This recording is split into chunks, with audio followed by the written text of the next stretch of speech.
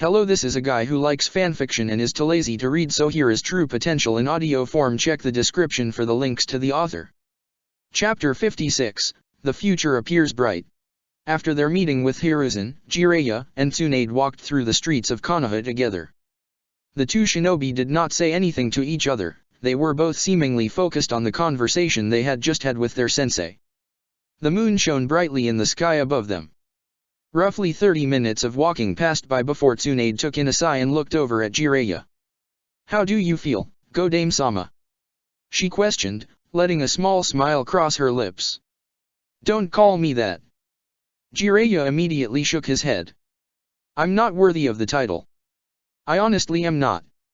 "And you think I would have been a better choice?" Tsunade questioned, shaking her head in a similar manner. Once the conversation really started going on, Sarutobi-sensei made it clear which of us two he'd prefer as the leader, and we both know precisely why he preferred you over me. A frown developed on her face as she sighed once again. "Not like I can really blame him. I probably have been acting like a selfish bitch these past couple of years." "I wouldn't say that. It's not being selfish," Jiraiya quickly stated. Tsunade gave no immediate reply.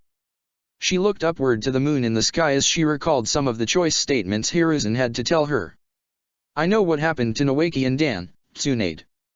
I know you are still affected by the events, but we have all experienced loss.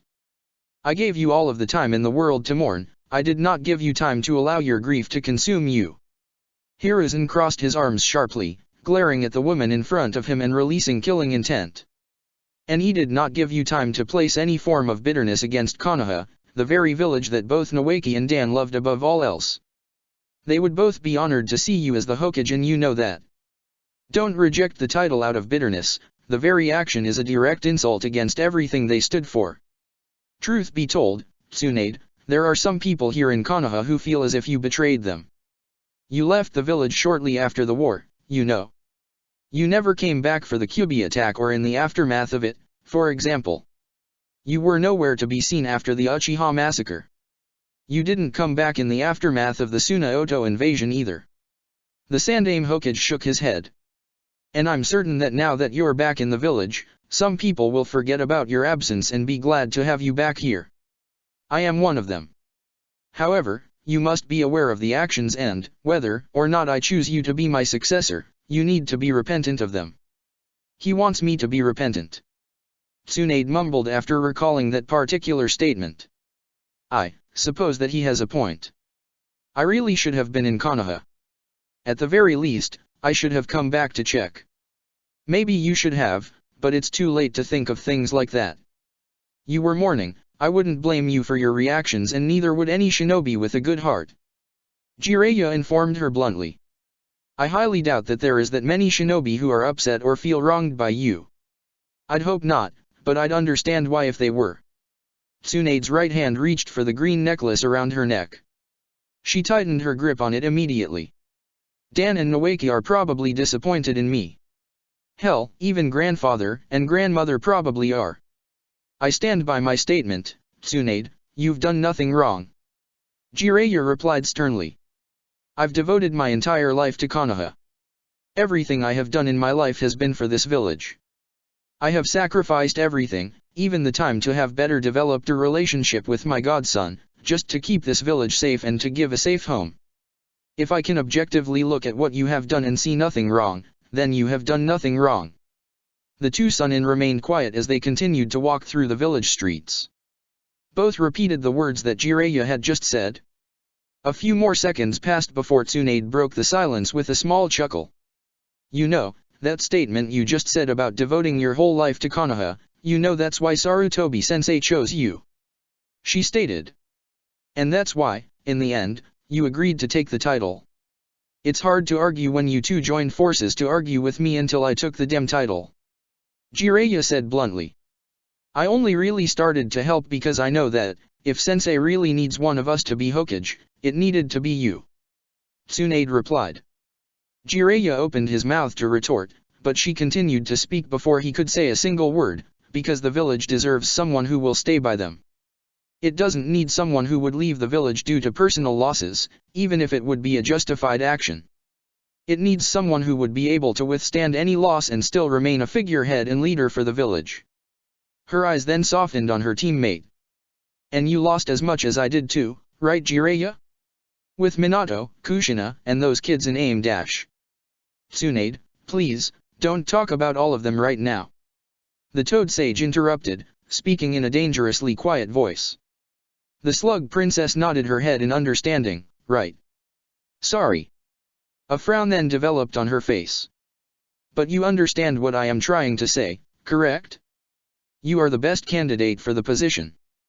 Jiraiya said nothing for a few moments. Like his teammate, he began recalling some of the choice comments Hiruzen said to him. As for you, Jiraiya, Hiruzen turned his attention to his other student. I know you aren't fully being selfish. I know you do not believe you have the qualities worthy of being Hokage. I also know you believe that the spy network is important and it would be difficult to replace you. However, surely you must understand that while it would be difficult, it would be possible. The Hokage size narrowed on him. You must also know that I would not give the position to someone I think was unworthy. Jiraiya, quit wallowing in your own sense of self-pity. Jiraiya, I know you better than I believe anybody other than maybe Tsunade knows you. And I know all of the guilt you feel. I know all of the failures that you believe you have made. Hiruzen declared. He then lifted up his hand. You've talked to me about your feelings about the war and all of the lives you took that you think could have been saved, as well as the lives of your comrades you think you could have saved. I also know about your feelings in regards to those children in AIM. I know how you feel about Minato's and Kushina's deaths and how you feel as if you could have done something. And, above all else, I know your opinions on the Orochimaru situation. The Hokage took in deep breath.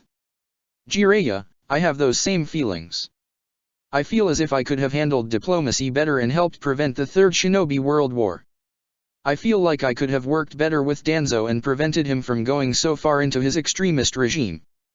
I feel I could have prevented the Uchiha clan massacre if I tried better to think of a resolution. And, like you, I feel like I could have saved Minato and Kushina and all of the people who died in the Kyuubi attack, including my wife.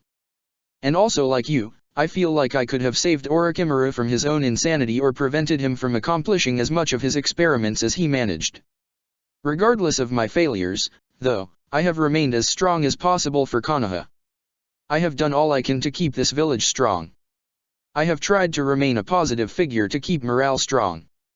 I have tried to remain that grandfather figure for the village to turn to in times of trouble. Hiruzen said, his face developing a small smile. His eyes then narrowed on Jiraiya. And like most grandfathers, it is now my time to retire. Jiraiya, if you view yourself as a failure, then know that I see myself as a failure. And I suppose that makes you the perfect person to take my place. I still don't see it. I don't think I'm worthy of the title. Jiraiya admitted, speaking up in a quiet, uneasy voice. But, if it what Sarutobi-sensei believes is necessary, if this is really what Konoha needs, then I'll do it. Whether I'm worthy or not, I'll accept the burden. And that's why it had to be you. Tsunade stated, her smile returning to her face. Jiraiya made no comment. The two shinobi continued to walk through Konoha's streets in silence. They continued to remain silent until the buildings around them started to appear more archaic. Jiraiya turned his head towards Tsunade. We're getting close to the Senju compound, but also the Uzumaki compound. Do you want to go say hi to Masakado before heading to your place? He questioned. Shizune and Taunton have been at the Senju-com by themselves since we got back to Konoha. I'd probably want to check on them. She noted with a shrug. Also, shouldn't Masakado be asleep at this hour? Considering his age. Shizune's old enough that she can take care of herself. Hell, she and Taunton are probably asleep. Not Masakado, though. That man is probably awake, still trying to create that time travel seal he's been working on. Jiraiya's voice started to drag out for a moment before he shook his head. Not trying to force you to go see him. Just curious about where you were going before we part ways. Nah, you have a point. I'll go see Masakado first. Tsunade sighed. She then gave Jiraiya a curious look. Do you still live in that dingy apartment you did back when I was in the village, or did you finally upgrade to a better one? Nah, I sold it not too long after Minato and Kushina passed away. The Toad Sage admitted, shaking his head. I didn't really upgrade, cause I'm usually never in Konoha for more than a week at most. I usually just get a cheap room at the inn and stay there. I'll go make the arrangements for that once you get to the Uzumaki clan compound. Tsunade's eyes narrowed on her former teammate. She opened her mouth to reply, but she then stopped herself. A small smile developed on her lips. Well, if you don't have a place for now, then you can stay at the Senju clan, she stated. Until you get moved into the Hokage's mansion, that is. I know that there's a room in my compound for you at least. Jiraiya immediately shook his head. Tsunade, I'm not going to dash. You got a problem? Shove it. The Slug Princess interrupted him sharply. Jiraiya, you deserve a comfy bed and a home to go back to. And if you don't have one right now, then I'll let you borrow mine for the time being. I haven't been back here in years, so it'll be just as familiar for me as it is for you. Her eyes then narrowed on him. But I'm not going to let my friend go out to waste his money on an inn when I have the room for him. The two shinobi remained quiet again. Neither said anything. Tsunade's eyes narrowed on Jiraiya in anticipation, waiting for some sort of verbal response. After a minute, he finally let out a small chuckle. So you finally called me a friend, Tsunade? He noted with a chuckle. Yeah, I did. Don't get used to it though. She replied, grinning slightly. You're still a bastard and you know it. And you're still the same high-maintenance woman I was so fond of. The Toad Sage stated with a laugh. Alright, I'll stay with you for a little bit. Tsunade's grin grew wider in triumph. The two Sunin proceeded to return to walking down the way, towards the Uzumaki clan compound. Silence filled the way, once again, but it was noticeably less tense and filled with less thought. It was a much more relaxed environment, befitting for two old friends who had been reunited with each other once again. The sun quickly rose throughout Konoha as the new began. People began walking through the streets of Konoha and going along with their business, as if it were any other day. Around noon, however, people began to realize that today was not any other day, as they began to notice a group of people walking through the village. Hey, is that Jiraiya-sama? Yeah, it is. How long has he been back here in the village again?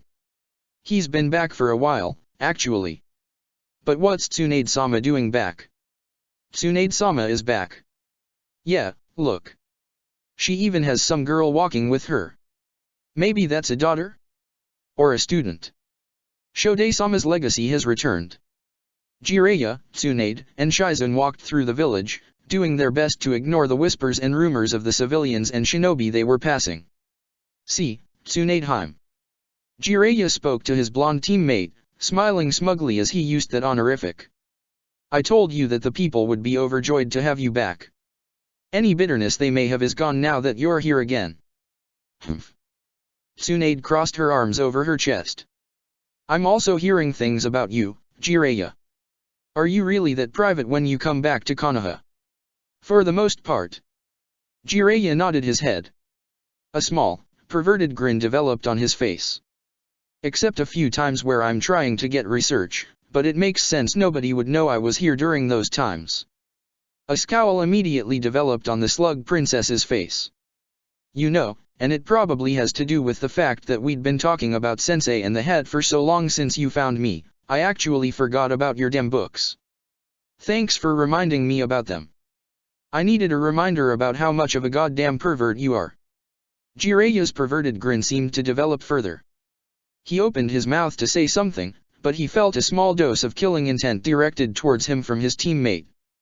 He proceeded to shut his mouth. The group continued to walk forward through the village, heading toward the Hokage's office. As they continued to walk, they passed by more villagers and got more people talking about their arrival. One person, however, seemed to take particular alarm to them. She had been coming back from a market with a bag of groceries, heading towards her clan estate when she noticed them. Her eyes quickly glued onto them and widened. Tsunade-sensei is back in Konoha. Nara Yoshino realized. After standing still for a few minutes in stunned silence, Yoshino quickly shook her head, pulling herself out of her trace, and started to return back home. She had to struggle to remain focused on the way, making sure not to bump into any other people. Her mind was still trying to loosely process what she saw. She only saw her for a moment and she seemed to be heading to the Hokage's office for business. Was she here for just a brief visit? Or was she here to stay?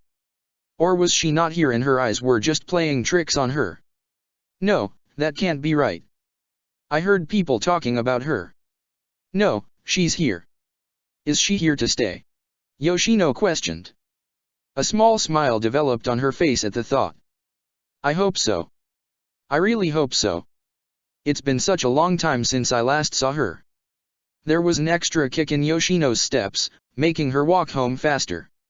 Within a few minutes, she returned back to her clan's compound.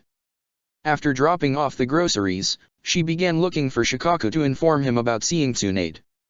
When she finally found him, she saw him and Shikamaru sitting at a small table. Her husband was drinking from a bottle of sake while her son was drinking a cup of water. He was sweating heavily. Out training? Yoshino asked as she walked over to them. Both Shikaku and Shikamaru turned their heads to her and smiled. Shikaku gestured to the chair next to him. Yoshino nodded her head and took a seat with them. We're working on the shadow sewing technique. We have been working on it since yesterday. Shikamaru's starting to make some real progress with it. Shikaku noted as he took a sip of his drink. Really?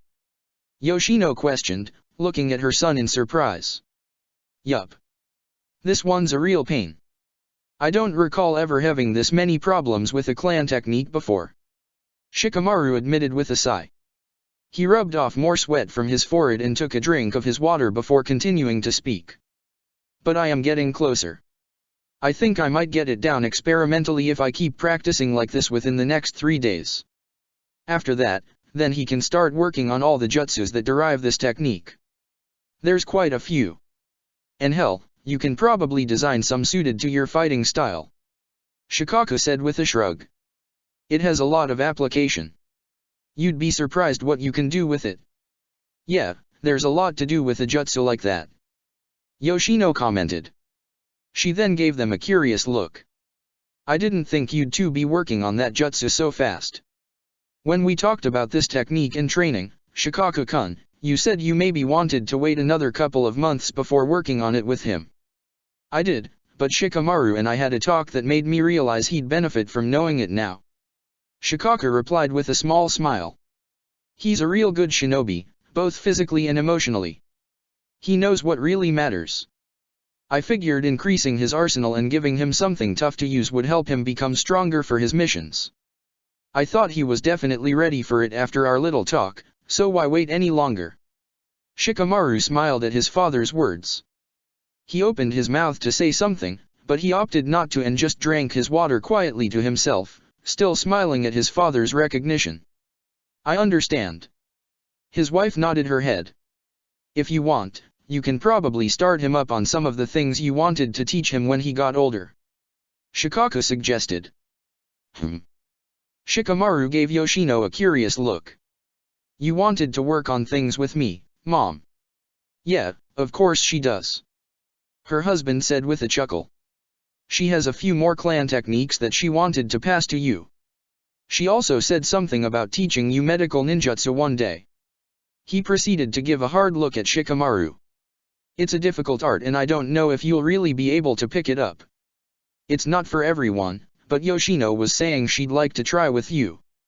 I know it's not for everyone, but I'd like to learn it. There are a lot of benefits to knowing it. I became more aware of that recently. Shikamaru admitted, giving his mother a serious look. If you're up for teaching me, I'd like to try start learning it as quick as I possibly can. I would like to also start teaching you, yeah? Yoshino spoke up, nodding her head. Our clan has a book on medicine preparations and treatments that actually helped provide a basis for training most medical shinobi here in Konoha. If you actually have any ability in it whatsoever, I can definitely help develop it further. Yoshino's words died on her tongue as she recalled what she was going to inform Shikaku. Her eyes widened once again as a thought entered her head. Mom! Shikamaru called out to her. You okay? I'm fine. I just had an idea, she said. She then proceeded to stand up from her chair. I actually want you to start training in medical ninjutsu. However, let me go check something. I might be able to provide you a better instructor and, if I can, I think I can have you on track to being one of the best medics ever produced in Konoha.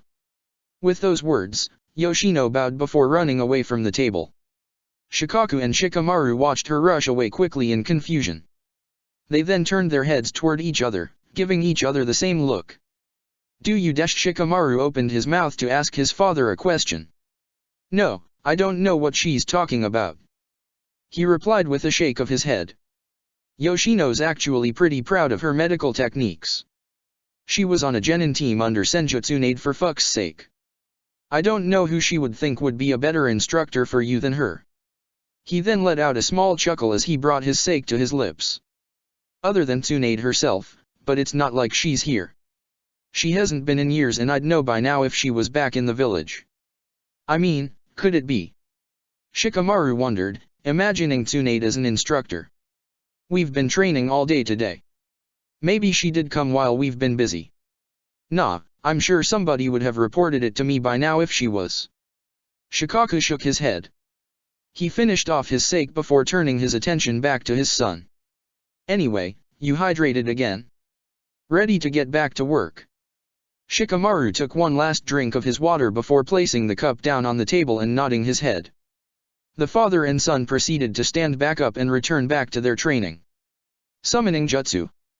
Hinata slammed an open palm on the ground, causing smoke to cover the entire courtyard of the Hyuga clan compound, where she was practicing. A few seconds passed by before the smoke vanished, revealing a small white, gold-dotted egg.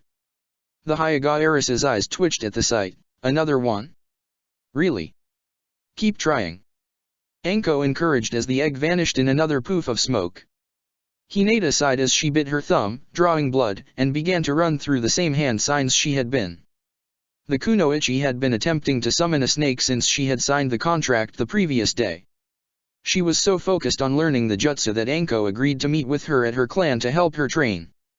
Still, despite her sensei's advice and all the practice, the only thing she was able to summon were small snake eggs that returned back to Ryokai Cave shortly after being summoned. It was becoming an increasingly tedious sight for the Chunin. She closed her eyes as the smoke appeared from her latest attempt. She began to silently pray that she had succeeded. When she finally opened her eyes, she sighed at the sight of another egg. Naruto-kun said it was difficult for him to learn how to summon a toad, but I didn't think it would be this hard to summon something. Hinata mumbled as she pocketed her heads. The Hyuga made the comment to herself, but Anko managed to hear it. The Jonin snorted. The summoning jutsu is one giant pain in the ass, she replied. You wouldn't think that, though, just from watching someone like you do it. Hinata noted with a frown. Well, I mean, it isn't like a difficult thing for me to do now, but back when I started, I had an absolutely hellish time learning how to use it. Anko, once again, snorted. Back when Orochimaru was still a loyal Konoha shinobi and wasn't the worst human being ever to live, he made a bet with me that I couldn't summon a snake on my first day of trying. Loser had to buy dinner. Naturally, I took it as a challenge and accepted only to fail in a gloriously awful fashion. Her eyes then narrowed as she shook her head. And when I did lose, that fucker decided to take me to the most expensive restaurant he could find in Konoha just because he knew I would have a difficult time paying for it. What a dick. I agree. Hinata blinked in confusion. She wasn't really certain how she was supposed to respond to that.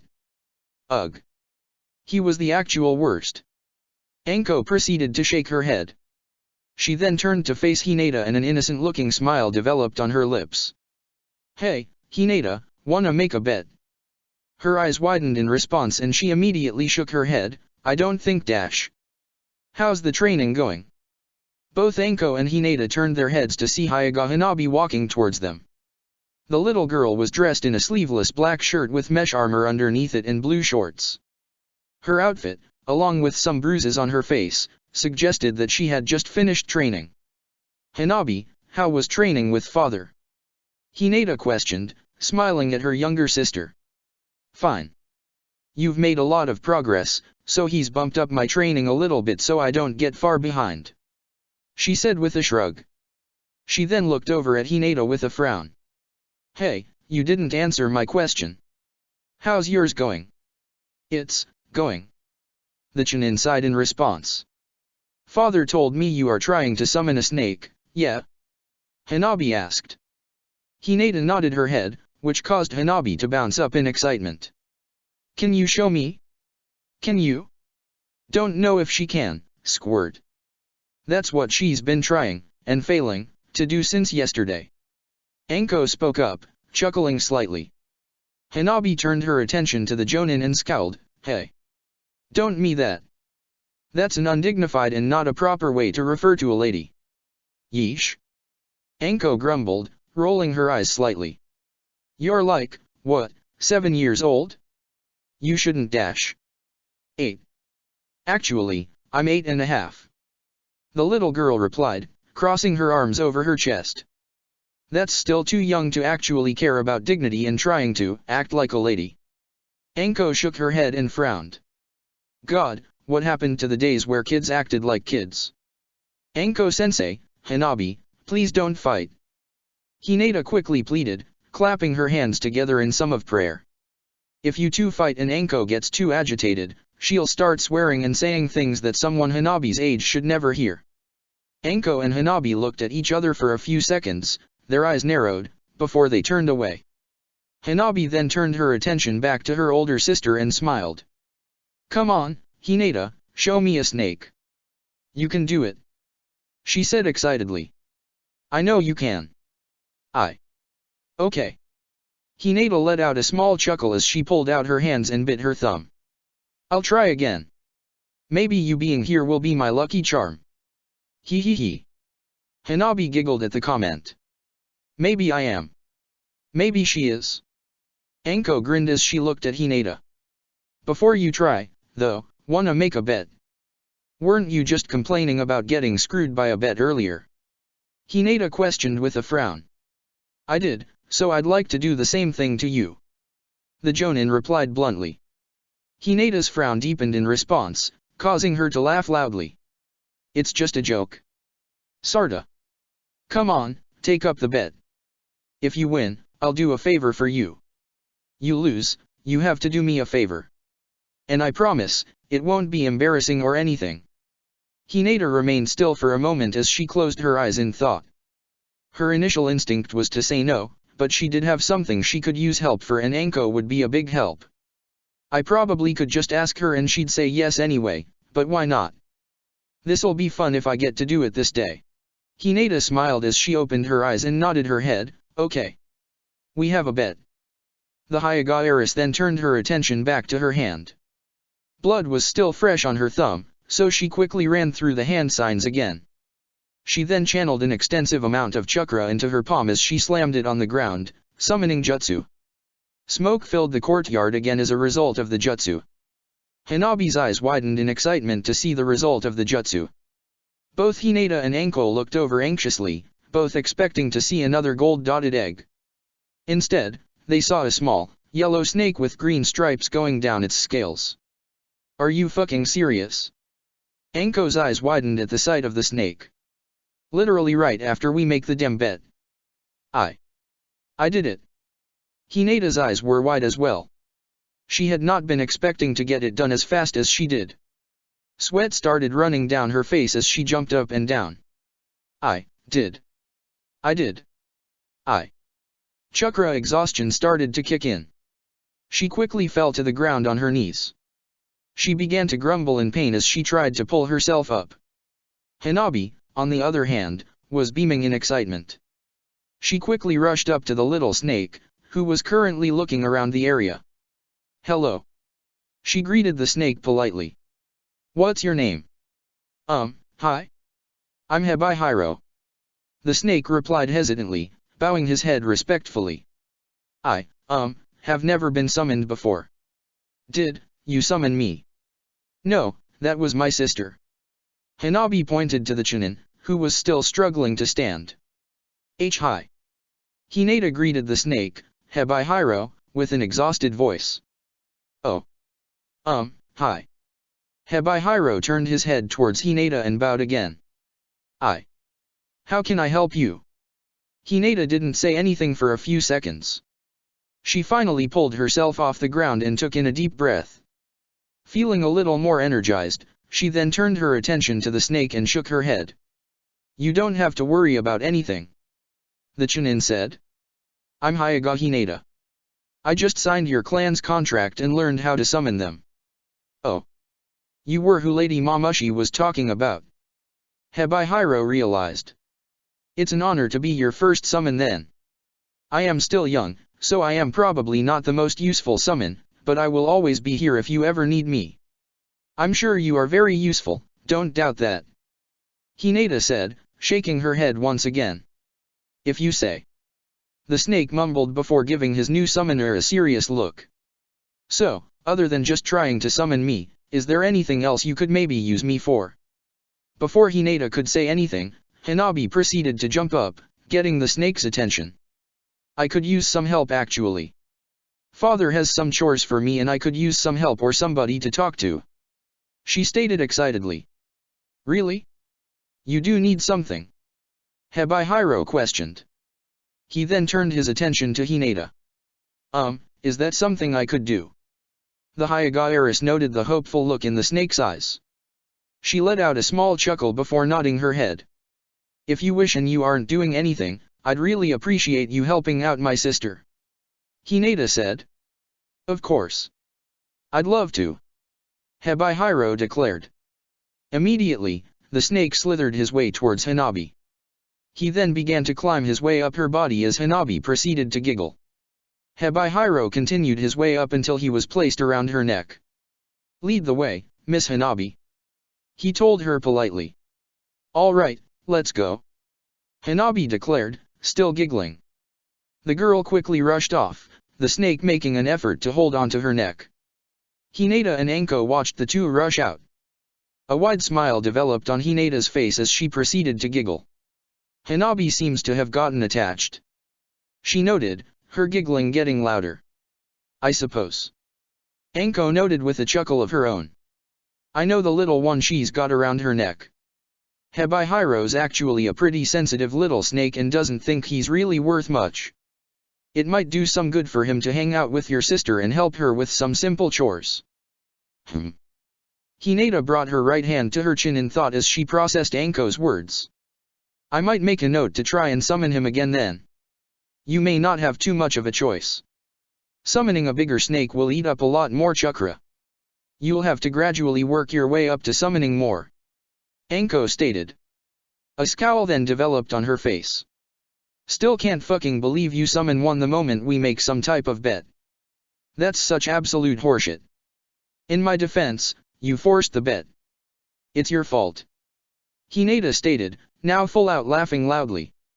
Anko shook her head, grumbling obscenities to herself while her former student continued to laugh. She waited for the girl to calm down before continuing to speak. So, do you have a favor in mind you want me to do? Or do you want to think about it a little bit longer? She questioned. Her eyes then narrowed. And keep in mind, I said I wouldn't make it embarrassing for you, so I'd really appreciate you keep that in mind for me. Oh, I know. The Chunin stated quickly. I have something in mind, and it's not embarrassing. Okay then, what can I help ya with? The Jonin questioned out of curiosity. A grin developed on Hinata's face as she began to tell her sensei about her favor. Well, that went well. Shizun noted with a smile. She, along with Jiraiya and Tsunade, had just left the Hokage's office after meeting with Hiruzen and discussing in further detail his plans for his two students. They were now currently walking through the streets of Konoha, looking for a place to eat. I wouldn't exactly call Sarutobi-sensei forcing me into establishing a medical academy well, but that meeting could have gone worse. Tsunade mumbled to herself. Don't say that. Isn't this exactly what you had wanted to do before leaving Konoha? It could be the basis for that idea you also wanted, that all four-man teams should have at least one medical shinobi on them. Jiraiya reminded her. I know. It seems like maybe those dreams could maybe be accomplished. She grumbled, shaking her head slightly. Although this means I'm going to have to re-enter the hospitals and become a medic again, meaning dash. That you'll have to get over your fear of blood. Shizun commented. The slug princess nodded her head. It shouldn't be too difficult to do. It's a mindset thing. I just need to get my mind back to where it used to be. Easier said than done, especially when you are not actually around blood at the moment. Jiraiya noted with a frown. That is true, but it's something I'm going to have to do, regardless of if I want to or not. Tsunade stated sharply, scowling slightly. I do have some pride, you know? If I'm actually going to be recreating Konoha's medical program, I'm going to have to be the legendary medical shinobi that people remember me as. I can't be some little bitch scared of blood. I have to be strong. And you will be, Tsunade-sama. I'll be with you, helping run this program and helping you overcome your fears so we can create the best wave of medics Konoha has ever seen. Shizun offered, smiling brightly. Meanwhile, I'm going to have to go find out who the next spymaster is going to be. Jiraiya mumbled to himself. I have a few candidates in mind, but I need to make my decision quick so I can train them as fast as possible dash. There you are, Tsunade-sensei. Jiraiya's thoughts were cut as he, along with Tsunade and Shizun, turned their attention to Nara Yoshino. The black-haired woman was breathing heavily upon running into them. Sweat was dripping her face, but a grin developed on her lips as she looked at the group. I'd been looking all day for you. It took forever to find you. Yoshino stated sharply as she rubbed off her sweat. Well, I'll be damned. Yoshino. Tsunade smiled at the sight of the woman in front of her. You barely look older than I last remember you. Are you kidding me? That's what I should be saying to you. Yoshino exclaimed. The two women embraced each other in a quick hug. When they broke apart, Tsunade noticed Shizun eyeing the Nara curiously. She proceeded to chuckle as she gestured towards her. Shizun, I suppose you never got a chance to meet the genin I trained. This is one of them. The slug princess noted. This is Nara Yoshino. Yoshino, this is my apprentice and traveling companion, Shizun. Ah. Shizun immediately bowed in respect of the woman. It is an honor to meet a student of Tsunade's. No need to be so formal, you are an apprentice of hers. Technically, you are on my level then. Or maybe even a little bit higher. Yoshino commented with a chuckle. She then held out her hand to her. It's nice to meet you. Shizun quickly extended her hand and the two shook hands. How have you been doing? And how are the other two? How are Jin and Yosuke? Tsunade questioned. They're doing all right now. Jin is a Jonin and actually just got married to a woman in the Abarame clan. Yosuke, on the other hand, is a Takubetsu Jonin and a medical shinobi who is apparently becoming a pretty well-known medic at the hospital. Yoshino answered. She then had a smile develop on her face. I remained a Chunin, but that's mainly because I got married to Shikaku and had a son. Now that my son's a shinobi, and already promoted to Chunin, I've been thinking about getting back to active duty. Got married, huh? And a kid that's already a Chunin? Sounds like you did good for yourself. I'm proud of you. And your teammates. Tsunade said cheerfully. I'm back here full-time now, so we should try and arrange a meet-up soon. And with your family too. I'd like to actually meet them. Actually, if you wouldn't mind, I'd like to introduce you to Shikamaru pretty soon. The Nara said, her demeanor becoming more serious. I was actually looking for you to meet with you, get reacquainted, and maybe ask if you'd be willing to tutor my son in the art of medical ninjutsu. Jiraiya, who had been listening to the conversation and not participating, looked at Yoshino in surprise. Isn't her son Naruto's teammate Shikamaru? She wants him to be a medical shinobi. Tsunade's cheer seemed to disappear. A neutral expression developed on her face as she sighed. I'm not going to have time to take on an individual apprentice. She said plainly. I'm going to try and create an academy to train the next generation of medical shinobi, and I'm going to have to focus all of my time on that. Then would it be alright if he is amongst your first batch of students? Yoshino requested. This would be very important. I can't imagine him learning the art from a person better than you. I'm surprised that your son has an interest in the art at all. Jiraiya spoke up with a chuckle. Yoshino turned her attention to Jiraiya. A surprised look was on her face. Her eyebrow then rose. I wasn't even aware you knew of Shikamaru, Jiraiya-san. She noted. He's one of Naruto's teammates. I know quite a bit about him through the blonde. Hell, I actually trained with him for a bit and taught him a pretty powerful technique and he picked it up quick. The Toad Sage said with a chuckle. He then turned his attention towards his teammate and smiled. Tsunade, I think you could probably work with him. Hell, you may end up teaching him and actually want to take him as a full-time apprentice. And why would you think that? She questioned, her eyes narrowing at her teammate. He's a good kid. Bit of a smart ass and has some traces of the Nara laziness that the clan seems to have, but he's a dedicated kid who puts everything into being a better shinobi. Great tactics, great jutsu repertoire for a chunin as fresh as he is, and great determination that'll keep him working at whatever pace you want him to work at, no matter how hard. Jiraiya explained. He's also part of that team Sarutobi-sensei was talking about. Working on making one of them a medic would not be a bad idea at all, you know. Tsunade remained quiet for a moment. She crossed her arms as she closed her eyes in thought. I was just talking about how it would do me good to start working on getting over my fear of blood before I open up my academy. Maybe working with her son can help with that? Plus, Jiraiya is right about Sensei's plans. And he sounds like a good student. The Sunin proceeded to think about the suggestion in detail. Huh? What team are you talking about? Yoshino questioned, looking at Jiraiya with narrowed eyes. Can't say too much. I'll just say that your son's Genin team. Sarutobi-sensei has some big plans for them in the future. Jiraiya noted with a chuckle. He does. And it would be better for those plans if one of them was a medic. Tsunade stated upon opening her eyes. I'll train your son, yeah. Hell, I'll start working with him before I open up the academy. Really? Yoshino's eyes widened. The Slug Princess nodded her head. Tell him to come to the Senju clan compound in 3 days. I need to get some shit together before I can start any training. I'd like to get some political crap done too, with getting my academy set up and send out advertising for it, but once I get everything ready, your son will be my first student for the next generation of medical shinobi. That's amazing. Thank you so very much, Tsunade-sensei. Yoshino bowed in gratitude. She was beaming and almost seemed as if she was about to start jumping up and down. How can I repay you for this? Tsunade immediately shook her head. There's no need dash.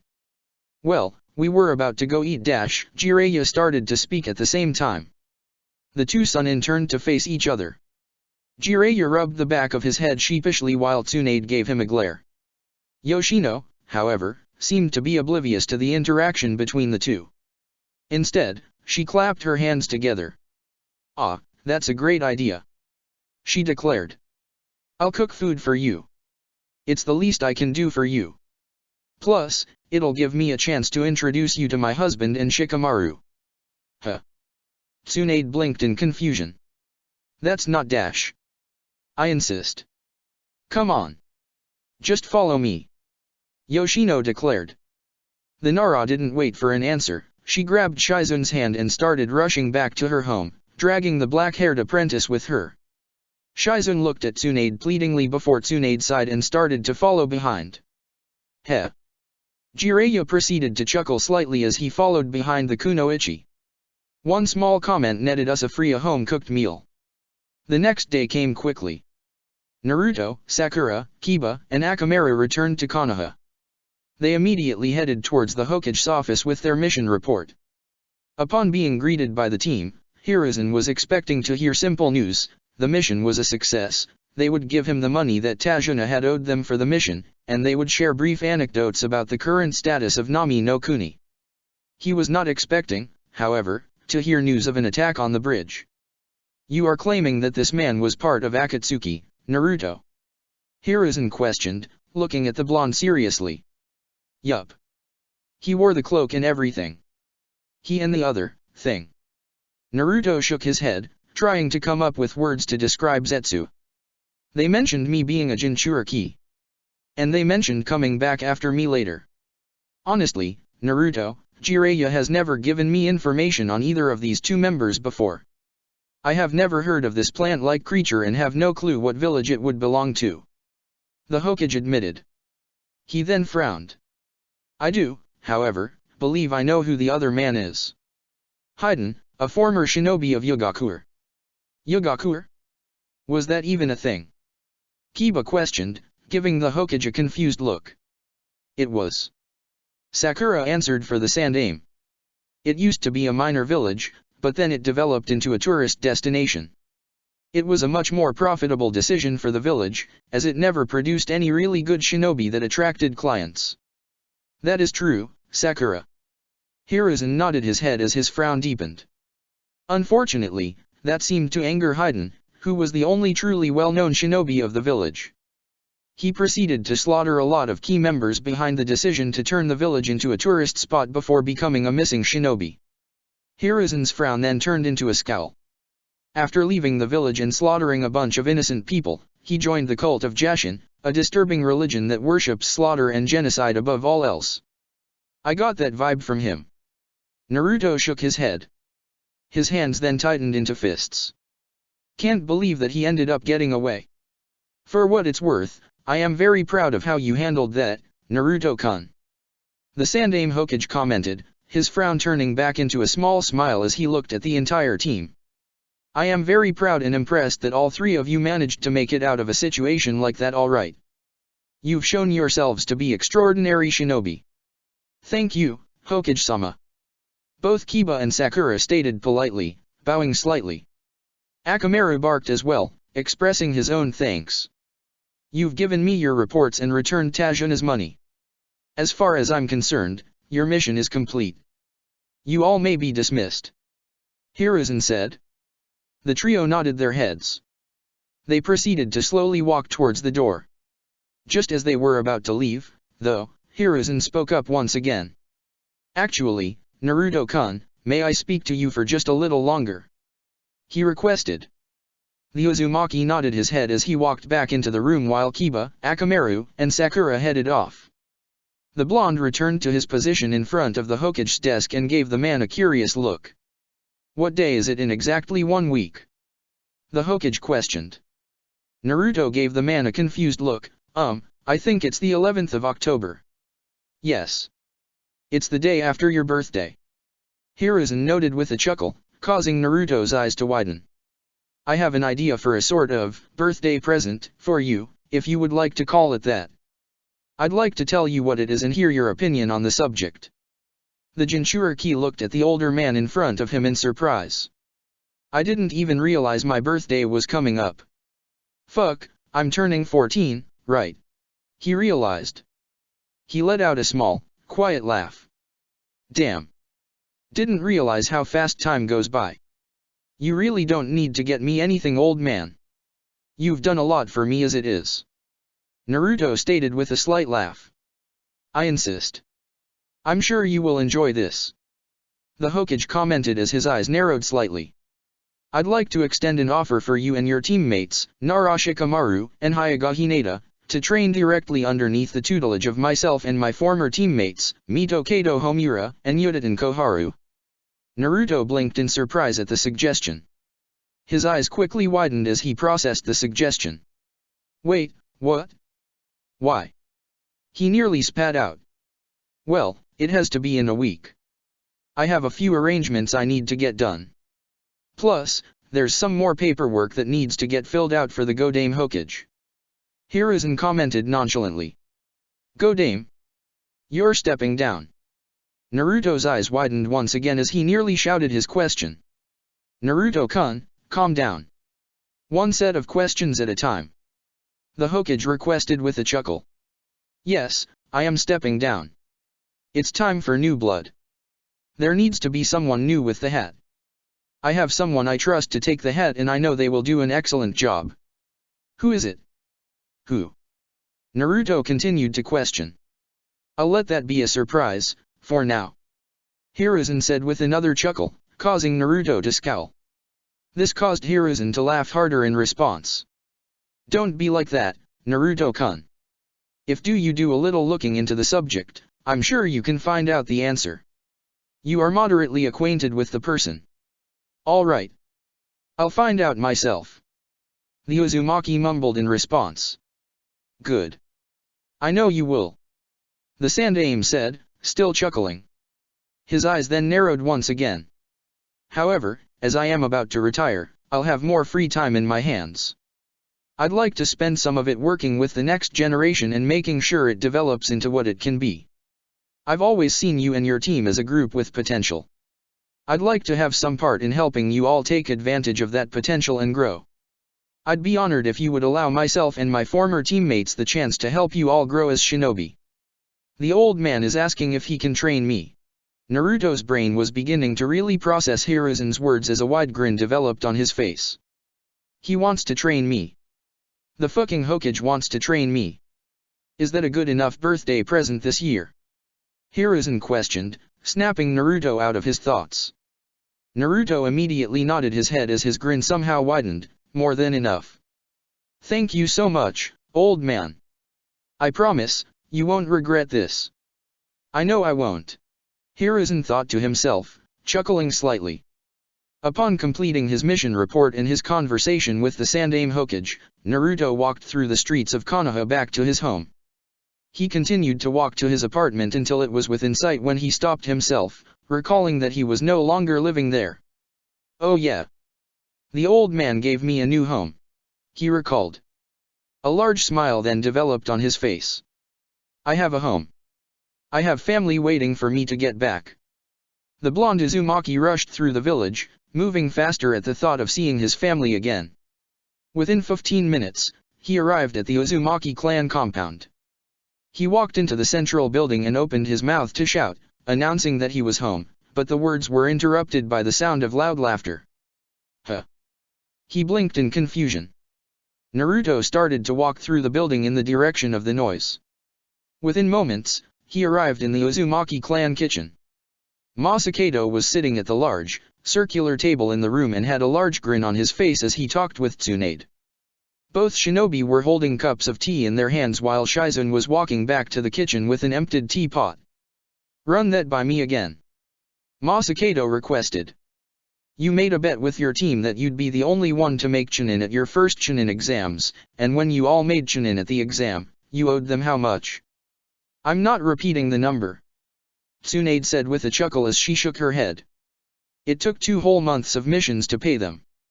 And Orochimaru was such a fucking bitch back then, there wasn't a day that went by when he wouldn't remind me exactly how much I owed him. And the fucker was even thinking about charging me interest. She took a sip of her tea before continuing to speak. After the bullshit he gave me, I vowed never to gamble again. I didn't want to deal with greedy bastards like him. A vow you quickly broke. The former Izukage said bluntly with a snort. Hey. I kept the vow. The slug princess said sternly. She kept a straight face for a second before she started to lose her composure and began to laugh. Until, the first day I ever walked into a casino. Ha. You feel victim to one of the biggest shinobi vices. Masakado said bluntly, his snorts turning into raucous laughter. Hey, not my fault. Have you ever truly gambled at a big-time, fancy casino with new slot machines and beautiful card tables? Tsunade questioned, still laughing as well. Honestly, the adrenaline is amazing. It's honestly better than both a night at the pub and having sex. Naruto mumbled, trying to come up with something to say to get their attention. His mumbling worked, however, as Masakado and Tsunade stopped laughing and turned their heads towards him. Even Shizune, who was cleaning out the empty teapot, turned to face the boy. Masakado's grin seemed to grow wider at the sight of him as he gestured towards the table. Naruto, you're back. Sit down. He said cheerfully. How was the mission? Well, the mission was alright. Could have gone better. Naruto said with a shrug. He proceeded to take a seat next to Masakado and looked Tsunade in the eye. And you are? Do you always speak to new people like that? Tsunade questioned, rolling her eyes slightly. Not really, but you're in my house and I have no clue who you are. Naruto stated, rolling his eyes as well. Sorry. Heh. Looks like you two are getting along already. Masakado said with a snort. Tsunade, this is Uzumaki Naruto. He's the kid Jiraiya and I were talking about last night. Great kid. The Uzukage then gestured the Sunin. Naruto, this is Senju Tsunade. You may know about her from your history classes or something, but as far as I'm concerned, she's Uzumaki Mito's snotty granddaughter. Naruto's eyes widened in realization. Tsunade? As in the Sunin? As in the granddaughter of the Shodei Hokage. Snotty. Tsunade's eyes narrowed on Masakado. Where did that come from? Are you really basing it off that one time where we met when I was a kid? I am. He nodded his head, smirking slightly. Also basing it off some of the letters Mito wrote me when you were growing up. Trust me, Tsunade, you'd think you were a snot too if you read some of them. Fucking hell. The Senju shook her head. So, you are the Tsunade, huh? Naruto questioned, looking at the woman in front of him in curiosity. You were Ero Sennin's teammate. Ero Sennin? You mean Jiraiya? Tsunade's words died on her lips as she began to recall exactly what name Naruto called Jiraiya. Ha. Ha ha ha ha ha ha ha ha ha ha ha ha. She began laughing raucously as she slammed her fist onto the table, causing it to split in two and send the two teacups on the table to the ground, shattering upon impact. That's fucking hilarious. No, that's my fucking table. Damn it, Tsunade. Masakado shouted, glaring at the Senju. I'm going to have to replace that. Heh, no, you won't have to. I'll pay for the replacement. Sorry. Tsunade apologized as she rubbed tears out of her eyes. She then turned to face Naruto and smirked. That's honestly the funniest thing I've heard in years. Thank you. You're welcome. Naruto replied, grinning in response at her reaction. It's true, though. It honestly is. The Slug Princess replied with another laugh. I'll get you all more cups of tea. Shizune offered as she took the teapot she had just finished cleaning and began to prepare more tea. Would you like some too, Naruto? Naruto turned his head towards the other Kunoichi, I suppose, Shizune. It's nice to meet you. She said with a smile. I'll make you a tea as well, then. Thanks. The Jinchuriki said, smiling back. It's nice meeting you too, Shizune. Naruto proceeded to turn his attention back to Masakado and Tsunade. The three proceeded to stand up, moving away from the remains of the table that Tsunade had broken. They now walked to the counter next to the stove where Shizune was preparing the tea. It is good to have you back, Naruto. Masakado said as he began to look at Naruto suspiciously. I trust that, while on your mission, you were practicing your Fuinjutsu, yes. I was, Ji-san. Relax. Naruto replied with a chuckle. I can actually create the seal for the protective winds jutsu now. Good. Really good. The Uzukage declared excitedly. I'm glad you got some practice in. Wouldn't want Teiwa to get ahead of you by too much if you didn't practice or anything. I wouldn't let her get ahead. He said confidently. A curious look then developed on his face. Speaking of her, where is Teiwa? She actually left just a moment ago. Jiraiya came by to pick her up to talk to her for a bit. Tsunade said with a shrug. Really? Naruto blinked in confusion. Why? We'll find out when they get back. The Senju shrugged. She then gave Naruto a curious look. By the way, you're friends with Nara Shikamaru, right? I am. Naruto said, a smile developing on his face. He's one of my best friends. Why? I trained his mother and just met the kid not too long ago. Didn't really get a good read on him. He seemed more reserved than what I was expecting. Tsunade admitted with a shrug. Care to tell me more about him? Heh. The blonde Uzumaki let out a snort as his mind began to recall various stories he had about Shikamaru. I can tell you a lot of things about him. Whatever you'd like to know. After walking for roughly 15 minutes, Jiraiya and Teiwa arrived at the base of the Hokage Mountains. Jiraiya walked over to a bench directly underneath the mountains. He then gestured towards the seat next to him. Taewya sighed before taking a seat next to him. Have you been out here yet? I know you haven't been in Konoha for too long, but this is probably one of my favorite spots in the village. Jiraiya commented with a smile as he looked up, getting a good look at the faces above him. Being in the presence of the four Hokage kinda allows you to think about things differently. It puts your thoughts into perspective. I have been out here before and I do like it out here, but not because of any reason like that. Taewya answered with a shrug. It's peaceful out here. I like to bring my flute and practice out here if I want to get some fresh air instead of staying in the clan's compound. Yeah, I could see that. The Toad Sage noted with a smile. So, let's just get to the point. The Uzumaki commented. What did you want to talk about with me? Jiraiya gave no immediate answer, he remained focused on the Hokage faces above him. Taewya looked at him, waiting for him to speak. After nearly 30 seconds of silence, her eyes narrowed and a scowl developed on her face. I asked a question, damn it. She shouted. If you wanted to sit and think, then you could have done that by yourself. You don't need me for company. I wanted to ask you to do a job for me. Jiraiya finally said as he turned his attention back to Taewya. A job? Her eyes narrowed in suspicion. You're an interesting person, Taewya. Perhaps some people wouldn't pick you for something like this. But I know I can make a proposition for you that'll make you consider this job. The Sunin said with a chuckle. I won't consider any job without knowing what it is. Taewya said sternly, crossing her arms over her chest.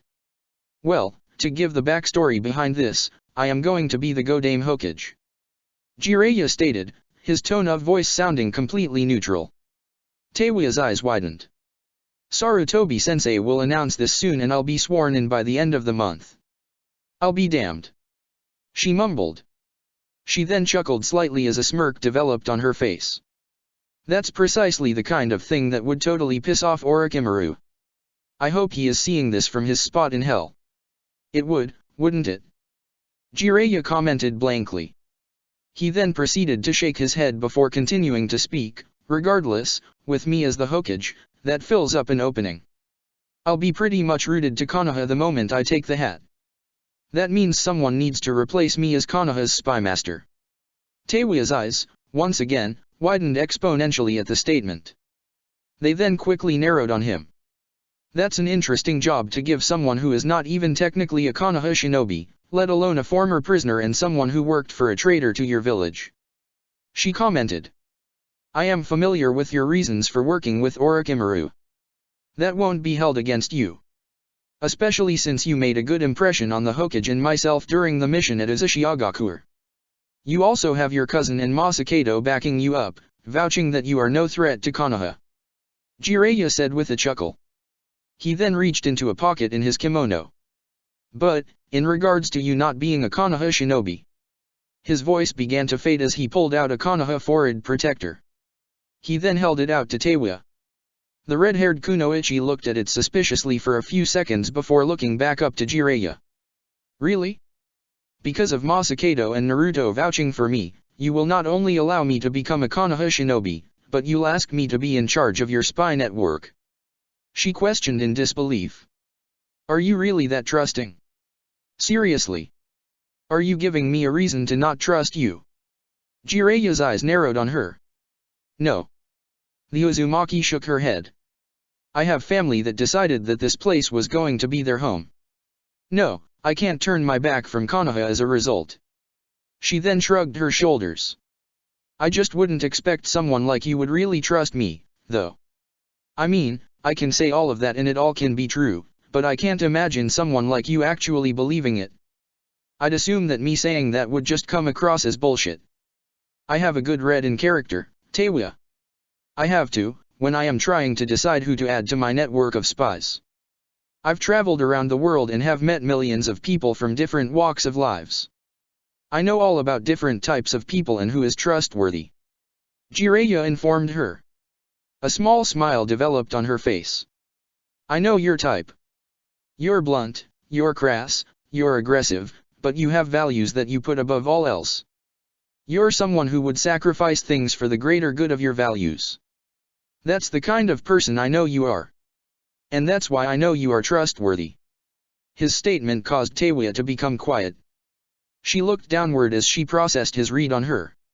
It's accurate, she thought to herself. Now, your values overlap with Konoha's. That's even more reason why I know I can trust you. The Toad Sage said as he extended the forehead protector further, towards her. I'd also like to believe that, making you the spy master here at Konoha, is perfect for you and even could benefit you. How? Taewya questioned, looking back up to Jiraiya. It's perfect for you because of your training with Orochimaru, he said. I know you have to have been given heavy espionage training. I know you must know how to work your way through back alleys, black markets, and the red light districts of villages. I know you must have a good read and an inherent suspiciousness of people when you first meet them that will make you cautious and wary of any information you hear and allow you to really look for the truth. And I know you are combat trained if a circumstance where you need to fight comes up. A smile then developed on your face. I assume you'd also really like the job, though, because it would allow you to move throughout the elemental nations in Konoha's behalf. Perhaps while you are on the move, you'd be able to run into more members of the scattered Uzumaki clan. Wait, what? Taewya's eyes widened in surprise at Jiraiya's statement. Seriously? You'd be giving me permission to dash? Your duties are primarily for Konoha. He interrupted her. I expect you to be looking out for the village's best interest in obtaining information that will help the village. The smile on his face seemed to grow as he continued to speak. However, you have a lot of time on the road and it can take time waiting for your contacts. I used my time to start writing and doing research for my writing. Perhaps you could use your time looking for information on other Uzumaki.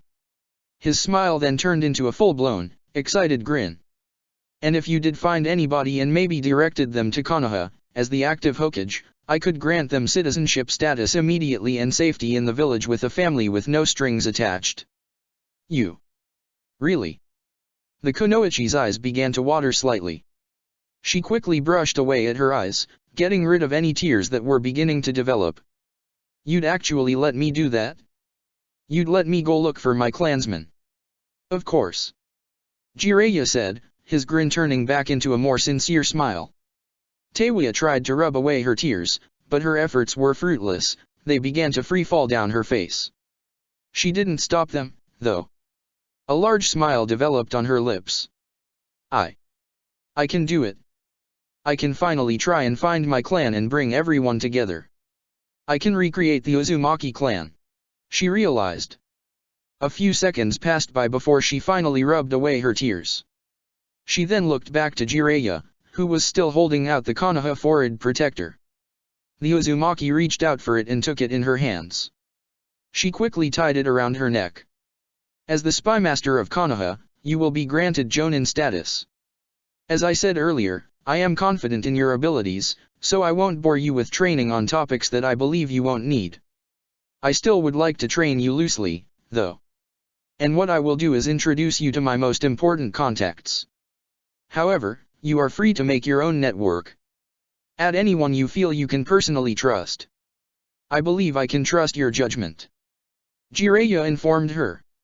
We'll head out, though, for this training and the introductions in 1 week. Understood. Taewya nodded her head. The Uzumaki's eyes wandered upwards towards the Hokage faces on the mountain. The Konoha spy master, huh? All right.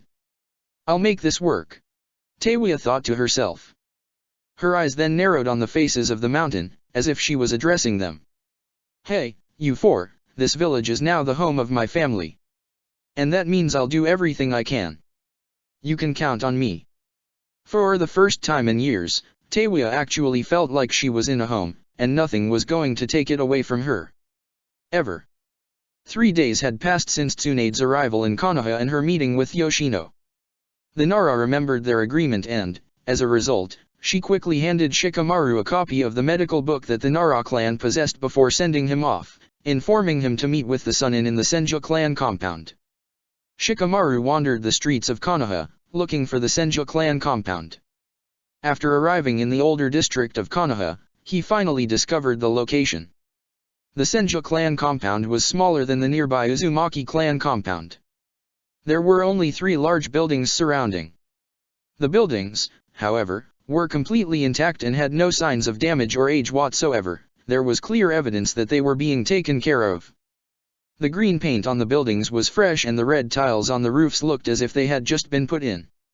The buildings itself were surrounded by large pillars, each having a tile on them. The tiles had both the symbol for the Senju clan as well as the symbol for Konoha on it. Well, I found it. It's a little more plain than I thought it'd be. Shikamaru thought to himself, shrugging slightly. Well, whatever. Let's go meet with her. He walked forward, stepping onto the compound's ground. He then walked up to the door of the first building. In the entryway was Tsunade. The Sunin was drinking from a bottle of sake as the Nara entered the room. She quickly turned her attention to him and smirked. Right on time. She noted with a snort. I was actually expecting a Nara to arrive late. Either your mom forced you to get out here this early or you are actually one of the rare members of your clan that can actually get up and do something. Honestly, it's a bit of both. Shikamaru admitted with a shrug. He then gave the woman a serious look. So, when do we start? Tsunade took another drink from sake bottle. She then started to walk off and gestured for him to follow her. The 2 shinobi proceeded to walk through a wooden hallway. So, before we start, I'd like to ask you a few questions. I know we met briefly at lunch that one day, but we didn't talk much.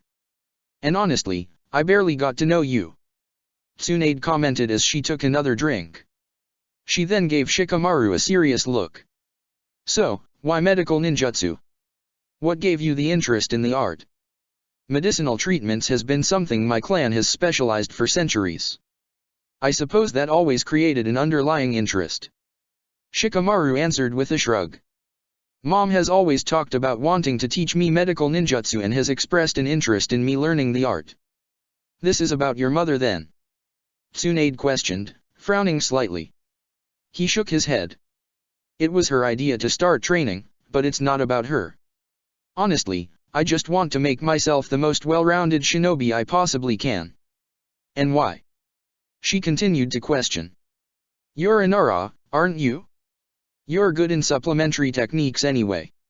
What really makes you want to study medical ninjutsu? Why that above other fields? Because I learned on a major mission what really mattered as a shinobi. Shikamaru answered, his eyes narrowing slightly. The life of my allies and all shinobi that I work with and work under me is what matters above all else, the will of fire that inspires all of us shinobi to protect each other. I want to be able to keep my friends and comrades alive, no matter what. I want to be able to save them with tactics and my jutsus. And, if need be, I'd want to heal them. The Nara's eyes proceeded to lower slightly as he continued to walk. As I just said, I learned all of this on a mission I was on. It was bad. And I failed to keep innocent people alive. And I still don't think I'll be able to forgive myself for that mission. He proceeded to shake his head, pushing away thoughts of Karatoriki from his mind. He, instead, looked at Tsunade with narrowed eyes filled with determination. Medical ninjutsu wouldn't have helped with that particular mission, but I can imagine missions where it would help. Where it would save lives. And I want to never be put in a situation where I was unable to save a life. That's why I want to learn medical ninjutsu. Tsunade remained quiet for a few moments. She quickly brought her sake bottle to her lips and chugged the rest of it. Once she finished, she turned her head back to Shikamaru. First things first, knowing medical ninjutsu isn't a guaranteed lifesaver. Some wounds can't be healed. Some are too severe. It's not a guarantee trick that'll keep you and your friends alive. She said bluntly. Shikamaru immediately shook his head, I know dash. Having said that, I can tell you have a good heart. The Senju interrupted, a small smile gracing her lips. I am a strict teacher. I will be ruthless. You will probably grow to hate me at times. I realize that you want to be well-rounded and medical ninjutsu will only be one aspect of what you will be capable of, but that's not going to stop me from holding you to the same standards as a shinobi who is devoted solely to medical ninjutsu. My standards will be high for you. But if you really desire to learn medical ninjutsu, then I believe my teachings will provide you the best foundation to learn the art. With those words, the two shinobi reached a wooden door. Tsunade reached for the handle and opened it. They were inside a room that resembled an infirmary. I will show you the basics first and teach you about the equipment you will need to know how to use. Things will slowly get harder once we actually start working on actual medical ninjutsu. The Sunin noted. She then looked at Shikamaru with a serious expression. Are you ready to begin? I am. Shikamaru nodded as he walked into the room, closing the door behind him. October 10th. You summoned us, Hokage-sama. Hiruzen looked up from his paperwork in time to see Naruto enter the room, along with Hinata and Shikamaru. A small smile developed on his face at the sight of them. The old man proceeded to stand up from his chair and walk towards them. He then quickly made a hand sign, creating a shadow clone that took his place at the desk. Thank you three for coming over here. I know that you all just got here, but do you mind if we walk for a little bit? I have something I would like to discuss with you all, but I also need to be heading somewhere. Hiruzen requested. That's fine, old man. Naruto nodded his head in affirmation. Where do you need to go? Oh, I'll show you when we get there. The Hokage said with a chuckle. The group proceeded to leave the office and the building. They then began to walk out into the streets of Konoha just as the sunset was beginning over the village. By the way, Naruto-kun, happy birthday. The Sandaime said cheerfully, smiling at the blonde. A small smile developed on Naruto's face. Thanks, old man. Any plans for later tonight? Hiruzen questioned. Hinata-chan and Shikamaru are just going to eat dinner with me, Anko-sensei, Masaka Doji-san, Teiwane, and Dosu at my place. Naruto answered with a grin. Masakato and Dosu are actually cooking right now. It'll be the first time I had an actual home-cooked meal for my birthday. The blonde, in his excitement, didn't seem to notice the shared look between the Hokage, Hinata, and Shikamaru. All three seemed to smile at each other for about a second before they stopped. I see. Sounds most fun. Hiruzen said with a chuckle. Well, I won't keep you from having fun for too long. I wanted to briefly give your friends an update about what we talked about almost a week ago about training. Training? Hinata and Shikamaru both blinked in confusion. Yes, this was something I discussed with Naruto-kun, but I would like to train you three. Well, not just me. You all will be trained by me and my two former teammates, Mitokato Homura and Yuditen Koharu. Hiruzen admitted with a chuckle. I've seen great potential in you three since the moment you all graduated and were placed with Anko. I knew that you three had potential to be the next trio of our village and I wanted to have a part in your development. Wow. Hinata mumbled, blushing slightly at the praise. Being trained by the Hokage? And his teammates. This is. Shikamaru shook his head in disbelief. Are you even allowed to do this? Well, as I'm sure you all are aware, I am stepping down as Hokage soon. I will have a lot more free time on my plate. And there's no rule that I cannot train anybody I feel would benefit from it. The Hokage said with another chuckle. It's not like you three will be the only people I will train. I want to play a part in helping the next generation develop as shinobi. You three, however, will be the group I train the hardest, though. I want you all to the Sunin of your generation. And I will, therefore, work you all hard to obtain that goal. Hinata and Shikamaru remained quiet as they processed that information. Naruto, however, was beaming at the thought. This is going to be so awesome. He declared as he fist-pumped the air. We'll be even better than the Sunin. Well, that should be expected. Each generation appears to get stronger than the previous. Hiruzen noted. I've already made arrangements with all your trainers. Your parents, Shikamaru and Hinata, are okay with this, as is Masakato, Jiraiya, Tsunade, and Anko. You obviously will still train with them. We all will just make a system so that we can all individually train you all at different times. The Hokage then gave a curious look to Hinata and Shikamaru. Naruto-kun already expressed an interest in this training. Would you two be open to this as well? Of course. Hinata quickly said, smiling at the Hokage. It would be an honor. It really would. Shikamaru added, a small smirk on his lips. Yeah, sure. I'm game, especially if it's training with these two. Very well then. Consider the three of you my students. The Sandaime Hokage declared with a smile of his own. Training begins tomorrow at 10 o'clock. Naruto, Hinata, and Shikamaru all nodded their heads in understanding, each feeling equally excited about tomorrow and training directly under the Hokage. The group then returned their focus towards their walk. Hiruzen continued to lead the way towards the destination he was going to while Naruto, Hinata, and Shikamaru followed behind. The Jinchuriki followed behind cheerfully, unaware of the looks that Hiruzen, Hinata, and Shikamaru were sharing occasionally. Huh? You were heading towards my home? Naruto questioned. The group was now standing in front of the Uzumaki clan compound and the central building. Hiruzen had led them all the way out here. The Hokage proceeded to chuckle as he gave Naruto an apologetic look. Forgive me, Naruto-kun, but Masakado-san invited me to have dinner with you all. I hope you don't mind. It was supposed to be sort of a birthday surprise, if you will. He admitted, smiling at the boy. No, I don't mind at all. You're more than welcome. Naruto exclaimed, a smile on his face as well. With those words, Naruto rushed inside the building. Hiruzen, Hinata, and Shikamaru followed behind. The group proceeded to walk in towards the kitchen, prepared to eat whatever food Masakado and Dosu had finished cooking. As Naruto walked into the room, his foot triggered a seal on the ground.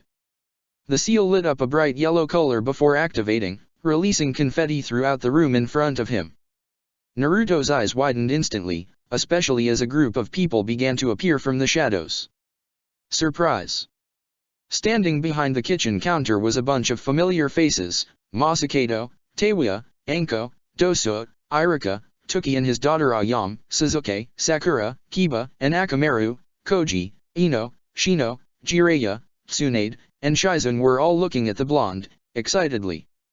On the kitchen counter directly in front of them were various containers of food, such as teriyaki chicken, chicken tempura, sushi, 5 different types of ramen, various plates of dango, and a large cake. What? What's all this? Naruto questioned as a large grin began to develop on his face. What the hell do you think it is? Teiwa gave her cousin a look that seemingly questioned his intelligence. It's a celebration, Naruto-san. Dosu stated, laughing slightly. And it took a long-ass time to prepare, so you better appreciate it. Kiba declared. Akamaru barked in agreement. Kiba, you didn't do anything to help. None of us did. Sakura reminded him, rolling her eyes slightly. Hinata, Shikamaru, Anko-sensei, Dosu, and Naruto's family took care of everything. Shut up. It was at least a slight pain to get his gift. The Inuzuka immediately frowned. His partner whined, expressing the same feelings as Kiba. You guys. Naruto mumbled to himself as he looked as his eyes focused in on the cake. You didn't have to dash. That's not all there is, Naruto-kun. Hinata stated from behind him. Naruto quickly turned around to face the Hyuga. His eyes widened, however, at the sight. Hinata, Shikamaru, and Hiruzen were now joined by 5 new shinobi: Han, Rashi, Kurotsuke, Roto, and Risho. Kurotsuke, Roto, and Risho were all holding various wrapped presents in their hands while both Han and Rashi were holding up 2 ends up a large, unraveled scroll that had the words, Happy Birthday Uzumaki Naruto, written on it. Happy Birthday Naruto! The entire room declared. Naruto remained still for a moment, standing in place. His eyes moved back and forth from each person in the room and all the various birthday-related stuff present. Within seconds, tears began to develop in his eyes. They fell quickly and rapidly. He quickly rubbed them away as the largest grin that ever been on his face developed. Thank you. Thank you. Thank you all so much. Just. Thank you all. Naruto began to repeat himself over and over again. Thank you dash. Naruto, don't thank us. And certainly don't cry. Shikamaru said with a chuckle. It's your birthday. You deserve a day like this. You definitely do. Hinata replied, a sincere smile on her lips. You deserve so much more. I hope this is enough. Enough? Are you kidding me? This is amazing. Naruto exclaimed loudly. His comment caused many in the room to start laughing. I can't believe you all did this. This is amazing. You know what would be amazing? If you actually celebrated. Anko declared with a loud laugh. Come on Whiskers, it's your birthday. You got lots of food to eat and presents to open. Naruto's impossible wide grin seemed to grow even wider at the suggestion. The celebration lasted for roughly 3 hours. Everyone ate plates of various food, prepared by Masakado, Dosuo, and Toki. Once food was finished, Naruto opened up presents he received from everybody. Toki and Ayam had gotten Naruto a few cooking pots and a copy of their recipe for miso ramen. The blonde nearly tackled them when he gave them a hug. He quickly promised, though, that even if he was able to prepare the ramen as well as they could one day, he would still come and visit the ramen stand often. Iruka, on the other hand, had given him a fresh new set of weapons, new kunao, new shuriken, and new senbon. Naruto was very grateful for the act and thanks his former academy sensei for always believing in him when he was still the dead last student back then. Ino seemed to recall Naruto mentioning at one point that he enjoyed gardening and taking care of plants, so she brought over various plant and flower seeds and urged him to use them to grow a beautiful garden in the Uzumaki clan compound. He thanked her immensely as he began planning where he would place the garden. Koji gave him a voucher to Yakiniku-Q that would place his bill on the Akimikas tab for the next month. The Uzumaki was nearly salivating as he thanked him. Shino, after hearing that Naruto was studying Fuinjutsu, got him a new set of sealing tags, new pens, and new cartridges of ink. The blonde was incredibly grateful, as he was soon going to need more. Sakura, apparently, was thinking along the same lines as Shino, as she also gave Naruto a new set of sealing tags, new pens, and new cartridges of ink. She also supplied him with more explosive tags. Naruto laughed and thanked her and also reminded her about working on Fuinjutsu together. Kiba decided to give Naruto a pair of shiny silver gauntlets with claws attached to them, informing him that he could fight, like an animal, whenever he wanted. Naruto smirked in response and thanked Kiba, telling him that he couldn't wait to show him how animalistic he could get in battle. Sasuke, on the other hand, opted to give him a scroll. Naruto looked at and recognized the technique, fire style, fireball jutsu. The Uchiha mumbled something about staying a well-balanced shinobi and knowing techniques of various elemental affinities and offered to assist Naruto with the jutsu if he needed some assistance. The Uzumaki grinned in response and thanked Sasuke. He also offered the Uchiha the opportunity to learn a wind-related jutsu if he was interested, which caused Sasuke to smirk in response. Tsunade and Shizune had only just met the blonde, so they ended up working together to get him a gift, a scroll containing the jutsu wind style, Divine Wind. The two explained how useful the jutsu could be from a strictly offensive standpoint, especially when combined with a fire jutsu. Naruto was very appreciative gift and informed that he would learn the jutsu immediately. Jiraiya, on the other hand, opted to give Naruto a book, The Tale of the Utterly Gutsy Ninja. After briefly explaining what the book was about, Naruto was near tears once again as he thanked his godfather for the gift. Just as Sakura thought similarly to Shino, Roto also was thinking similarly to Ino. The civilian-raised shinobi brought Naruto various seeds from plants that were native to Iwa and Tsuki no Kuni. He also gave him a small book with instructions on how to properly take care of the plants. Naruto thanked him, explaining that his garden was going to become even better. Risho gave Naruto a series of books from the manga series, Rurouni Kenshin. He mumbled that he thought Naruto might be interested in stuff like that, but when Naruto mentioned a comment about liking manga, Risho got much more involved in the discussion and urged Naruto to start reading as quickly as possible. Kuratsuka gave Naruto another jutsu scroll, Earth Style, Rock Gun. She said something akin to Sasuke, that knowing multiple jutsus of different elements would be helpful. She informed Naruto that it took her only 4 days to learn the jutsu and she challenged him to learn it quicker. Naruto replied with a grin, saying that he'd learn it within 3 days. The granddaughter of the Tsuchikage grinned back.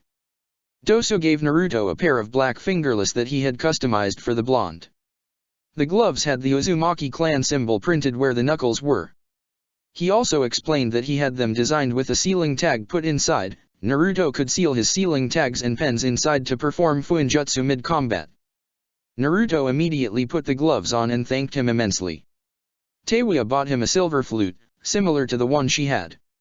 She explained that, while Naruto may not use it for combat like she does, she could teach him how to play if he was interested. He expressed an immediate interest and hugged his cousin, thanking her and asking to learn.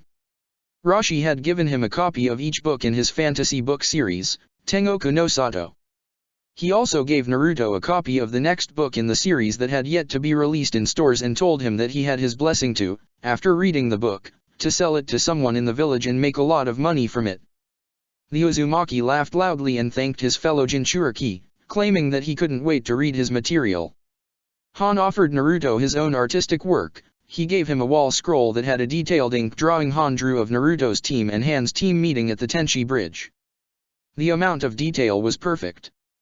The two Jinchuriki hugged as Naruto stated he was going to place it up immediately and that he was incredibly grateful for the gift. Masakado joked about giving Naruto more Fuinjutsu tools to practice his techniques, but instead, he actually gave Naruto a necklace. It was a simple necklace with black string and 3 red beads that had the Uzushiagakuer symbol placed on the beads. Masakado confessed that the necklace was a gift that his wife had given him the day that he had been announced as the Sandai Muzukage. He had intended on passing it down to his eldest son one day, but now, he simply wanted to pass it down to Naruto to continue the Uzumaki legacy. Tears filled Naruto's eyes as he hugged Masakado. The Sandai Muzukage also cried as he tied the necklace around the blonde's neck. Anko rubbed the back of her head sheepishly, admitting that other people had the same idea as she had to help Naruto expand his jutsu repertoire. Nevertheless, she brought him a scroll for a jutsu type that he had never experimented with, lightning style, Thunderbolt. The Jonin admitted that lightning release was one of her weaker elements, but she said that was one of the most important to learn, especially since it could be used in tangent with Hinata's water-related jutsu. The blonde Uzumaki grinned in response, feeling excited to experiment with the jutsu. Shikamaru gave Naruto a set of explosive tags, opening himself up to momentary teasing from the blonde about his obsession with explosives. The Nara simply chuckled in response. He also gave Naruto a sealing seal that was filled with various items for pranks, water balloons, paint, toilet paper, pen ink, etc. A grin developed on the blonde Uzumaki's face as he began to imagine what he could do with his new materials. Shikamaru also bought Naruto a nice orange-painted chair that he could put out in his garden in case he ever felt like relaxing. Naruto's grin developed more into a sincere smile as he gave his best friend a hug, thanking him for his gifts. Hinata opened up her gift by handing letters to Naruto. The blonde Uzumaki looked at them and realized that they were letters from shinobi who could not make the party that Hinata had reached out to. There were letters from Hatake Kakashi, Uzumaki Karen, Uzumaki Anoka, Yuki Haku, Kawada Misora, Yotakada, and Hotaru, Terumi Mei, and a letter marked by a shinobi named Kamui. Naruto looked at each letter and smiled at the sight of them. He planned on reading them in a little bit and sending a response back as soon as he could. After giving him the letters, Hinata then gave Naruto her own gift. She verbally acknowledged that, after hearing the various explanations Sasuke, Kuratsuki, and Anko gave about having a diverse jutsu pool, she said that she was going to teach Naruto how to use water-style gunshot so that way, he would know at least one jutsu of every elemental affinity. He laughed in response and said that he would love to learn and teach her a wind jutsu in thanks. She smiled back. He then opened up a present from her and saw a beautiful, elaborate black kimono that had a dark orange outline on the sleeves. It also had the Uzumaki clan symbol embedded on the back. She then gave the blonde a kiss on the cheek, causing him to blush and stutter out his thanks, causing her to giggle in amusement. Naruto looked at each and every gift he received. His eyes then focused on all of his friends that attended the party. He had no clue what he did to deserve them, but he was so grateful that he had them in his life. After opening up presents and being the center of attention for roughly 3 hours, Naruto walked away from the party. People were still chattering away about various topics, but the blonde needed a moment to rest. He walked outside the building and sat down by the door. He then proceeded to look upward into the sky, his eyes focused on the moon. "Have you been enjoying the party so far, Naruto Ototo?" The Uzumaki turned his head towards the voice and saw Han walking out of the building. A wide grin developed on his face as he gestured towards the area on the floor next to him. The IWA Jonin smiled behind his mask as he took the seat next to him. I've been having a blast. This has probably been the best birthday I have ever had. Naruto declared, his grin growing wider. Thank you so much for coming, Han-nii. Have you been having a good time? No need to thank me. Han chuckled in response. I have been enjoying myself. I'm not used to being out amongst large crowds like this, but this has been quite nice. It's different from my usual routine. Well, glad you can break it every once in a while. The Kyuubi Jinchuriki commented with a chuckle.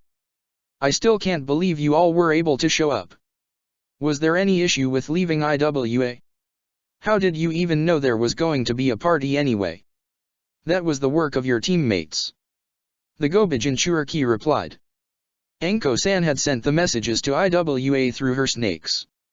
Shikamaru-san and Hinata-san had prepared letters and invitations to us, urging us to come if we could and, if we could not, to deliver a letter back to the snake in our place.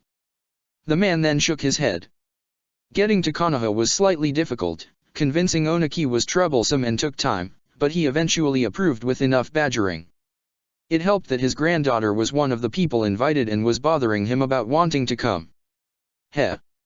Good old Kuratsuke, coming through like that. Naruto stated. He then gave his fellow Jinchuriki a curious look. So, how long have you all been here then? Did you get in today? No, we got in yesterday evening. Han answered. We actually worked everything through Hinata-san. We got full permission of the Hyuga clan to reside at their clan compound in preparation for today. Ah. Naruto nodded his head in understanding. So you met Hyuga Hayashi then, huh? What did you think of him? He reminds me slightly of myself, if I were to be honest. The armor-clad shinobi replied. Very formal and respectful, but also quite pragmatic with his time and protective. Protective is one way to put it. The blonde grumbled. Naruto mumbled those words to himself, but Han managed to hear them anyway. The Gobi Jinchuriki laughed in response, which eventually caused Naruto to laugh with him. Within moments, the two Jinchuriki leaned back, lying down on the wood of the Uzumaki clan compound's floor. They stared into the moon in the sky. Naruto Ototo, when we first met, you told me that not all humans were disgusting creatures. Han commented, his eyes remaining focused on the moon. I didn't believe you back then, but even if I ignored the relationship that I have developed between myself and my own students, seeing your friends around you makes me realize that you were correct and that I was wrong to be so cynical.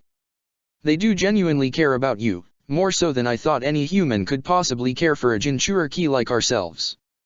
I can't speak for all humans, but I know my friends. They are good people. Naruto replied. He then shook his head as a smile developed on his lips again. No, they're the best people. Shikamaru and Hinata-chan are the best people I have ever met. I can tell that. I am glad that you have made such strong relationships. The Gobi Jinchuriki noted. His eyes moved from the moon to his fellow Jinchuriki. You have grown stronger, Ototo, in both physical and emotional characteristics. You are really becoming an extraordinary shinobi in person. I consider it a blessing to have met you. Thanks, Han-nii. Thanks so much. Naruto's smile widened as he looked back at his surrogate brother. I'm grateful I met you too. You've done a lot for me and have helped me mature and grow and really helped me calm myself down. I tend to think about you every time I finish meditating and all the time it took for you to teach me how to properly do it. Do not remind me of that. Han immediately shook his head. That was quite the difficult task. For a moment, I thought it was biologically impossible for you to sit still and remain silent for any given period of time. I wasn't that bad. The Uzumaki quickly stated sternly. Han proceeded to give him a look, which caused Naruto's stern expression to falter slightly. I wasn't, right. I repeat myself, it was a horribly difficult task. He answered bluntly. Naruto dropped his face slightly, which caused Han to chuckle in response. The Gobijin Churuki then reached into his GI and pulled out a small sketchpad and pen. He opened the sketchpad to a blank page and brought his pen to paper. It's peaceful moments like these that really inspire me. The IWA Jonin noted with another chuckle. What are you working on? Naruto questioned. Do you want some time by yourself to work on it? I'm not quite sure what I'm drawing yet. I'll find out precisely when I'm finished. Han admitted with a chuckle, his eyes focused on his paper. I don't personally mind the company, although I might bore you like this. Perhaps you might find better companionship in one of your friends. Maybe Hinata-san. The Uzumaki looked over at the armor-clad shinobi in confusion. The man proceeded to wink, which caused Naruto's cheeks to brighten red. What the dash, Naruto shook his head. I'm 14 now. I'm not thinking about that kind of stuff. I never said anything. I merely implied that you might enjoy her company more. Aren't you two in a relationship now? The man questioned, smirking behind his mask. Anything you thought I was implying was something you thought to yourself. There's actually a psychology student about such thoughts dash. Okay, I'm leaving. The Uzumaki quickly stood up. The Gobijin Churuki chuckled in response. The two said their farewells before they left off. Han returned his full attention to his drawing. The moon was present on his sketchpad. He drew light lines, creating moonlight. The IWA Jonin's eyes moved throughout the paper, trying to identify exactly what he should do next. Perhaps the moon is shining above the Hokage faces? I like that imagery. Han realized. As he brought his pen down against the paper, a smile developed behind his mask. I wonder what Naruto Ototo's face would like amongst the other faces. With that thought in mind, Han quickly went to work on continuing his drawing. Long day. Shikamaru yawned as he turned his head towards the approaching figure of Kurotsuki. The two were apparently the only ones still hanging around the food and the dining area. The rest of the partygoers were standing up, talking to other people and being social. Sarda. Shikamaru answered with another yawn. Had training with Tsunade in the morning. Had a quick D-rank mission after that for some extra cash. Then spent the rest of the time helping Hinata get ready for the party. Yeah, I know. You didn't come by until later in the day. Kurotsuki commented, frowning slightly. Meant that I didn't really get to see you until basically now, you know. Yeah. I'm sorry. The Konoha shinobi answered, returning her frown with one of his own. The two Chunin quickly turned their heads to the groups around them. They noticed Kiba and Risho talking to each other slightly hesitantly. Kurotsuki's eyebrow rose at the sight of them. Hey, did your dog boy pick up manners or something? She questioned. He was never that polite to us IWA shinobi when we first came for the exams. I don't know. I haven't talked too much to Kiba recently. Shikamaru shrugged. He then gave her a questioning look. Risho seems more cheerful, though. Anything happen with him? A lot, actually. Kurotsuki sighed in response. His cousin did try to get him removed from the clan, and while he failed to accomplish that, he apparently did hurt his reputation amongst them. Risho didn't feel comfortable living at the Kurogane clan compound anymore. He was so uncomfortable, actually, that he moved in with Roto and his family. Oh. The Nara's eyes lowered slightly as his frown deepened. I'm sorry for him. The Tsuchikage's granddaughter shook her head, don't be. Risho actually seems happier than he has been for a while. I think moving in with them has helped his disposition more. He does seem genuinely nicer. Well, that's good at least. Shikamaru said, his frown turning back into a small smile. His eyes then focused on Roto. He noticed the IWA civilian-born shinobi was currently talking with Sakura, Ino, and Koji. The Nara noticed that his eyes would occasionally dart to Hinata, but they'd quickly turn away as he focused back on the conversation he was having. Any reason why Roto seems to be avoiding Hinata? He questioned. Well, Roto had a thing for her. He was actually planning on asking her out the next time he saw her. And, well, it looks like she and Naruto became a thing before he could ask. Kurotsuki noted, smirking slightly in response. He'll get over it later. How long have Naruto and Hinata been a thing, by the way? Not horribly long. It was sometime when we were on a mission in Mizu no Kuni. Shikamaru shrugged in response. A small smirk developed on his face. Took them long enough, though. I was honestly about to make a betting pool on when they'd get together. Kuratsuka chuckled in response. The two shinobi remained quiet for a moment as a small frown began to develop on the kunoichi's face. She then poked Shikamaru slightly. Hey, mind if we head somewhere else for a moment? I'd like to talk to you for a bit. She requested. Shikamaru nodded his head. The two Chunin then started to walk off. They headed towards the building's entrance, briefly passing Naruto on their way out. They walked by Han, who was working on a drawing, and headed further out towards the red gate at the entrance to the compound. They then stopped walking as Kuratsuka turned her full attention towards Shikamaru. So, did you ever get the letter I wrote to you? She asked. I never got a response back from you or Naruto, so I didn't know. The Nara nodded his head. I got the letter, yes. I read it a couple of times over and over again. Ah. Kuratsuka's cheeks reddened in response. Her reaction caused Shikamaru to chuckle slightly, which only caused her cheeks to redden more. What prompted the letter again? Naruto sent you a letter himself, asking you to write something to me. Shikamaru questioned. He said you weren't feeling good and weren't feeling like your normal self. Also said something about some asshole you fought. She said with a scowl. Naruto was no help. Didn't give me shit to work with. I had to fill in a bunch of holes with information I know for a fact wasn't true. Sounds like him. Shikamaru chuckled again in response. Kuratsuka smiled back in response, but her smile quickly faded as she looked at the Nara in closer detail. She shook her head slightly. So. How are you feeling? The Iwa Kunoichi asked in a slightly hesitant fashion. She seemed unable to look Shikamaru directly in the eye. Well, never heard back and have been, kinda worried about how you were feeling. It was Shikamaru's turn to frown. He immediately shook his head. Naruto said that the toad he asked would not redeliver a letter back, so I just never ended up getting anything sent. I should have asked Anko-sensei to send a letter for me or something. That is my fault. I'm sorry. The Konoha shinobi informed her. Don't apologize for that. Kuratsuka quickly shook her head as well. I wasn't trying to make you feel bad. I was just saying what I was thinking. No, I understand.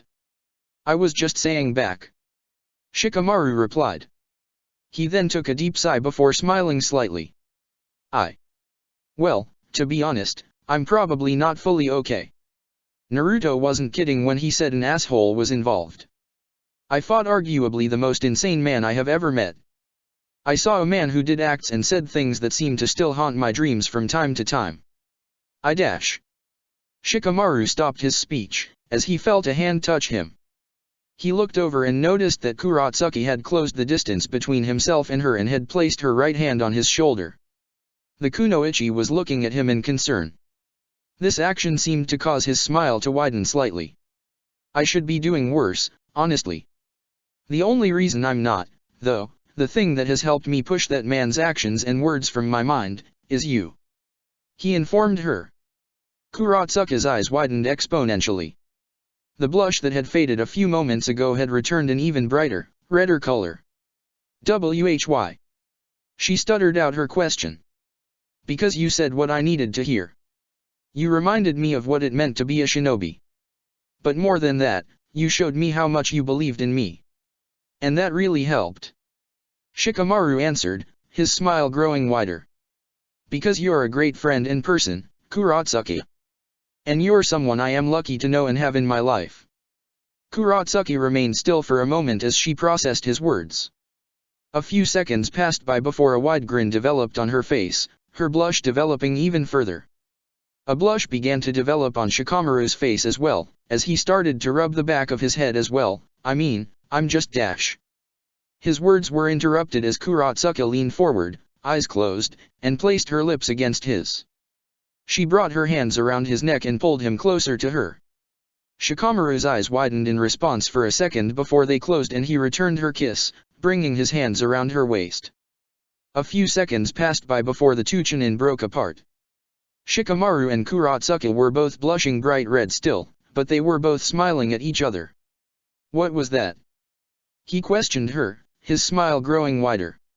"Something that I had wanted to do since the day I left Konoha last time," Kurotsuka admitted with a chuckle. "Did you like dash?" It was Kurotsuka's turn to be silenced as Shikamaru leaned forward and kissed her.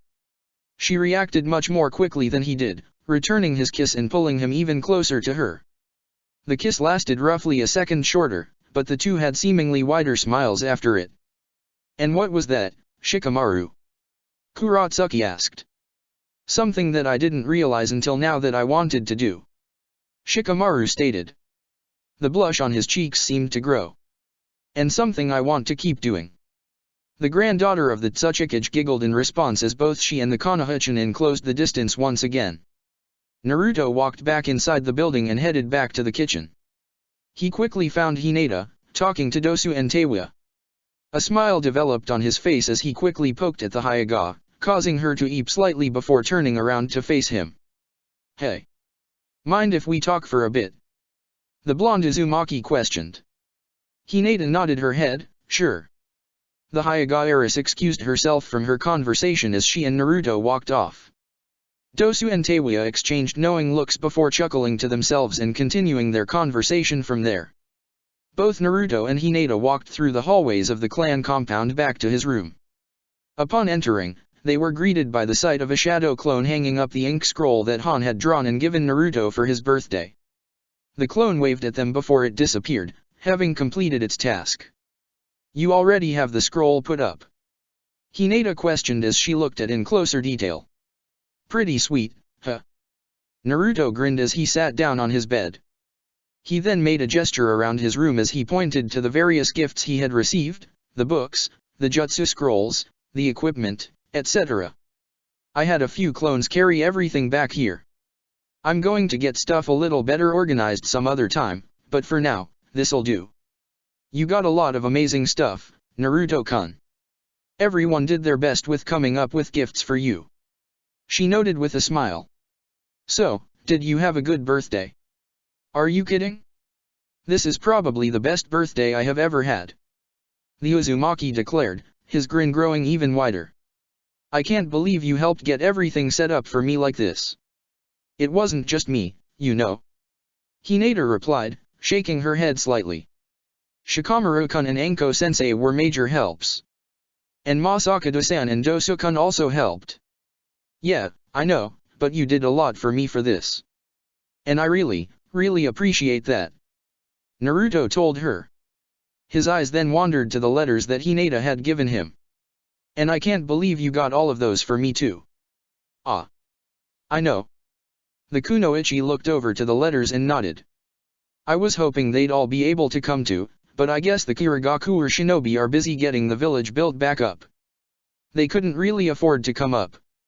A small frown developed on her face. "I was hoping that at least Anoka-san would have been able to show up." "Nah, I completely get why they couldn't. I'm just happy they even wrote me something." Naruto chuckled in response. "And I can't believe you even found Yotakata to even ask him in the first place." The snake came back with that letter today. It took a while to find him, I suppose," Hinata admitted with a chuckle. "I suppose maybe he could have showed up if I managed to have found him earlier or sent the request out earlier. I'm sorry Dash. Hinata-chan, there is nothing you need to apologize for." Naruto repeated himself, shaking his head. "Thank you for everything. Just, thank you so much for everything. I'm glad you really liked everything, Naruto-kun." A smile developed on Hinata's face as she finally sat down on the bed next to him. I know you never really had a proper birthday celebration before, so I wanted to make sure you had a good one at least once. I wanted to do something special for you, so I'm very relieved and happy that you ended up having a good time." "More than a good time," the Jinchuriki informed her, still grinning. The two shinobi inched their faces closer and shared a brief kiss. The two parted quickly after and smiled at each other. Naruto's cheeks began to brighten as he looked at his girlfriend in the eye. No really, Hinata-chan. I had a great time. This is the first time I had something like this before with so many people and you helped put it all together. Naruto informed her, his smile widening. You've always been there for me, you know? Always telling me exactly what I need to hear and giving me the courage and confidence to believe in myself as much as I do. Naruto-kun, that's what you do for me. Hinata mumbled, blushing bright red herself at his words of praise. I mean it, though. You've really helped me grow as a person. I feel like I'm a nicer, more patient person because of you. And I definitely feel like I'm happier because of you. He said. The blonde took a second to shake his eyes, resisting the urge to tear up. Despite his efforts, Hinata noticed him about to. Her eyes widened in response as she brought her hands to her chest. I probably don't deserve someone like you as a friend, let alone as a girlfriend. So just, thank you. Naruto told her. He rubbed his eyes, getting rid of any tears, and just smiled brightly at her. Thank you for always being there. Thank you for caring so much for me. Thank you, Hinata. I love you. Hinata's eyes widened even further at his words. Tears threatened to fall from her lips as well. Despite the tears, a wide smile developed on her face as she quickly inched her face forward again and kissed Naruto. The two Chunin pulled each other close against one another. Their mouths opened as their tongues began to explore each other's mouths. Hinata's arms were around Naruto's neck and one of her hands was in his hair, playing with it. Naruto's hands, however, were starting to rub Hinata's back over her jacket. The two remained still like that for roughly a full minute, but it felt like a lot longer than that. They were both blushing heavily, but they seemed unable to let go of each other. That was. Hinata began to stutter. That felt good. Probably too good. Why yeah. Naruto nodded his head, stuttering as well. We should probably not go any farther than that. The Hyuga heiress nodded her head in agreement. I mean, we're only 14 and 13. The two Chunin remained still for a moment, not saying a word. Both Hinata's and Naruto's eyes were focused on each other. A few seconds passed by before they both finally seemed to calm down and smile at each other. Why we won't go any further, but do you think we can do that again? Hinata asked her boyfriend. Naruto nodded his head, his smile turning into a grin as the two embraced once again. For the first time in his life, Naruto was certain that the day he was having was the best day of his entire life. He wasn't quite sure what could possibly top this day. It was the day he felt more love from others and love for others, love for Hinata and love from Hinata, than he had ever felt before. 10 o'clock came quickly the following morning. Naruto, Hinata, and Shikamaru all hurried to the Hokage's office at the designated time. They quickly entered the room and bowed as they approached the people inside. Sarutobi Hiruzen was standing in the room, but he was no longer wearing his Hokage's robes. He was wearing the black combat suit he wore for battle. Standing right by his side were Homura and Koharu. Unlike the Hokage, the two were clad still in formal attire, the type of clothing they wore every day when on the job.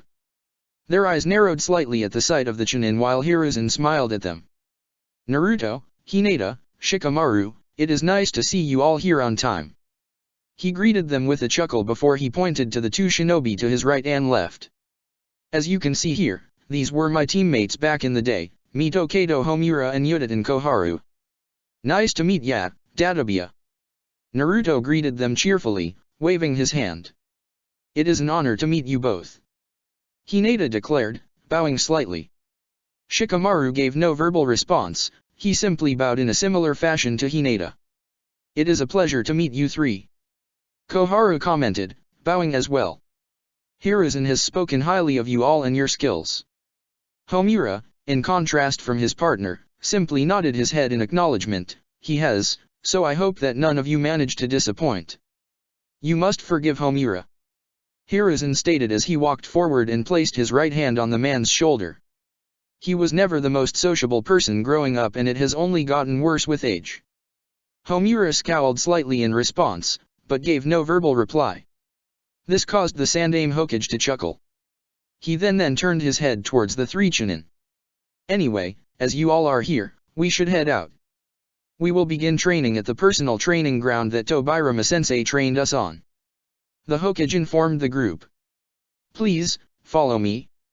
Naruto, Hinata, and Shikamaru nodded in understanding. Hiruzen proceeded to walk out of the room and the Chunin followed right behind. Homura and Koharu walked behind the group, lagging slightly. After leaving the office and the building, the group headed in the direction of the Hokage Mountains. As the group came closer, Koharu and Homura caught back up to the three Chunin and turned their attention to them. Has Hiruzen informed you about what type of training this is going to be? Homura questioned. He said he wanted us to become stronger and that he wanted to work with this next generation and stuff. Naruto answered with a shrug. Also said we could become like a legendary trio of ninjas like the Sannin if we worked hard enough. Potentially, you could. You could also become a legendary trio like us, the Tengoku no Shinobi. Koharu said. Her eyes then narrowed on the group. Admittedly, I am not a patient woman. There was a reason I was never assigned a genin squad. I am really only assisting with your training because Hiruzen has assured me of your skills and the potential strength your development as a trio could bring to Konoha. He made similar claims to me. Homura nodded his head. Therefore, I request that none of you disappoint me. There are other ways that we could be spending our time. You two are so pessimistic nowadays.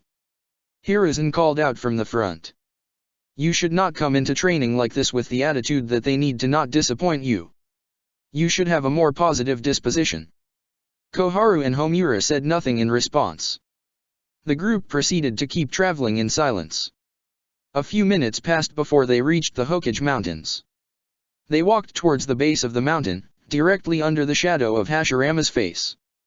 Hiruzen then slammed an open palm onto the ground, forcing chakra into the ground. Immediately, a rock stairwell appeared on the ground that led into the mountain itself. Naruto, Hinata, and Shikamaru looked at the scene in surprise. What the hell? The blonde questioned, his eyes wide. My apologies. Did that take you by surprise? Hiruzen commented, chuckling as he started to walk down the newly visible stairway. There's quite a few secrets within this village you probably do not know about, Naruto-kun. As the Hokage walked down the stairs, Koharu and Homura followed behind. Naruto, Hinata, and Shikamaru proceeded to start walking down as well. The further down they walked, the darker the stairway got. It felt as if they were descending into a cave with absolutely no light. After carefully traveling down the stairs for a few minutes, the group finally reached the bottom of the stairs. Hiruzen made a hand sign, which caused the stairway to disappear. He then made another hand sign, causing seals to brighten, illuminating the area. Naruto, Hinata, and Shikamaru could now look around at the area around them in better detail. The training ground was, indeed, a large cave with many rock formations on the walls. The cave had a flat surface on the ground, however, allowing them to walk freely. It was filled with targets, fighting dummies, and new equipment and weapons. At the edge of the area, they could see a small running spring with fresh water. This is so pretty. Hinata commented, her eyes focused on the spring. It is. It's a training ground invented by Tobirama Sensei. He was an overly paranoid man, so he designed our training ground to be hidden to avoid any potential spies from observing our training. We were at war at the time, after all. Koharu noted, smiling slightly. Being here again brings back memories. It does. Hiruzen nodded his head in agreement. He then turned his head to face the Chunin present. I decided to bring you all here to highlight history. This is where we, as a trio, developed into the shinobi that we are today. I took the Sannin here to train once they proved that they could be an elite trio to me. I am bestowing that honor to you three. Are you all prepared for intense training? Naruto, Hinata, and Shikamaru shared a mutual look with each other before nodding their heads. They then focused on Hiruzen and narrowed their eyes on him, each showing a look of determination. Let's do this. Naruto stated, speaking for himself and his teammates.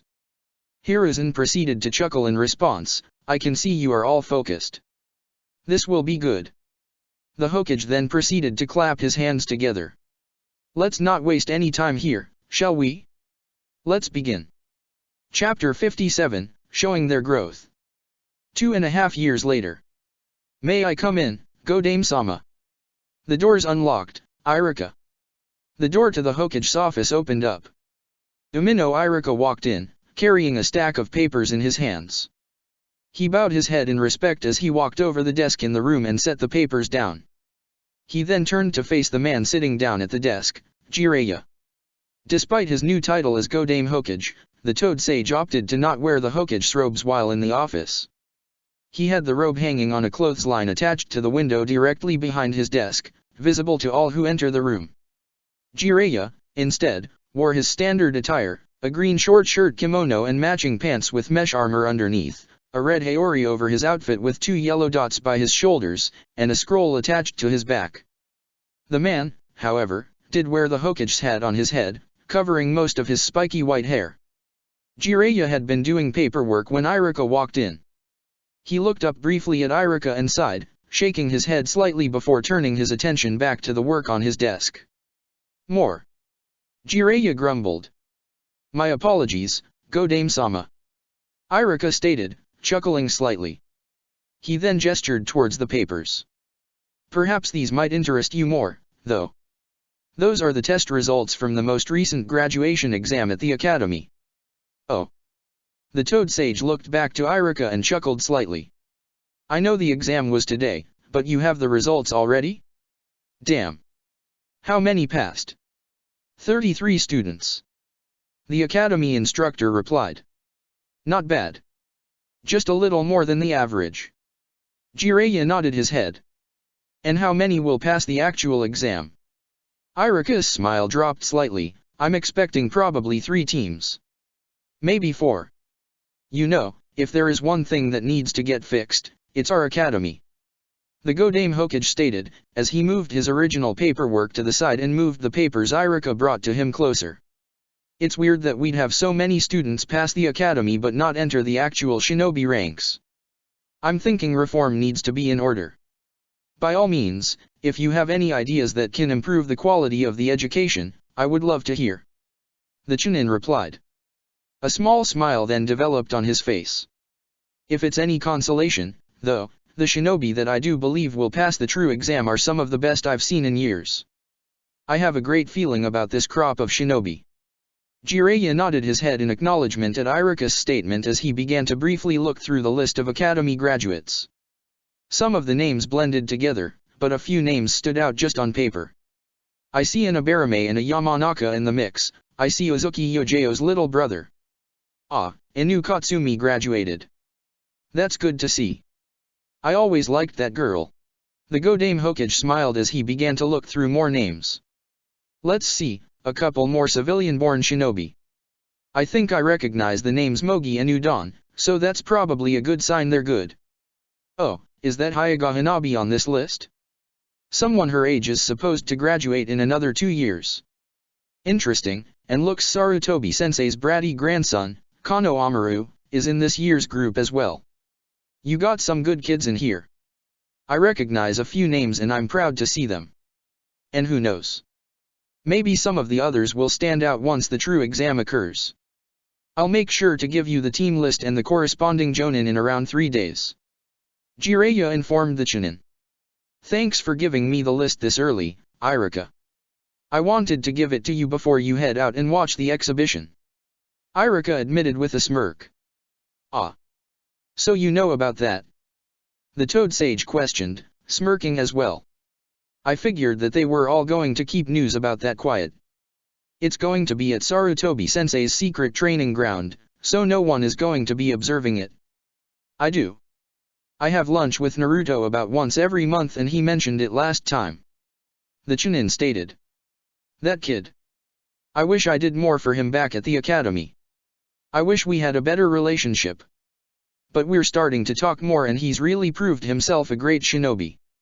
And I can't wait to hear how this display of his goes. It's not just his display, you know. Jiraiya said with a chuckle. But I know what you mean. That kid really has gotten good. I've seen his mission records in the past 2 years. I've seen some of things he can do. And the funny thing is, there's more. He's been hinting and teasing at the fact that he has more tricks up his sleeves that he hasn't showed anybody else. And so has Hinata. And Shikamaru. And even Sarutobi-sensei and his old teammates have been saying the same things. I wish I was able to see it. Iruka sighed. I know Sandaime-sama wanted to keep the audience as limited as possible, so I'll respect his wishes. Well, you could go if you want. Jiraiya offered as he stood up from his chair. Honestly, I probably should be heading that way myself. You can come with me. I'm sure he wouldn't mind you being there. The academy instructor shook his head in response. As I said, I'm going to respect his wishes. Besides, I do have some more work to get done. He then bowed before he started to walk towards the door. Please, inform me how it goes and how Naruto performs. And, when you get it finished, I would like to know the new team assignments. With those words, Iruka walked out of the office and closed the door. Jiraiya was now alone. His eyes focused back on the papers that Iruka had given him for a moment. He proceeded to shake his head and smile as he walked over to one of the windows in the room and looked out. His eyes focused in on the Hokage Mountains. Jiraiya's stone head was now embedded in rock, right next to Minato's head. Jiraiya's eyes focused on the face of his former student and his smile seemingly widened. Minato, you would be so proud of Naruto if you could see him. The Godame Hokage thought. He then felt as if he could hear a familiar Kunoichi's voice yelling in his ear, demanding recognition, which caused him to chuckle. You as well, Kushina. You'd be proud too. In many ways, Naruto is so much like you. He's one damn good shinobi and I can't wait to see what all he's capable of doing. Jiraiya turned away from the mountain and looked back at the different stacks of paperwork on his desk. He frowned at the sight of them. He then turned back to the mountain and shook his head. The exhibition is in another hour. I don't think Sarutobi-sensei would mind if I show up early. The man rationalized as he made a hand sign, creating a shadow clone to take his place at the desk. The kids should just be getting ready to go head out that way themselves anyway. I'll probably get there around the same time they do. Maybe a little bit earlier. With that thought, Jiraiya opened up the window doors he was looking out of and climbed out. He closed the doors before jumping down into the streets of Konoha and walking in the direction of the Hokage Face Mountains, grinning along the way. Naruto. You, Hinata, and Shikamaru better bring your A-games today. Sarutobi-sensei, Koharu, and Homura are not going to go easy on you all. He chuckled to himself. Are you sure you don't want to come too? Anko questioned with a frown. The Jonin's physical appearance had changed in almost no way, she looked identical to how she did 2 years ago. The one single difference in her appearance was the large scroll that was attached to her back. It's not a matter of whether or not I want to come, I simply can't. Dosu replied with a sigh. In contrast to Anko, Dosu's physical appearance had changed quite a bit due to one key difference: he no longer wore the bandages on his face. Instead, he opted for a simple black eye patch that covered his right eye. This change of appearance allowed him to show off both of his incredibly short black hair and the burn scars on the right side of his face. The rest of his outfit changed only moderately. Dosu wore a skin-tight brown shirt with a dark green jacket over it and a pair of tight-fitted brown shorts that matched the color of his shirt. He still had his Melody Gauntlet on his right forearm, but he also had 2 braces attached to his ankles that had speakers on them. Anko shook her head. I know that Sandaime-sama technically didn't send an invitation to you, but There's no but. I didn't get an invite. I'm not going to sneak in. Dosu interrupted, shaking his head slightly. You'll just have to inform me how it went. Fine. The snake summoner shook her head. Buzzkill. You need to just let loose sometimes, Dosu. Sometimes, there are rules that are okay to break just to have some fun, and this is one of them. It's not like the Sandaime will punish you or some shit. It's the principle, though. He responded. He then let out a small chuckle. And you wonder why Ibiki Teika has issues with you at times, Anko Teika. Ibiki has issues with me because he's a stick in the mud. He's just like you. Anko grumbled, crossing her arms over her chest. We are quite alike, yes, although I wouldn't call us sticks in the mud. Dosu replied, frowning slightly. I'm technically your comrade now in the TNI department now. Is that really how you talk to your coworkers? Oh, bite me. She rolled her eyes. I'm still the second in command of the place, only behind Ibiki. You are a fresh Takubetsu Jonin and a new appointee in the program. I can talk to you however the hell I want to. Are you using your seniority and rank against me, Anko Teiku? The former Oto shinobi chuckled. How corrupt. Damn straight I am. Got to put you in your place somehow. The Jonin admitted with a chuckle of her own. The two shinobi stopped talking for a moment as they turned their attention back to their food. They proceeded to finish their meals and leave the money on the table before they started to walk out of the restaurant. They then walked into the street and faced opposing directions. Last chance, I'm going to go watch the exhibition and see how my students handle it. Anko stated with a smirk. Want to sneak in with me? You're not sneaking in, Anko Teiku. You actually were invited. Dosu informed her, chuckling slightly. Semantics, semantics. She rolled her eyes. You in or not? Don't you want to see how much Naruto, Hinata, and Shikamaru have gotten? Dosu opened his mouth to rebuke her request again, but he stopped himself. The Takubetsu Jonin couldn't help himself, he was legitimately curious, and while hearing the news would quell his curiosity, it would be much more interesting to see it live. Why not? He shrugged his shoulders before he changed directions and walked to Anko's side. I take it that's a yes. Anko noted, smiling in response. Am I still a stick in the mud, Anko Teiku? Dosu questioned, a smug look on his face. Yes. You are. She stated sharply.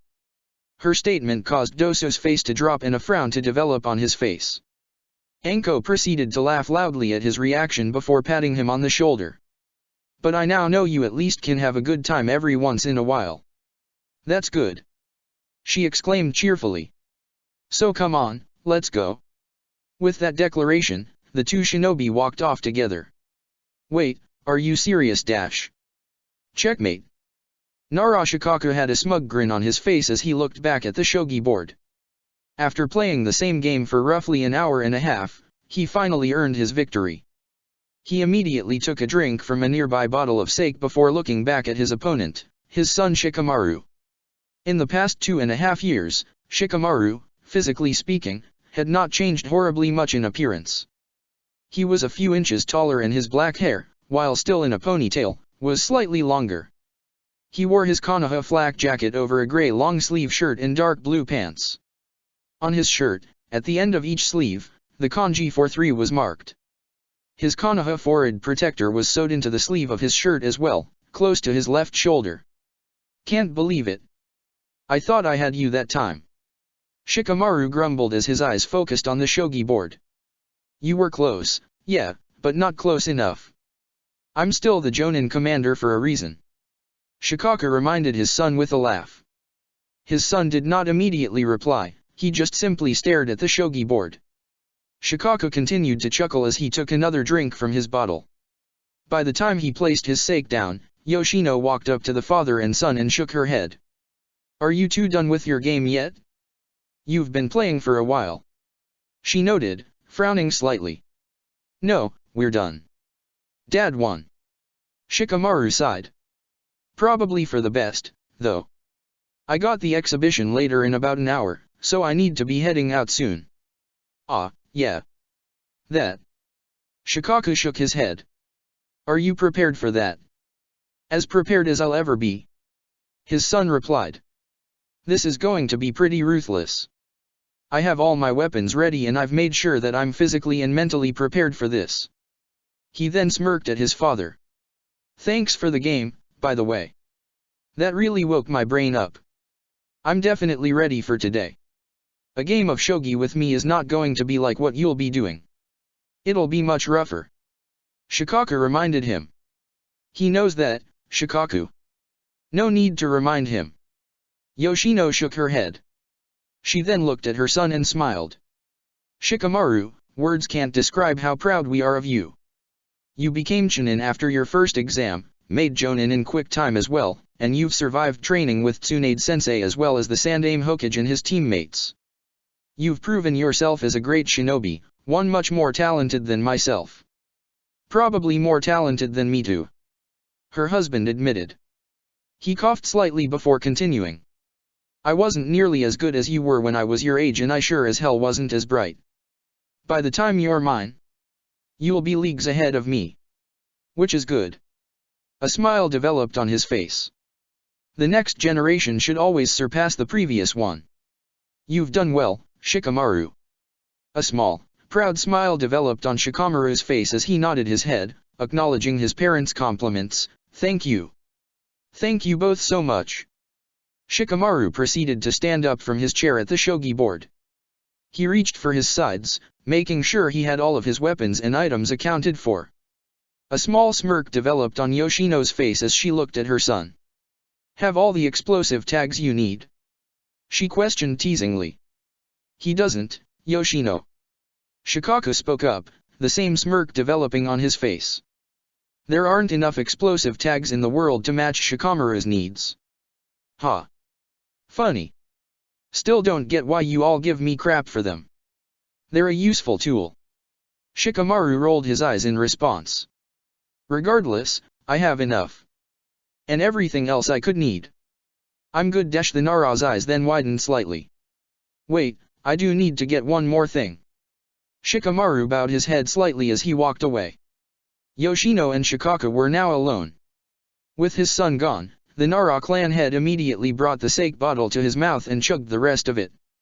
Shikaku, you know how I feel when you chug your drinks. Yoshino rolled her eyes slightly. Sorry. Her husband mumbled as he looked back at the shogi board. Just wanted a little more in me as I retraced what happened in the game. That was probably the toughest game Shikamaru has ever given me. He almost won, actually. Really? Yoshino looked at the man in surprise. Someone almost beat you. Yeah, I know. Shikaku grumbled, his eyes still focused on the board. Almost had me 3 times. There was one time where I thought was about to win, but I realized just in time that he was trying to trap me and set up his victory. He shook his head. Had to play a little more randomly from then. In the end, I barely won and, to be honest, I probably stole the game from him. He was dictating it, for the most part. Wow, someone finally almost beat the great Nara Shikaku at shogi. Yoshino's face developed a smirk as she placed her arms around her husband's neck. She then quickly planted a kiss on his cheek before continuing, good thing no one actually defeated you yet, though. That'd be the day the world comes to an end. Very funny. Shikaku continued to grumble. Despite his grumbling, he did have a smile on his face and he seemed quite relaxed by his wife's presence. Still, Shikamaru nearly beat me. Honestly, if he keeps playing like that, he will beat me soon. He's definitely going to become the best tactician this village has ever seen if he keeps his progress going like this. That's our boy. The Nara clan matriarch replied, her smirk turning into a proud smile. The two parents remained still for a moment, enjoying each other's company. They turned their attention, however, as Shikamaru returned, holding a bottle of sake of his own. Yoshino let go of her husband and frowned at the sight of her son. I thought you weren't much of a drinker. When did you pick that habit up? She questioned, her eyes narrowed slightly on him. It's not for me. Shikamaru answered with a shrug.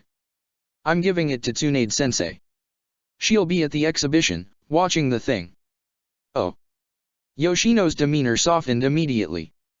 A smile then developed on her face. Tell her hi for me then. And best of luck, Shikamaru. You think as good as you did during that game, you'll be fine. Shikaku informed his so with the same smile on his face. Shikamaru grinned in response as he waved goodbye. He then walked off and left the Nara clan compound, sake bottle in hand, as he headed towards the Hokage Face Mountains. Father, I passed. Hyaga Hayashi had been sitting at his desk, drinking tea and doing paperwork, when the newcomer entered the room. He looked up and turned his attention to his younger daughter, Hyaga Hanabi. While still a young girl, Hanabi had indeed grown up in the past 2.5 years and changed her appearance. The girl had changed her black hair, cutting it short in a bob style. She wore a tan jacket over a blue, sleeveless shirt and wore matching blue shorts with a yellow and green scarf-like object around her neck. She, however, also had on another article of clothing, a Konoha forehead protector tied around her forehead. So I see. Hayashi noted, a small smile on his lips. Miss Hanabi has done well, hasn't she? Another voice spoke up. Hayashi's eyes focused in on the scarf-like object. It proceeded to lift up slightly, revealing a head. The Hyuga clan head's eyes narrowed at it. Hebihiro, were you with my daughter at the academy? He questioned. I thought Iruka-sensei did not approve of you being there. A few of the other students were jealous of Hanabi because of you. The comment caused the snake to immediately curl back up around neck, lowering his head. Well, Iruka-sensei gave permission. Hanabi answered, interrupting her partner. It was just for the graduation test today, after all. Hayashi shook his head in response. Despite his reaction, he was trying to resist the urge to chuckle. He did, after all, really enjoy watching the relationship between Hanabi and Hebihiro. After Hinata had successfully managed to summon the snake after she signed the snake summoning contract, the snake and his youngest daughter formed an immediate bond. The two had progressively become closer and now, after some arrangements with Mamushi, Hebihiro now spent most of his time by Hanabi's side. He had grown longer, but he was still short enough that the girl was able to wear him like a scarf and carry him around her at all times. Hebihiro had proven himself a loyal friend to Hanabi and Hayashi would always be grateful to the snake for that. Well, as long as he was alright with it. Hayashi stated. The smile returned to his face. Hebihiro is right, though. You've done well, Hanabi. Congratulations. Congratulations, Hanabi. Hanabi and Hinata turned their attention as Hinata entered the room.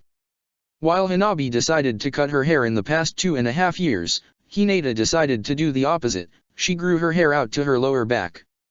The Hyuga had grown in the following years, she had grown taller and her figure began more womanly.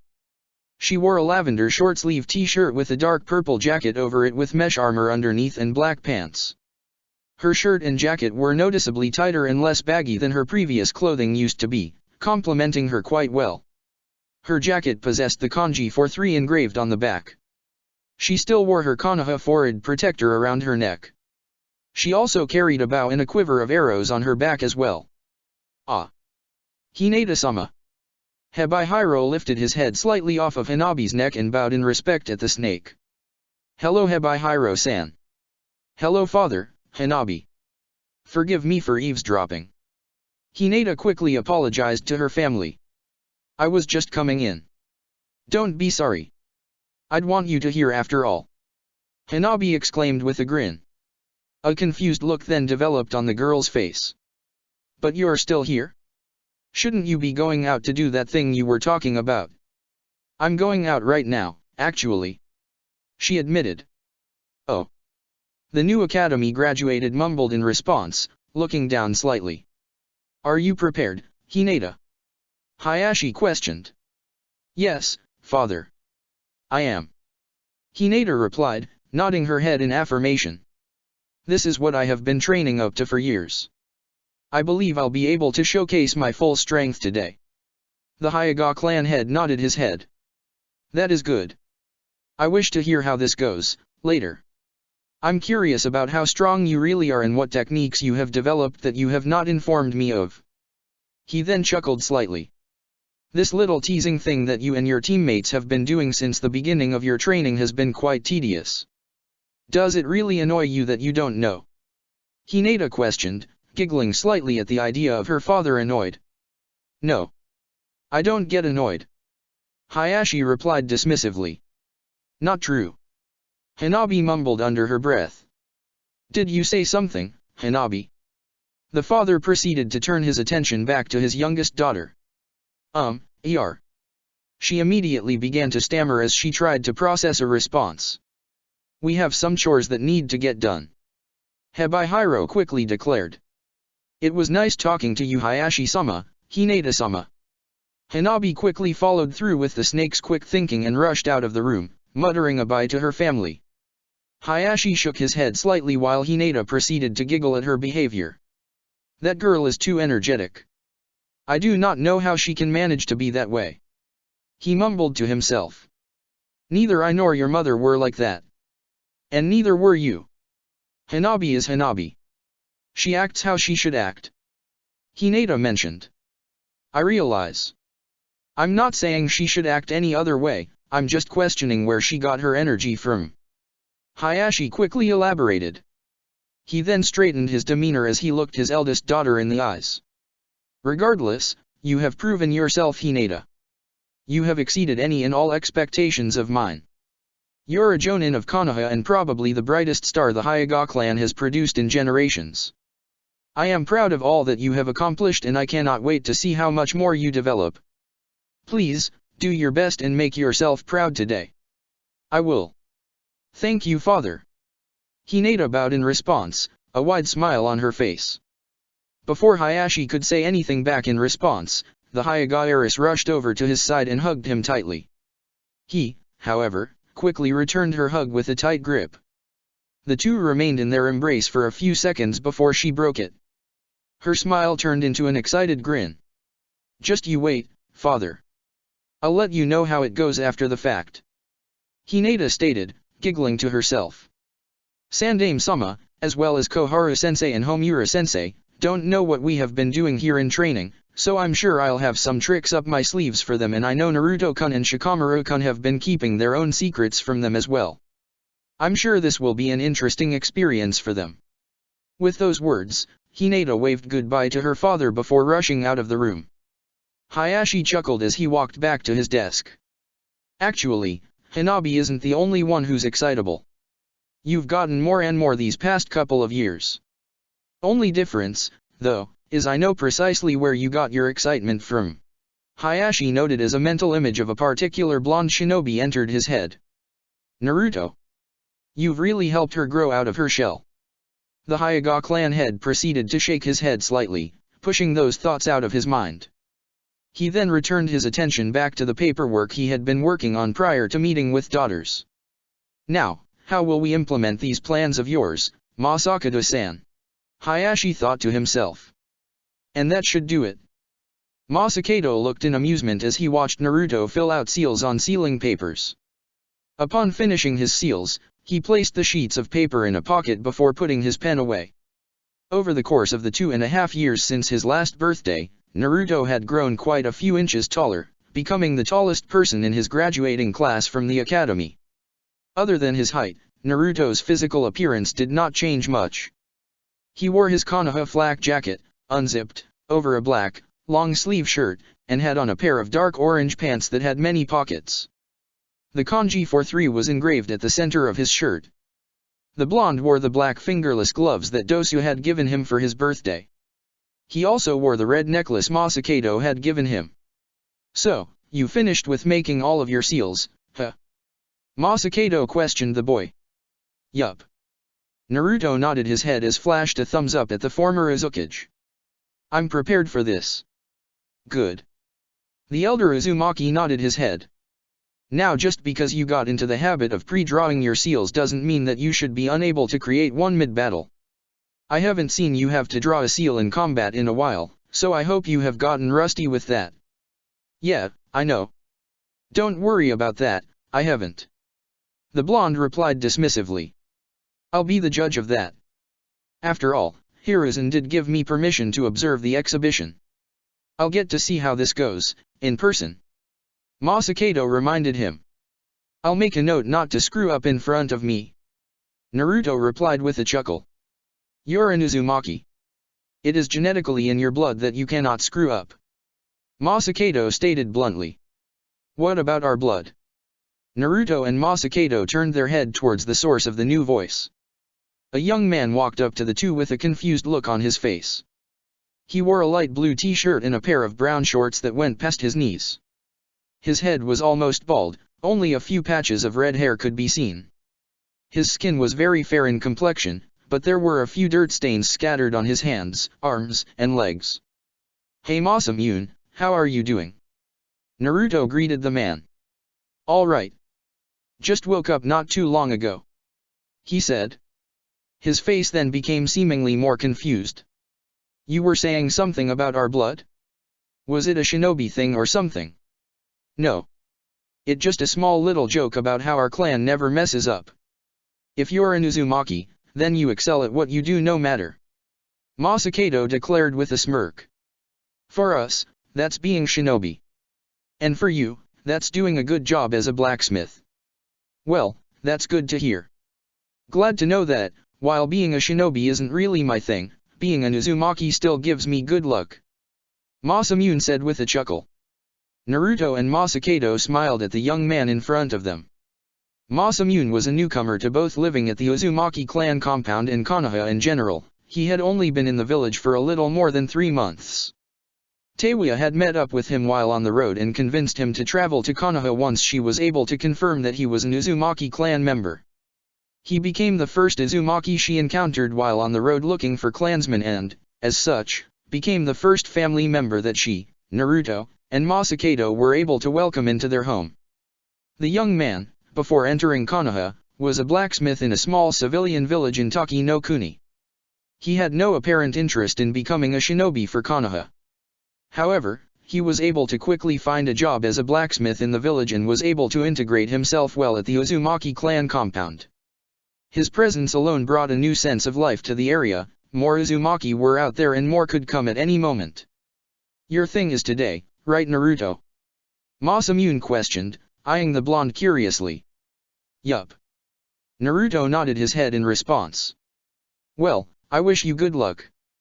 The blacksmith chuckled in response. Sure you want to go in using those kunao and stuff you got? I was thinking of making you a nice sword at some point.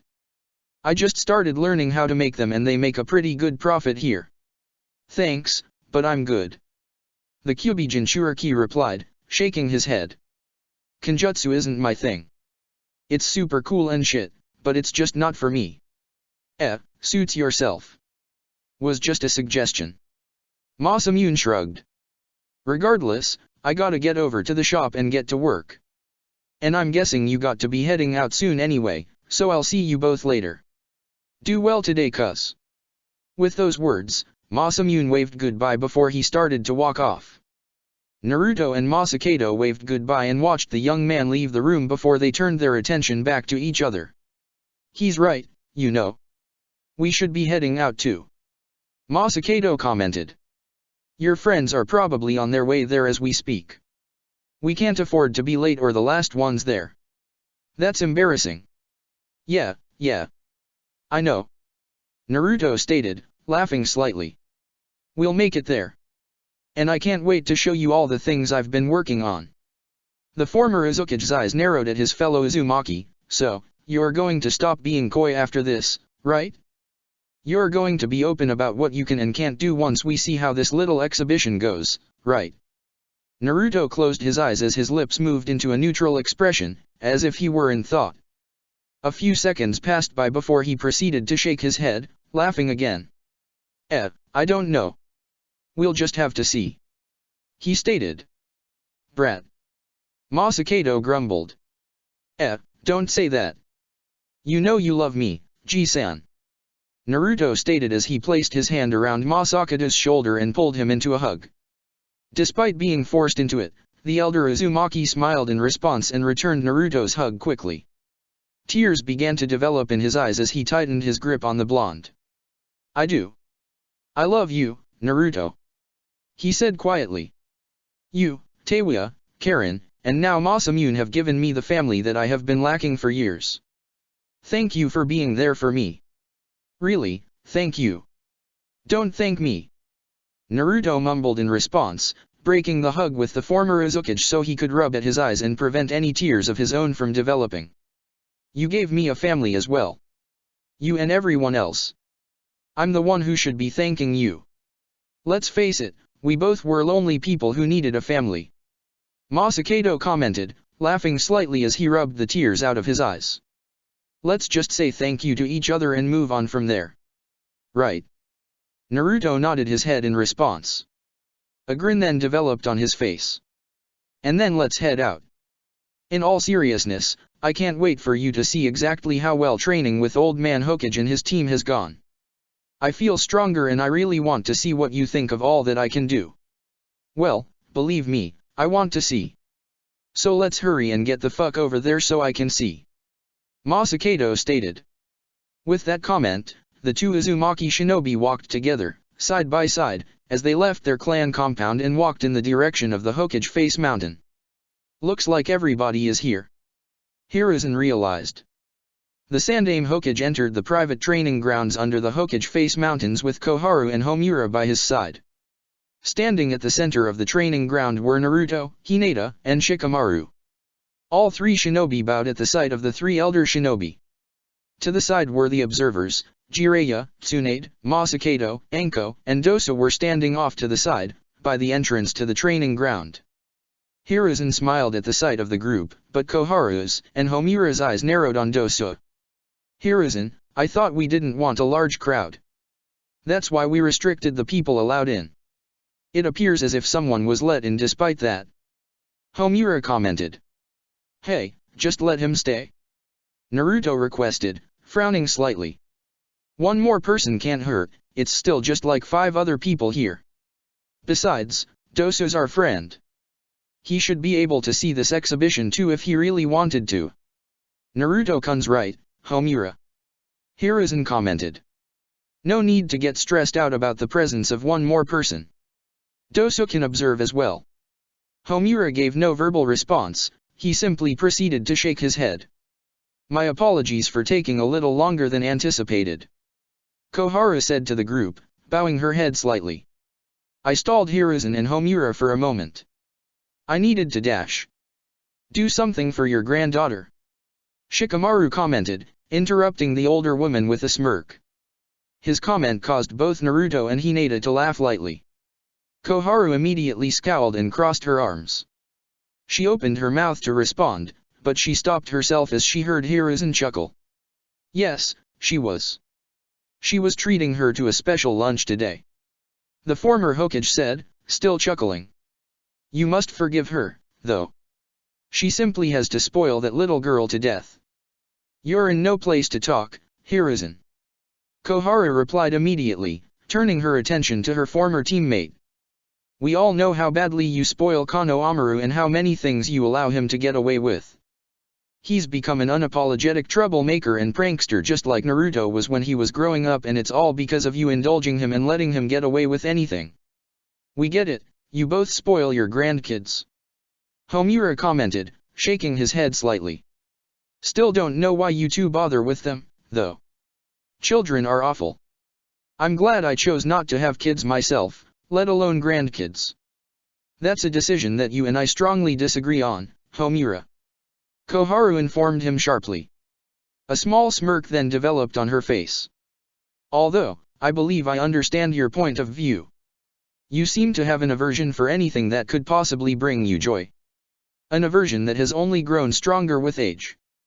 Hiruzen added, chuckling in response. Koharu's comment and Hiruzen's laughter caused a wide scowl to develop on Homura's face, which in turn caused Naruto and Shikamaru to laugh loudly and Hinata to giggle. I can believe Sandaime-sama to have this side of his personality, but I'm surprised to see his advisors are this. Dosa mumbled to himself, trying to think of a word to describe the interaction between the three shinobi. Petty. This is the most I've seen either Koharu or Homura emote, honestly. Anko admitted with a snort. That's the work of Sarutobi-sensei. The two of them are humor-sucking leeches, but he seems to bring out another side of them. Tsunade said with a chuckle. Or, at least, he can with Koharu. Homura is still the same boring, fun-hating old man he always has been. His comment caused Homura to turn his head towards the Sunin. You know I can hear you, Tsunade. Oh, I know. She replied with a shrug. Homura shook his head, grumbling to himself, before he turned his attention back to three Jonin on the training ground. We've wasted enough time with this banter, can we finally begin? We've been ready. Hinata spoke, bowing in respect to the man.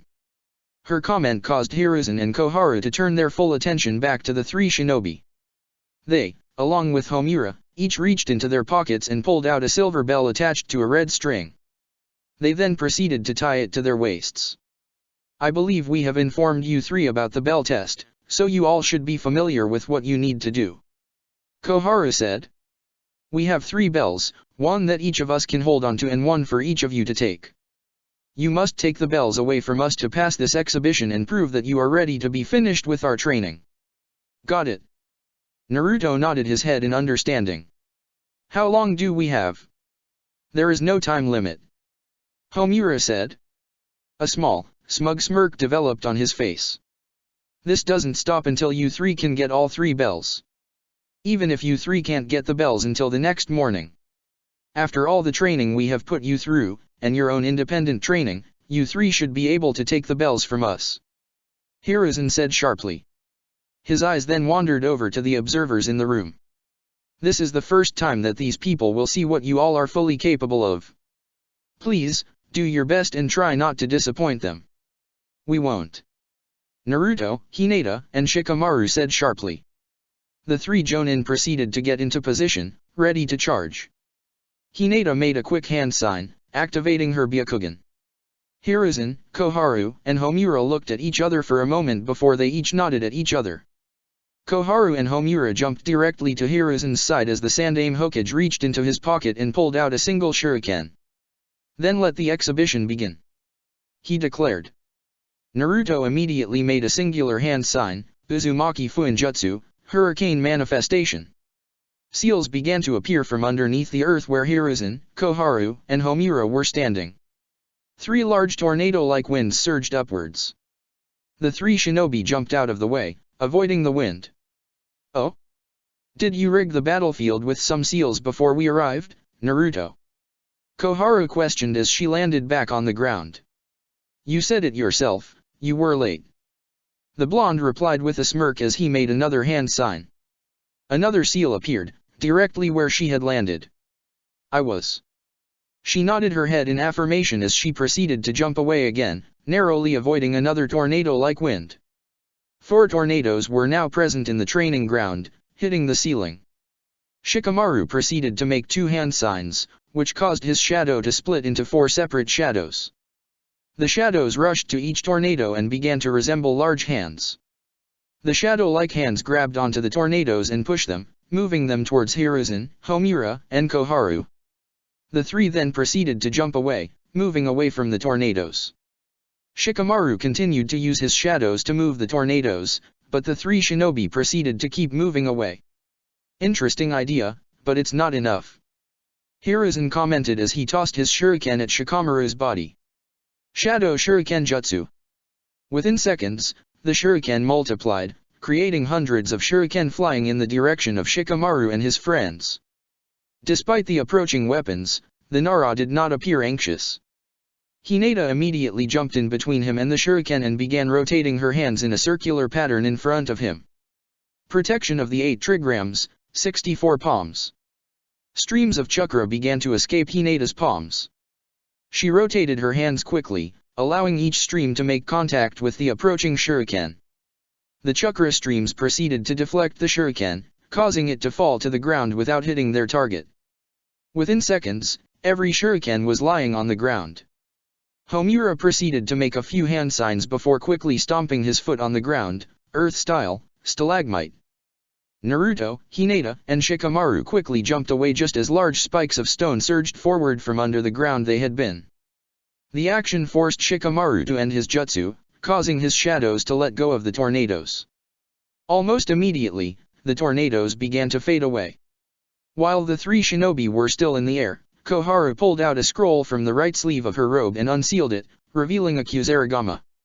She rotated the chain of the weapon in the air momentarily before swinging it forward, tossing the blade at Naruto.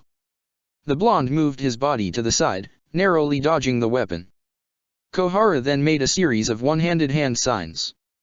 Naruto's eyes widened as he quickly reached into his pocket and pulled out 3 kunai with seals attached to them. He tossed 2 of them at Hinata and Shikamaru while holding tightly on the 3rd. Lightning style, electric current. Fuinjutsu, protective winds. The blade on Koharu's Kusarigama lit up a bright blue color before lightning bolts shot forward in the air towards the 3 jonin. The seals on the tags activated, creating a protective barrier of winds that surrounded Naruto's, Hinata's, and Shikamaru's bodies. The lightning collided against the barriers of wind, preventing it from reaching the three shinobi. It continued to pound on the wind and forced the trio downward to the ground, but the lightning soon faded, unable to pierce the defense. The wind that surrounded the bodies of the three shinobi faded away. Before they could do anything, though, the ground underneath their feet turned to slippery mud. Naruto, Hinata, and Shikamaru quickly fell to the ground and began sliding. Hiruzen grinned as he began making a series of hand signs, Earth Style, Earth Dragon Bullet. Using the mud that he had just created, the Sandaime Hokage created a dragon's head made out of mud. The dragon opened its mouth, releasing bullets of mud forward. Homura and Koharu immediately got into position next to Hiruzen's side and made their own hand signs. Fire Style, Fire Dragon Bullet. Wind Style, Great Breakthrough. Homura released bullets of fire from his mouth that collided with the mud bullets, igniting them. Koharu breathed out a gust of wind that fanned the newly ignited bullets, causing them to move faster and the flames to grow. Naruto, Hinata, and Shikamaru pulled themselves off the ground and stopped themselves from sliding. The blonde Uzumaki then proceeded to throw multiple kunai forward with sealing tags on them in front of him and activated a hand sign. The tags released multiple barriers of winds that covered the trio. The flame bullets collided with the wind barriers. It struggled against them for a few seconds before it began to overwhelm the wind. Shit, it's too much for my seals. Naruto shook his head in frustration. The blonde looked over to Shikamaru, who nodded his head. He quickly ran through a series of hand signs, Shadow Protection Jutsu. Shadows quickly surrounded Naruto's, Hinata's, and Shikamaru's bodies.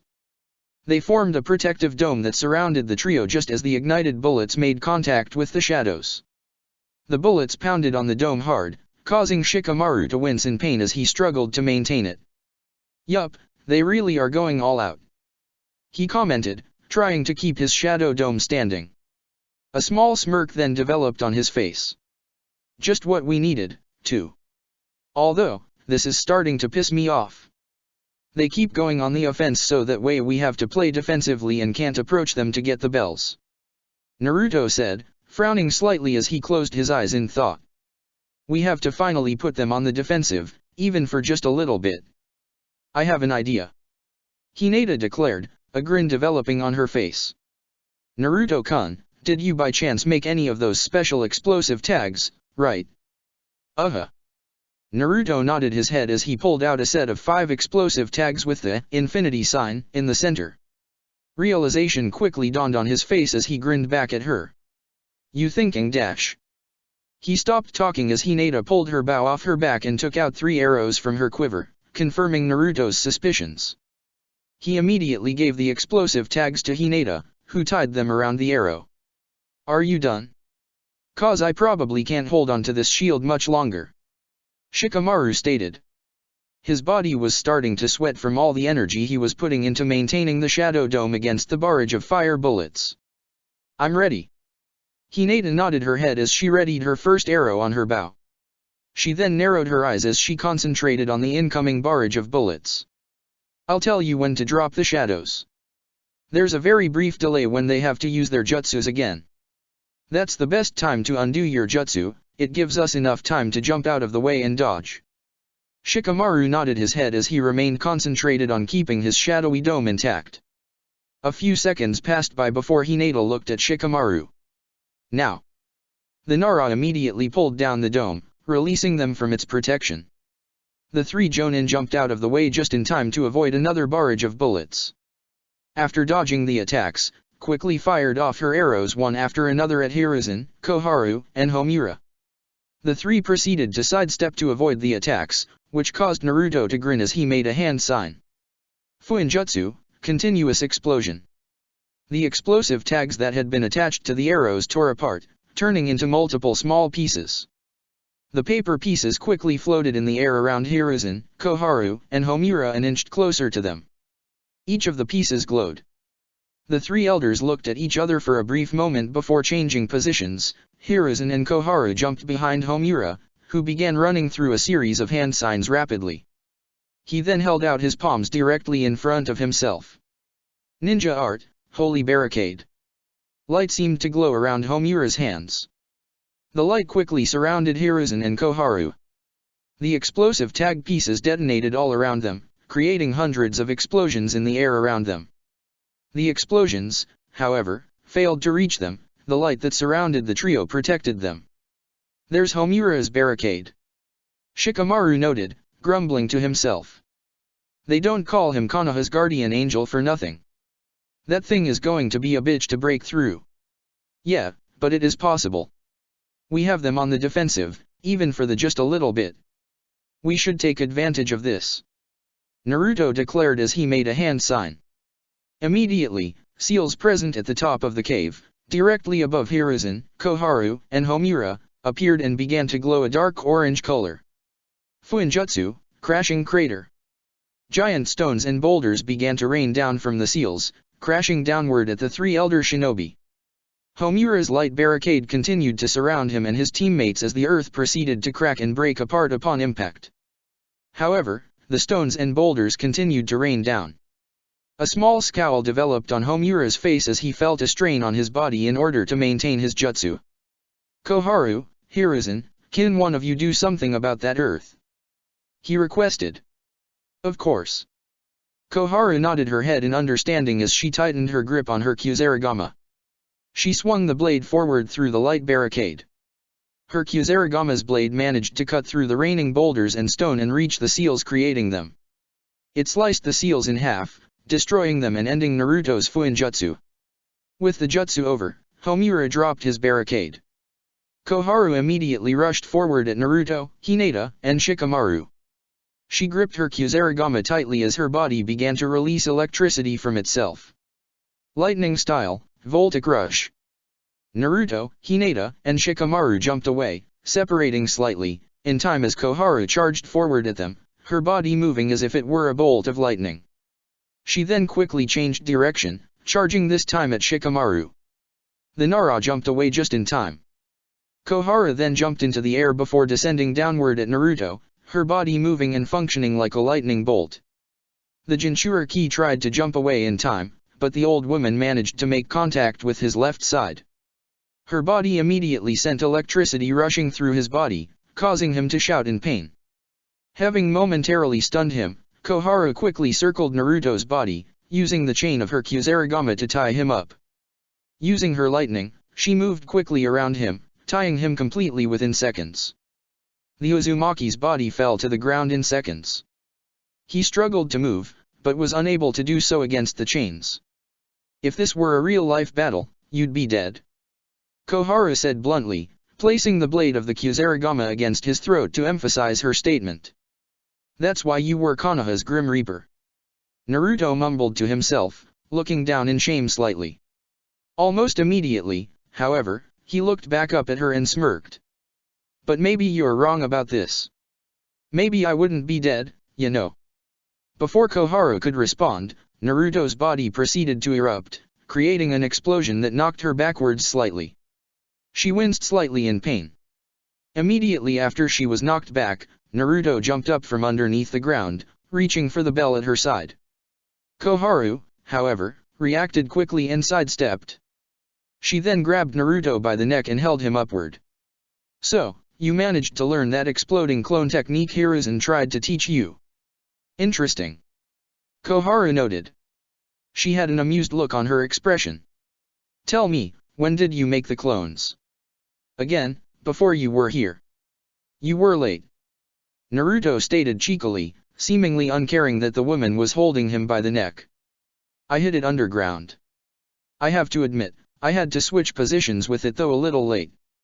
After you hit me with the initial attack from your jutsu, I used substitution to switch places with the clone underground before you could tie me up like that. I was quick with tying you up after my first attack.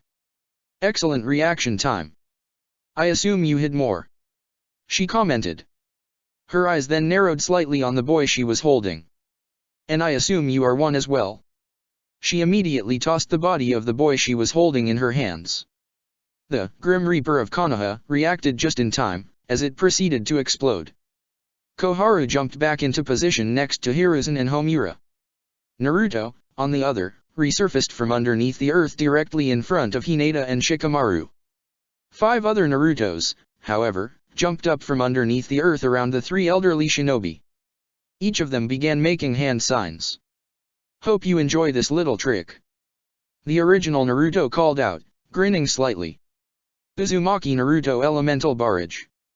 Fire style, Fireball Jutsu. Earth style, Rock Gun. Lightning style, Thunderbolt. Water style, Gunshot. Wind style, Drilling Air Bullets. The clones surrounding the 3 elderly shinobi proceeded to use their elemental ninjutsu simultaneously.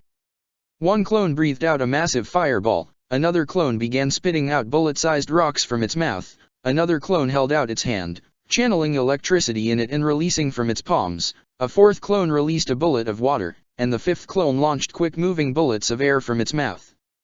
The 5 elemental attacks closed in Hiruzen, Koharu, and Homura. The Sandaime Hokage, however, simply chuckled in response as he quickly bit his thumb and slammed a palm on the ground. Summoning Jutsu. Smoke covered the area around the 3 elderly shinobi just as the 5 different elemental jutsus reached them. Within seconds, Hiruzen charged forward from the smoke, completely unharmed, holding a large, black staff. He quickly used the staff to destroy all 5 clones, causing them to disappear in separate explosions. He then stood proudly, swinging his staff while Koharu and Homura walked from the cloud of smoke, also completely unharmed. "You summoned Inma?" Hinata questioned, looking at the staff in surprise. "Are you really that surprised? I want to see what you 3 are fully capable. I need to give you all a good fight," Hiruzen stated, chuckling slightly. He then swung his staff again in a confident fashion. "Quick question, you made sure to mention the nicknames of my teammates, calling Homura Konoha's Guardian Angel and Koharu Konoha's Grim Reaper. I'm getting old, so I can't seem to recall, what was my nickname again?" "The God of Shinobi," Shikamaru answered, frowning slightly. "Ah yes. That was what they called me." The former Hokage laughed in response. His eyes then narrowed slightly on the 3 Jonin. "Let's see if I still deserve that title, shall we?" Hiruzen immediately charged forward, gripping the staff in his hands tightly. "Damn, they're really going at it," Anko mumbled. Jiraiya, Tsunade, Masakado, Anko, and Dosu remained focused on the battle in front of them. All 5 shinobi seemed impressed as their eyes followed the battle intently. "I'm very impressed that they are able to keep with Sandaime-sama and his teammates as well as they have been," Dosu noted, chuckling slightly. "I don't believe my reflexes are quick enough. They are doing remarkably well." "They are. Those 3 aren't slouches," Jiraiya said with a smile. "I know that they're going slightly easy on them, otherwise Sarutobi-sensei would have summoned Inma earlier, but they definitely are going in on them hard. Naruto, Hinata, and Shikamaru are responding well and keeping up with them. I think they might actually pull this off if they keep it up. Probably soon, too," Masakado stated. "They've got good chemistry and seem to be working well as a team. It also helps that it seems like Hiruzen and his old teammates are going a bit easy on them. Still, Sandaime-sama and the others are giving them a run for their money," Anko admitted, chuckling slightly. "I'm actually going to admit, I'm surprised that the advisors are putting in as good of a fight as they are. I figured Sarutobi-sama would be able to, but I thought Homura and Koharu wouldn't be able to. They honestly shouldn't be," Tsunade said bluntly, frowning slightly. The Senju crossed her arms over her chest. "I know Sarutobi-sensei has kept up with his strength to some degree, since he had been Hokage and wanted to remain strong, but those 2 have been off active duty for nearly 20 years and they threw themselves into Konoha's politics. They have both admitted to not having trained as often as they should until they started training those 3. They're pushing themselves quite hard for shinobi that haven't fought in a long time. This is probably going to have some negative side effects on their health in the next couple of years." Silence filled the area as the 5 proceeded to remain focused on the events of the battle, making sure not to miss anything. As the Hokage proceeded to charge forward, Shikamaru quickly made 2 hand signs, Earth style, Swamp of the Underworld. The ground of the battlefield underneath Hiruzen's, Koharu's, and Homura's feet began to change shape. It formed into a deep, thick swamp that sucked their feet into. The elders became sucked into the swamp. Hiruzen, however, applied more force to his body to pull himself out of the swamp. He quickly pulled himself out and proceeded to charge forward again, over the swamp.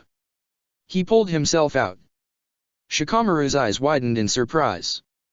The Nara quickly stopped his jutsu, no longer wanting to waste the chakra on a jutsu that wasn't going to work. We have to change tactics, Hinata suggested, frowning slightly as she reached for her bow and pulled out arrows. We need to focus now on just getting the bells. The Hyuga Eris fired an arrow directly at Hiruzen's weight, aimed at his bell. As the arrow flew through the air, it changed shape, resembling a snake. The snake continued to fly through the air and opened its mouth, trying to grab the bell with its teeth.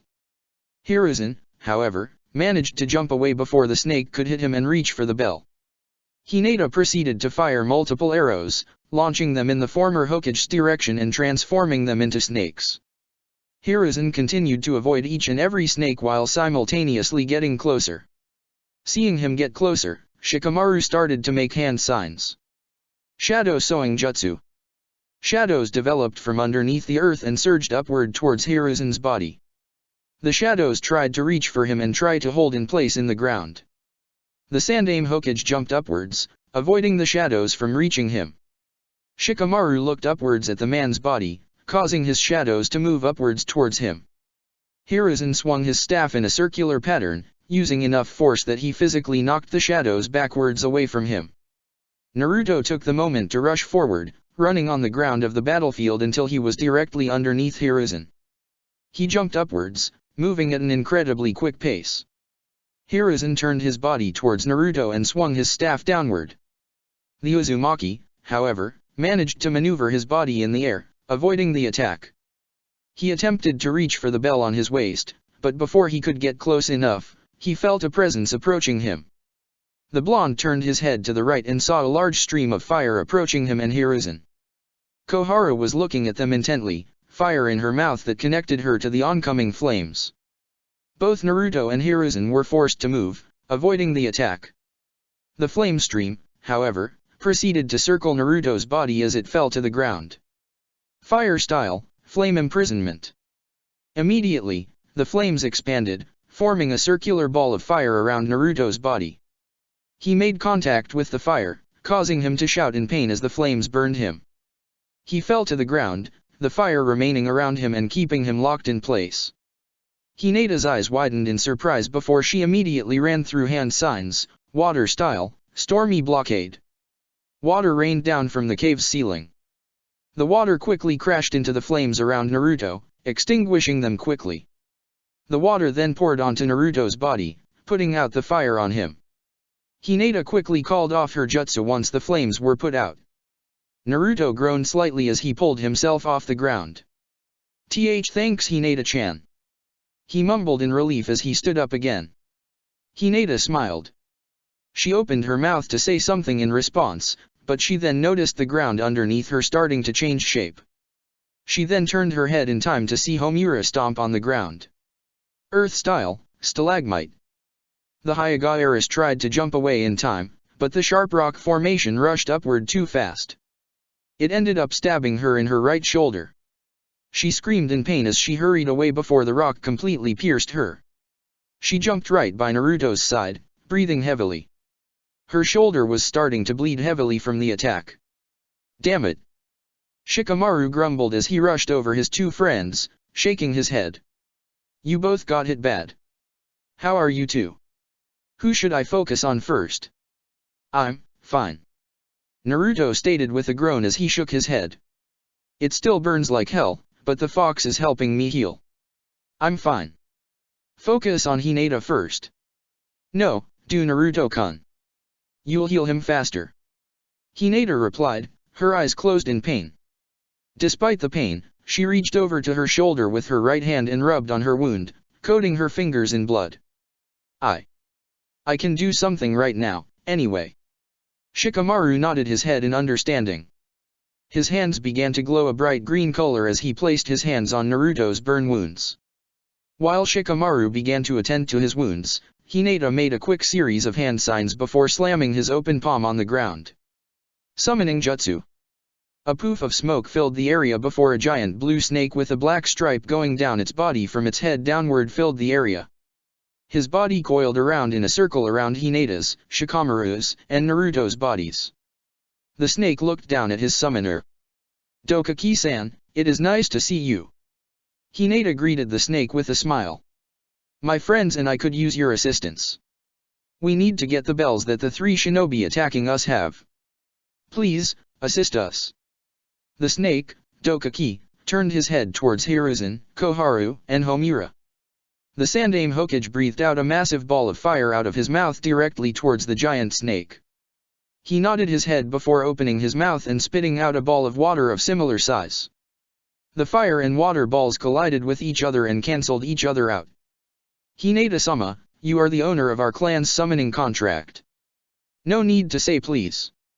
Simply summon me and I'll do what you wish," Dokaki informed her. "Consider those bells yours, milady." With that statement, Dokaki proceeded to dig under the ground, tunneling under the battlefield as he planned his attack. As the snake tunneled under the ground, Shikamaru had finished healing Naruto. He then walked to Hinata's side and placed his hands on her shoulder, channeling his chakra into it. Naruto smirked as he proceeded to bite his thumb and make a series of hand signs. "Not a bad idea, Hinata-chan. I'll help you out as well," he stated as he slammed his open palm on the ground. Summoning Jutsu. A poof of smoke filled the area again. Within seconds, Gameiken arrived in the area, gripping his Sazumata tightly. The toad looked down at Naruto and smiled. "Well, hello Naruto. I suppose I'm your go-to toad when you need to summon one," Gameiken commented with a chuckle. He then stiffened slightly as a scent entered his nose. "Wait, I smell a snake. Is there one dash?" Gameiken stopped speaking as Hiruzen rushed forward at him, gripping his staff tightly. He swung the staff at the toad hard. Gameiken blocked with his Sazumata, but the Sandaime Hokage pushed back with enough force that he knocked him back slightly. Hiruzen then rushed forward, attempting to swing his staff at Shikamaru as he focused on healing Hinata. Gameiken, however, quickly recovered his balance and swung his Sazumata downward at the Sandaime Hokage. The Sazumata exploded on the ground upon impact, forcing Hiruzen to jump away to avoid the attack. "Can we talk about stuff like that later and focus on the fight here?" Naruto requested the toad. "Right now, the old man and the other 2 shinobi have bells that we need to obtain. Can you help us get them?" "Right, of course. I'm sorry," Gameiken said, shaking his head. "I'll do what I can." Gameiken immediately raised his Sazumata and charged forward, heading towards Hiruzen. He swung the weapon downward at the Sandaime, forcing him to jump backwards. Just as he jumped away, Dokaki emerged from underneath Hiruzen's feet. The Sandaime Hokage was forced to jump back further, barely avoiding the snake's attack. A few seconds passed by before Shikamaru finished healing Hinata. Once he turned his attention back to the battle, a small smirk developed on his face as he bit his thumb. "Guess it's my turn to get in on this, huh?" he said with a chuckle as he made a series of hand signs before slamming his palm on the ground. Summoning Jutsu. A third poof of smoke filled the area. A few seconds passed by before a large slug appeared in front of Shikamaru. The slug was white in color and had purple spots on his body.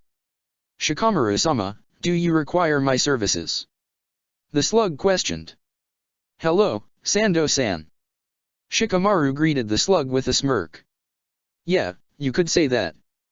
My friends and I could use a little extra help."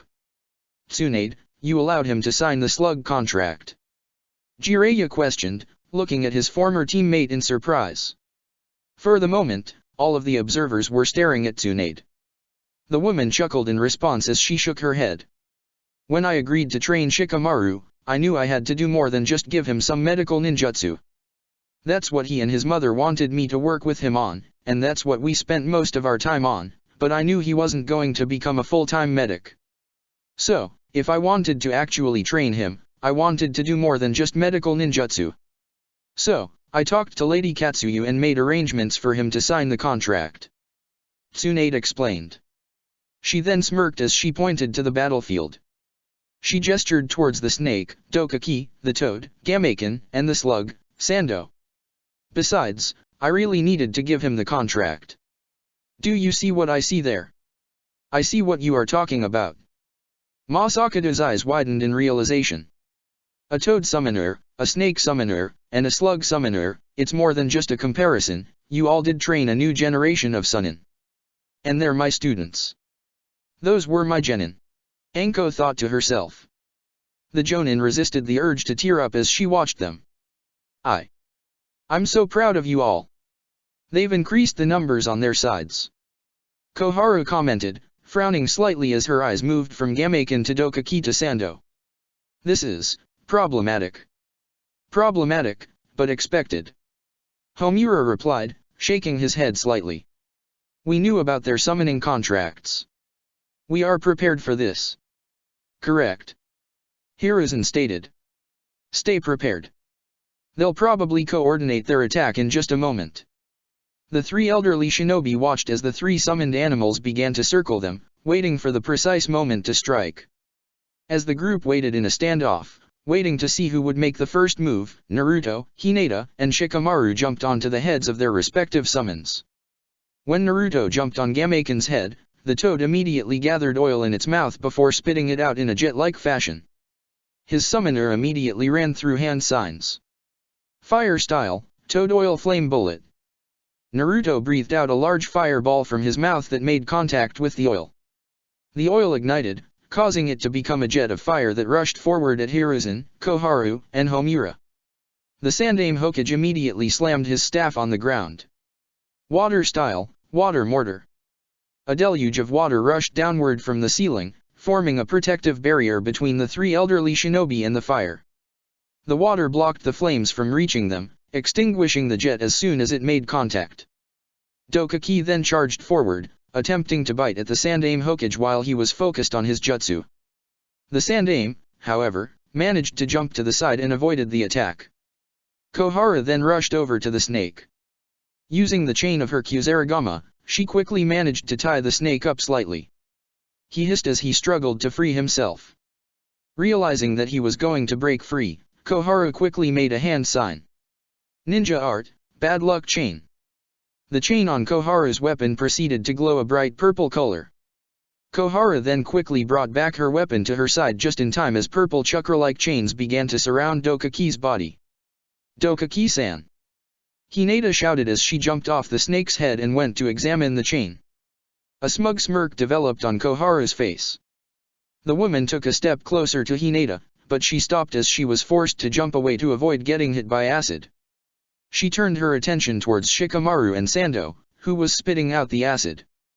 Koharu then looked at Homura, who was currently running through hand signs. Earth style, imprisonment. Tall stalagmites quickly rushed up from the ground, surrounding Sando's body and preventing the slug from escaping. The slug tried to squirm his body through small cracks, but he was unable to do so. They were too narrow for him, even if he divided. He then began to make the slow climb up the rocks formation, trying to get off by going to the top. Realizing that, for the moment, Shikamaru and Sando were stuck, Hiruzen proceeded to rush forward towards Homura and the giant slug. He shared a look with his former advisor, who nodded his head in understanding and lowered his back slightly. The Sandaime Hokage jumped into the air and landed on his back before using him as a springboard to jump higher into the air. He soared into the air above the stalagmites as Sando was nearly finished with climbing. He then pulled out a single shuriken and tossed it. Shadow Shuriken Jutsu.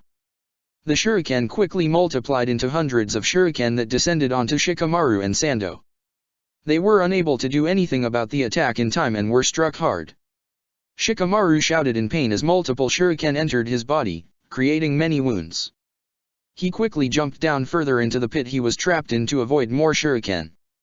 Sando, still mid-climb, proceeded to jump down and position his body so that way he took the shuriken instead of his summoner. He then divided his body into multiple small slug replicas that covered Shikamaru's body, forming a cushion that shielded him from attacks. Seeing Shikamaru immobilized, Hiruzen proceeded to run through a series of hand signs. Before he could finish, though, Naruto jumped off Gamaken's head and entered the air, heading directly towards the Sandaime Hokage.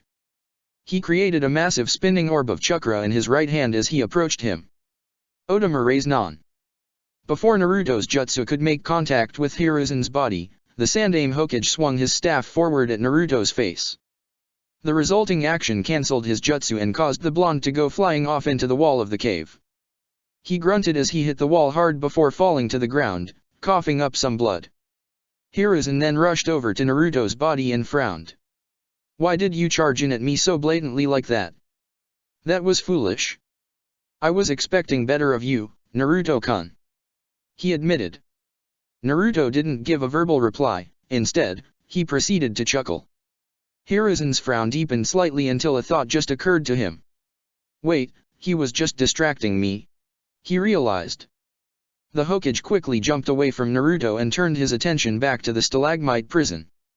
Shikamaru and Sando had managed to jump out of the prison in the short time that Naruto had given him. The Nara was breathing heavily and was currently pulling out shuriken from his body while trying to attend to his wounds. Hiruzen then turned his attention towards Hinata and Dokaki. The Hyuga heiress was currently using chakra streams from her hands to cut through the chains that Koharu had created. Within seconds, the giant snake was freed and able to move his body. Shikamaru jumped in when it seemed as if we were ganging up on Hinata, giving her time to free herself from her sticky situation. And Naruto did the same for Shikamaru. These really are selfless kids, willing to take hits and potentially get heavily injured just to help their comrades. Hiruzen realized. A smile then developed on his face. That's the attitude of true Konoha shinobi.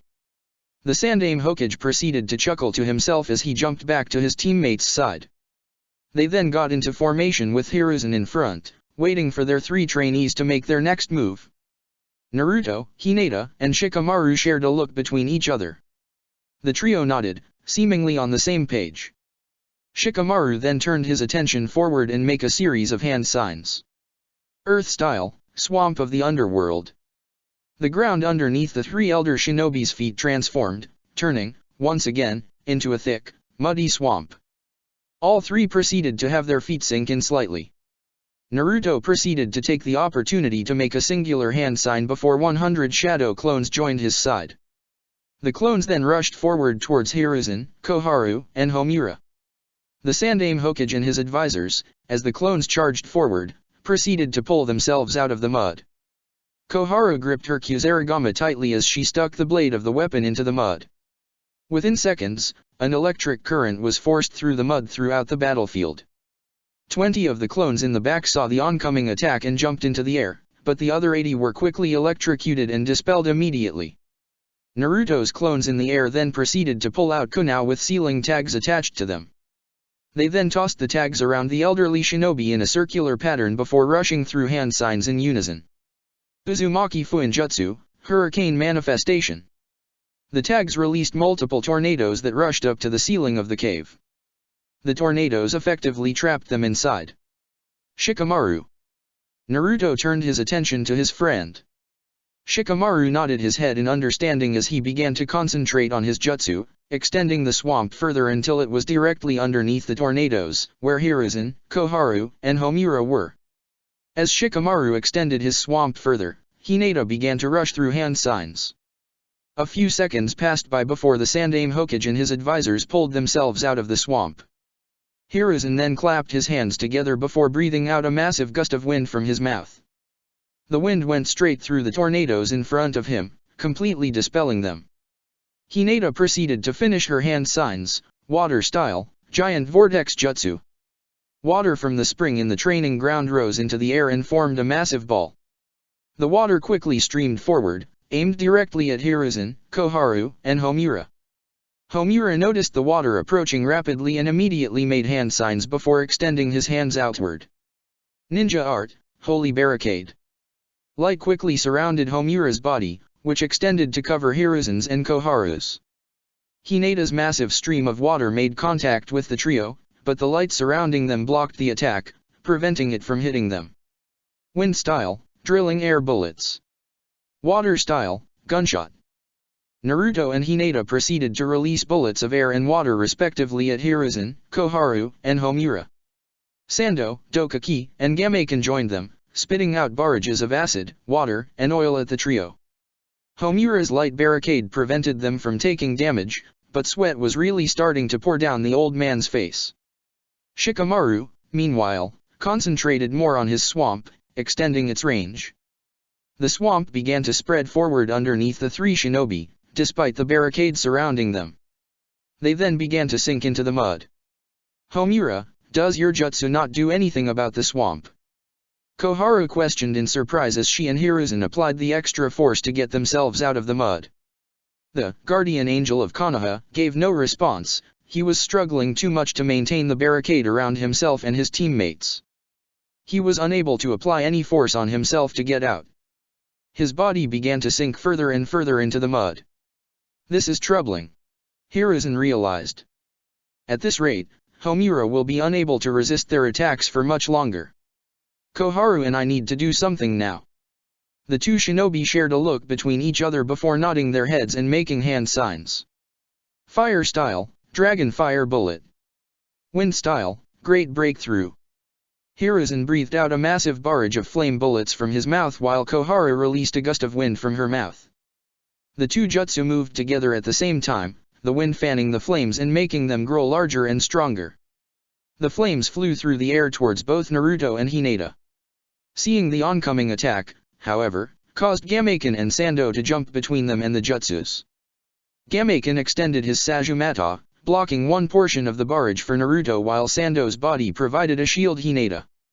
With the jutsus officially blocked, Naruto and Hinata proceeded to jump into the air and continue their assault, firing more bullets of air and water directly at Homura's barricade.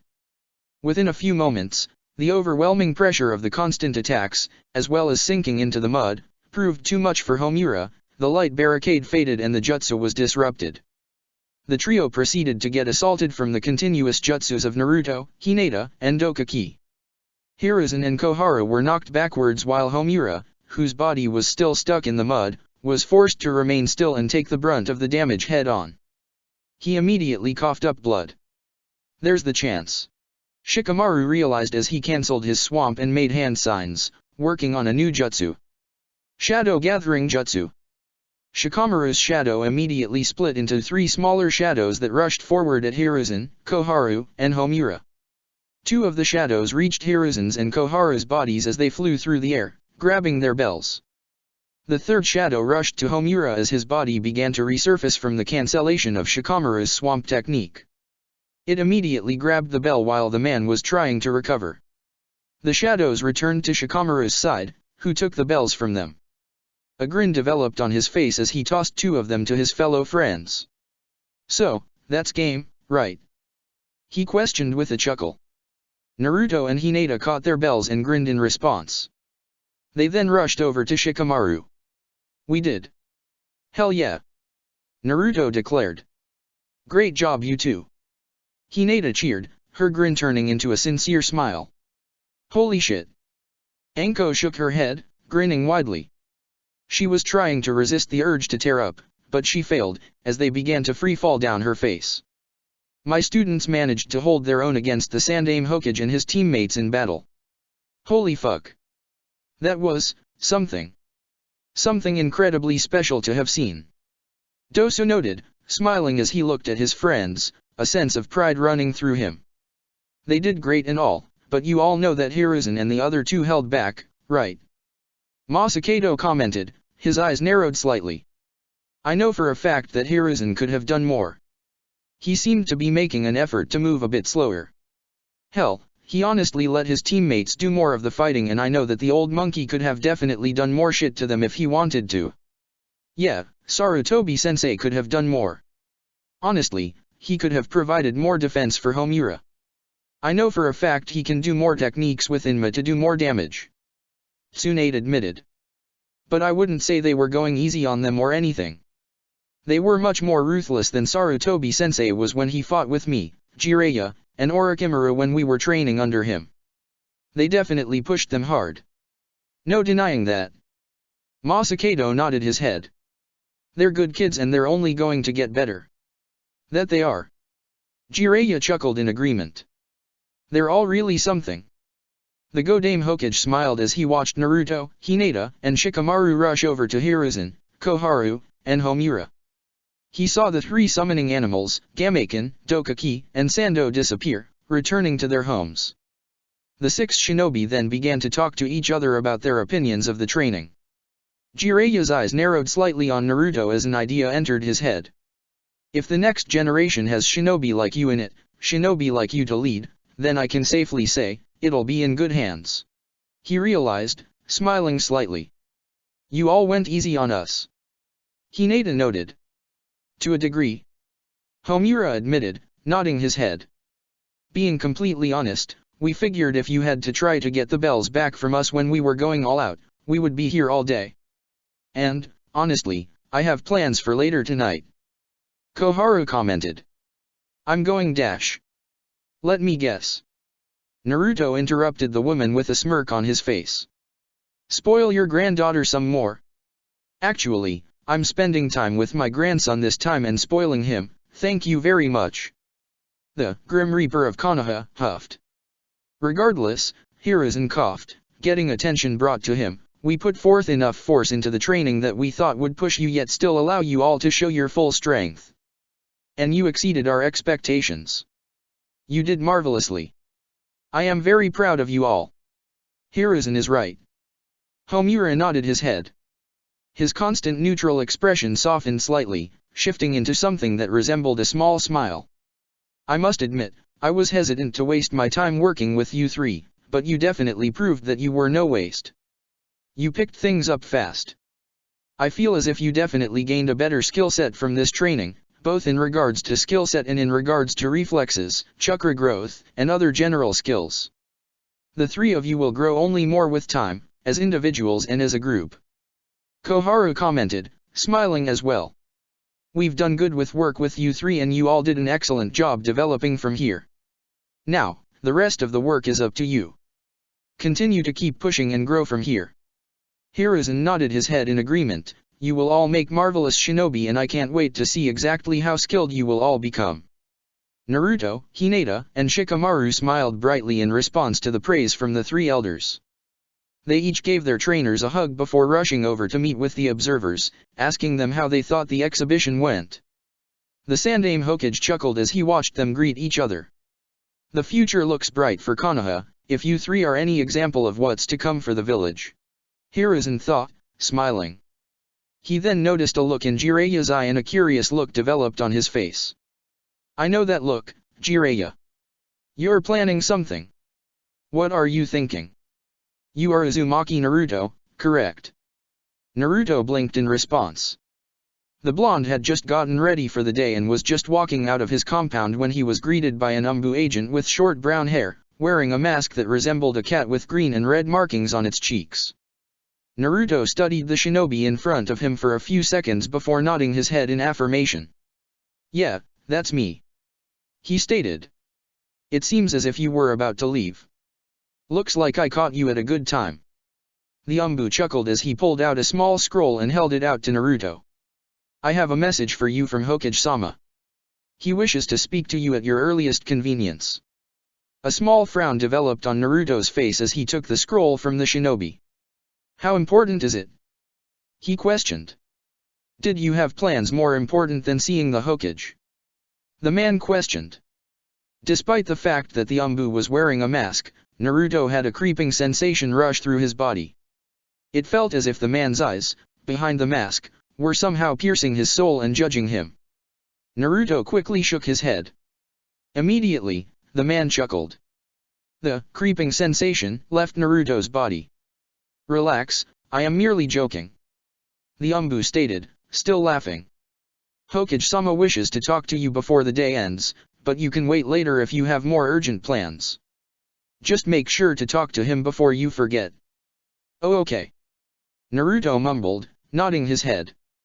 I was planning on meeting up with my girlfriend for an early lunch. I'll probably go right after that. That's fine. The Umbu replied with a shrug. You may want to read the scroll, though, before visiting. Regardless, just make sure to visit Hokage-sama soon. With those words, the Umbu disappeared in a poof of smoke. Naruto remained still for a moment before shrugging.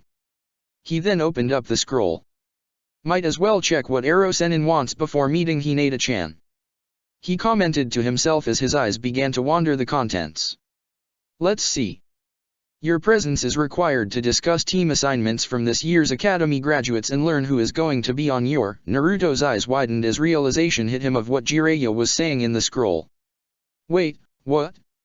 Run that by me again. Team assignments. Academy graduates. Who is going to be on your team?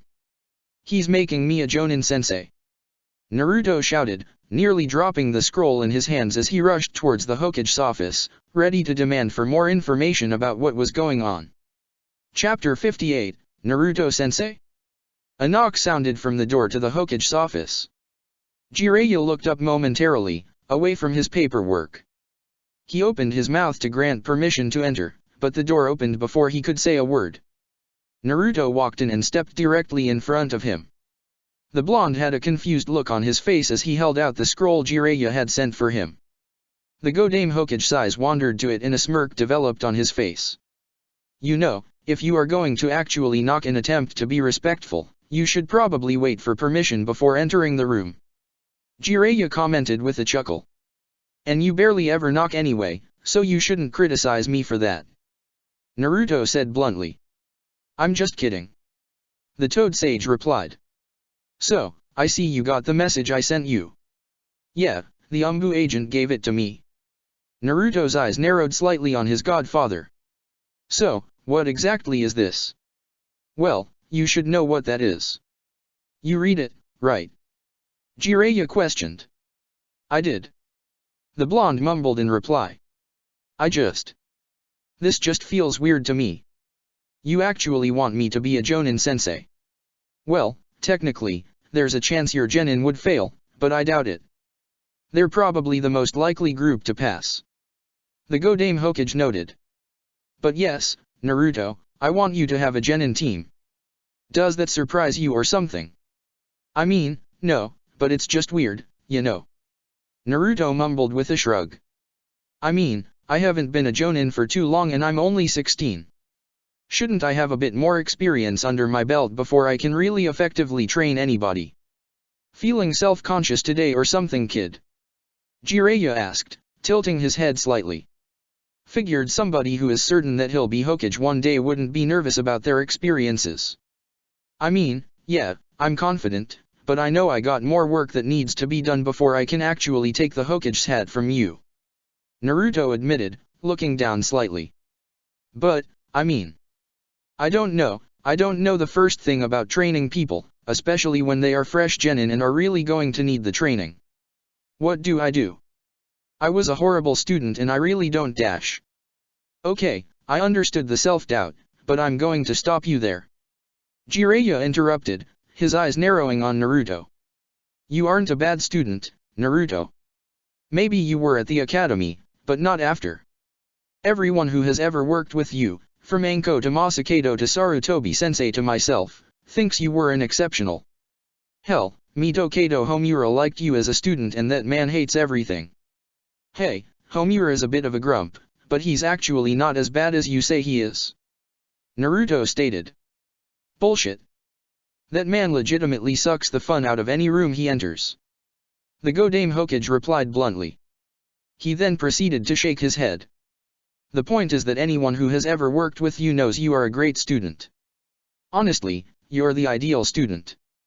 You have great determination and, despite your general snarky behavior, you get along well with all your instructors. You are a good student, Naruto, so stop saying otherwise. Naruto didn't immediately reply.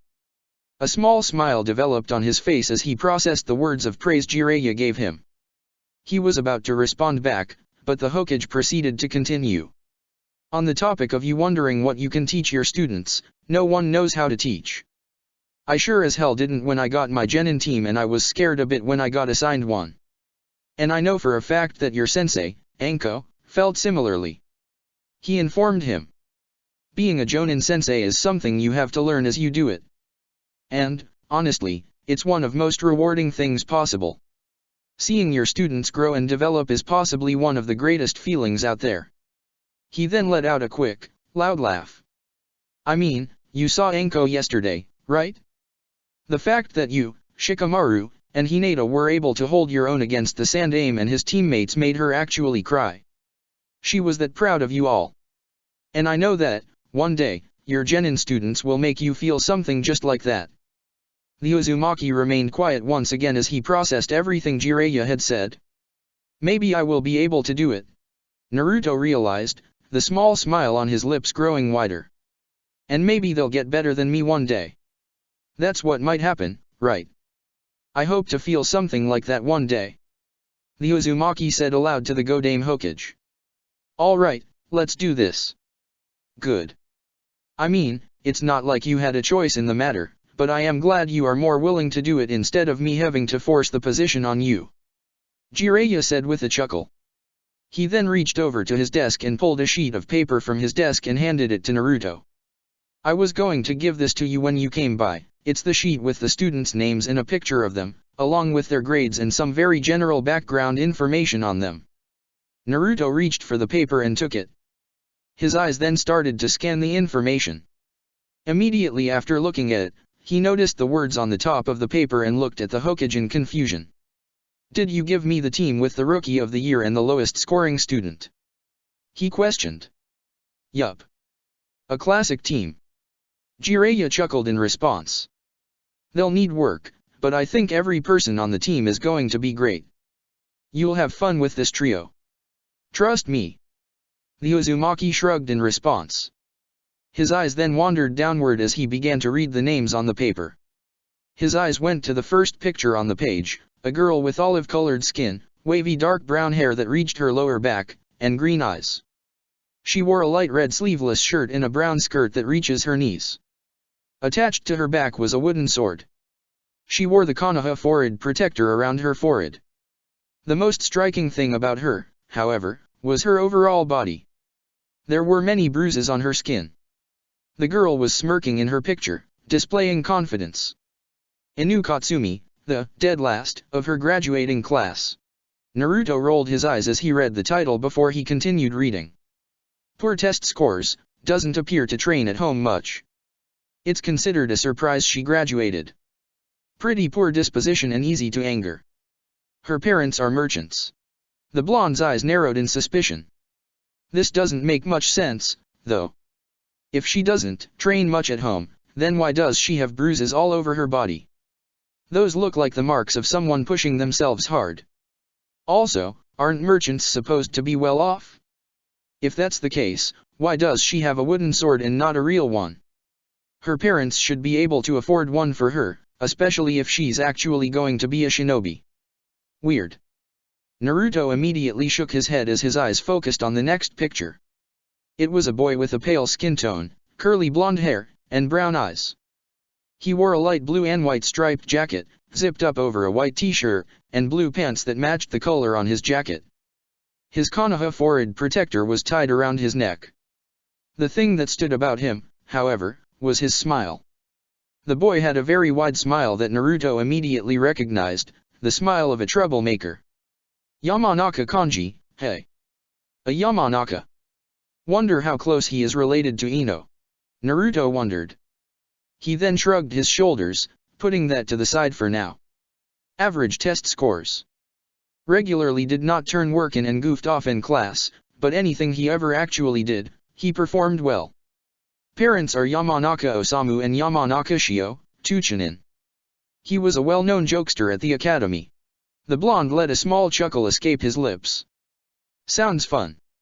Seems on paper very similar to me and Shikamaru. I wonder how funny he is. The Uzumaki shrugged as he finally looked downward to see the final picture on the page. His eyes widened at the sight of the person. There's no fucking way. Really? Naruto mumbled. What? Confused about something, Naruto? Jiraiya questioned. He nodded his head and pointed to the picture of his third student. Am I really allowed to train this person? I mean, I know them already. Is that a bias? Naruto, just because you know somebody doesn't mean you'll be biased. I trust you would not do such a thing, and I know you wouldn't give anybody unfair training. The Godame Hokage said. He then smiled at the blonde. I gave you that team, the way it is, because I know you will do good with all of them and help them all develop into shinobi. I think you will do good with them. Heh. All right. Naruto grinned. The Uzumaki bowed in respect to his godfather as he walked out of the room. He then headed towards Panya, the bakery where he was going to meet up with Hinata for their date. As he began to walk towards the bakery, he pulled out the sheet of paper. His eyes began to focus on the third name once again. A small smile developed on his face as he read over their information. Hyuga Hanabi, Rookie of the Year. Graduated 2 years ahead of schedule. Incredibly polite and respectful to all teachers and other students. Very attentive worker who got all work done in an incredibly quick, precise fashion. Scored the highest on all of her tests. Father is Hyuga Hayashi, head of the Hyuga clan. Mother is Hyuga Hitomi, who died giving birth to Hanabi. A small frown developed on Naruto's face as he read the note about Hitomi. He recalled hearing about her death from Hinata once. A few seconds passed by before he let a smile develop, once again, on his face. I bet Hinata-chan is going to freak when she hears all of this. Naruto let out a small chuckle as he continued to walk towards the bakery. He was excited to see exactly what Hinata had to say about the fact that he was going to be the Jonin sensei for her younger sister. You are going to be Hanabi's Jonin sensei? Hinata shouted her question. Naruto nodded his head in affirmation. Hinata's eyes widened in surprise and she sat down the cinnamon roll she was about to take a bite out of back on her plate. Her boyfriend had been a couple of minutes late to their date, but that was no big deal. He had sent a shadow clone her way to inform her that he had been asked to meet with the Hokage for a moment to discuss something and that he'd be over as soon as he got out. She did not mind waiting, however, she had been curious about what Jiraiya would want to discuss with him. She had briefly hypothesized about what it was going to be, but she had not guessed that it'd be to appoint Naruto as a Jonin sensei, and she certainly did not expect that he would be appointed as Hanabi's Jonin sensei. So, what do you think of it? Naruto asked with a chuckle. I think that's amazing. Hinata exclaimed, smiling brightly in response. I know Hanabi is going to be incredibly excited to hear this. Don't tell her yet, though. Naruto quickly said, shaking his head. They're not supposed to know the team placements yet. I won't say anything. Hinata replied. I still think she's going to be really excited when she finds out. She has always spoken very highly of you whenever you come up. Really? Huh. The Uzumaki rubbed the back of his head sheepishly. I was kinda thinking I really needed to do more to get to know her better. She really likes me. Of course she does. The Hyuga replied as she poked Naruto's shoulder, pushing him back slightly. Why wouldn't she? Naruto gave no verbal reply, which caused her to giggle in response. The two shinobi took a second to take a bite of some of the pastries they had bought at the bakery before continuing their conversation. So, just out of curiosity, has Hanabi said anything about Inu Katsumi or Yamanaka Kanji? Like, do you recognize the names at all? Naruto questioned. Hinata shook her head. Hanabi kept to herself mostly at the academy. She and father agreed to have her focus more and graduate early after my success, so she ended up moving up 2 classes.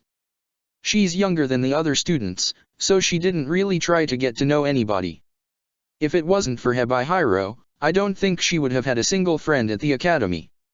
A thought then entered the Hyuga's head, causing her to giggle slightly. Despite that, though, I do know one name. You know Sarutobi Kano Amaru, right? Naruto nodded his head. I think Hanabi likes him. Really? The Uzumaki looked at her in surprise. She thinks he's funny and cute. She's never told me about having a crush, but I think I can read my little sister kinda well. Hinata said with a giggle. I'll keep that in mind. Naruto chuckled in response. He then gave his girlfriend a curious look. So, switching topics, did you tell your dad about how the exhibition went? I did. Hinata nodded her head, smiling brightly. He was very, very pleased to hear the results. Her expression then turned serious as she brought her right hand to her chin in thought. He actually thinks it might be time to present me and Niji to the clan elders. Huh? Really? Naruto's eyes widened. Naruto was no secret to Hayashi's plan. He knew that the Hyuga clan head was training both Hinata and Niji and wanting to present them both as the shining beacons of the main and branch families and use them to help create unity between the two families within the clan, creating one, unified Hyuga clan. Does he have the seal ready that he was talking about? The Jinchuriki asked. I know he was working with Ji-san on them, but I haven't heard much about them in a while. Masakado-san showed him the designs and he's looking over them now. Hinata answered. He hopes that one of them will be able to work and replace the current seal our clan uses. If that happens, and if Niji and I can show that the main and branch families can stand together as equals and prove our strength, then we might be able to get the divisions abolished. That'll be amazing. Naruto grinned at her. That's what you've been dreaming about for years, Hinata-chan. I know. She let out a small sigh before smiling at her boyfriend. It's going to be a difficult month or so if father really is going to go ahead with this, but if it works, then yes, this is exactly what I've been dreaming of. To have a part in this.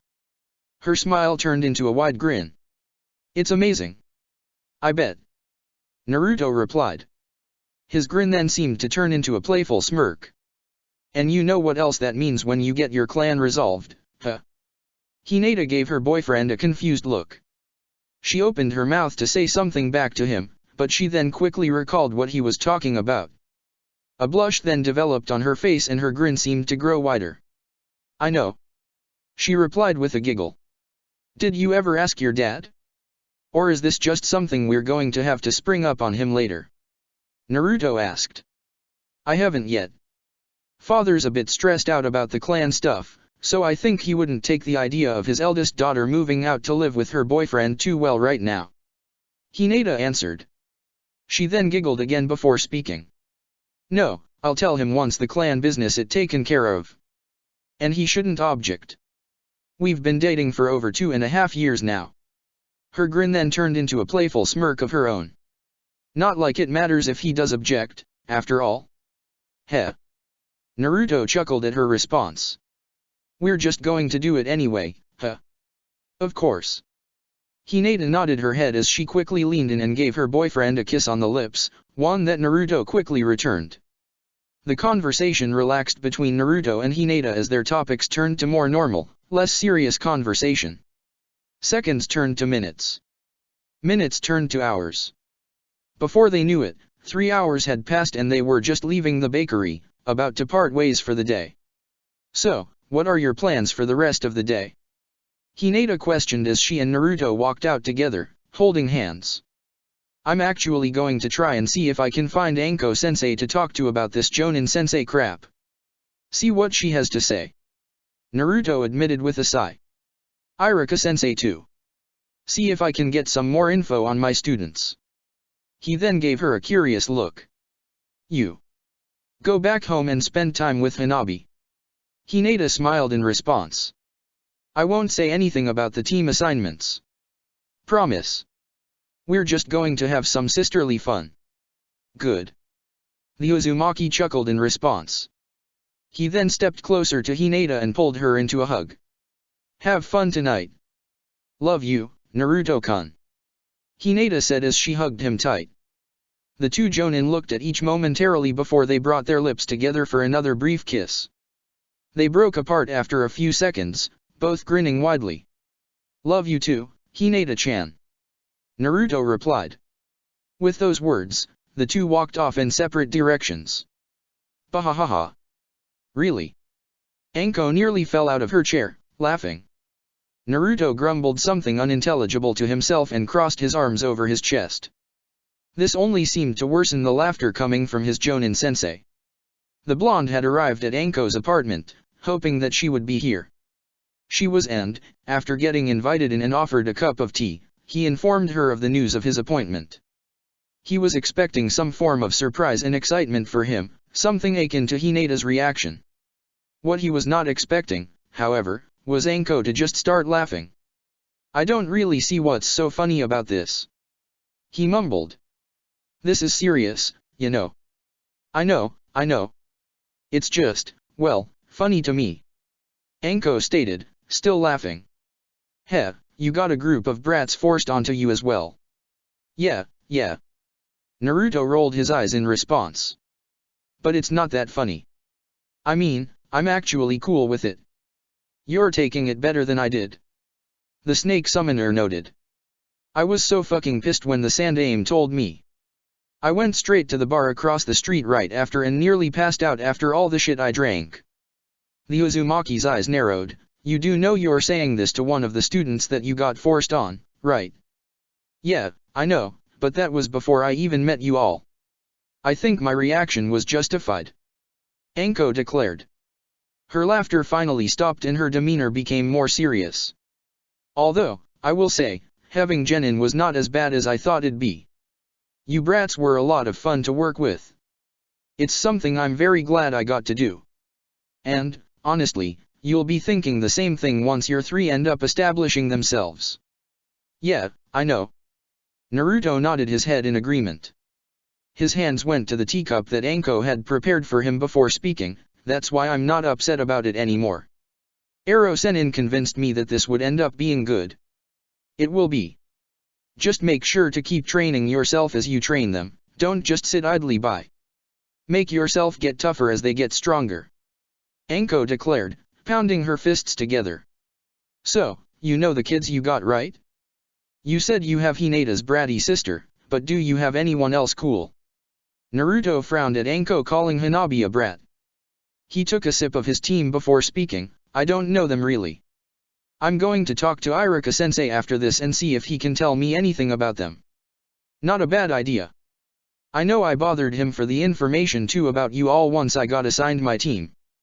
He generally has some good things to say. Anko nodded her head. A curious look then developed on her face. Any ideas for the true exam? I know you got to make one up. Honestly, I haven't even gotten to the part where I think about that. Naruto admitted sheepishly. Well, you got some time for that. The snake summoner noted as she took a sip of her tea. Just remember that the true point of the exam is to test a combination of skills and teamwork. I found out you, Hinata, and Shikamaru were all good friends at the academy, so I opted for just a generic fight practice to test your potential, but you probably got some brats that aren't that close. You're going to need to test their ability to work together, first and foremost. I know.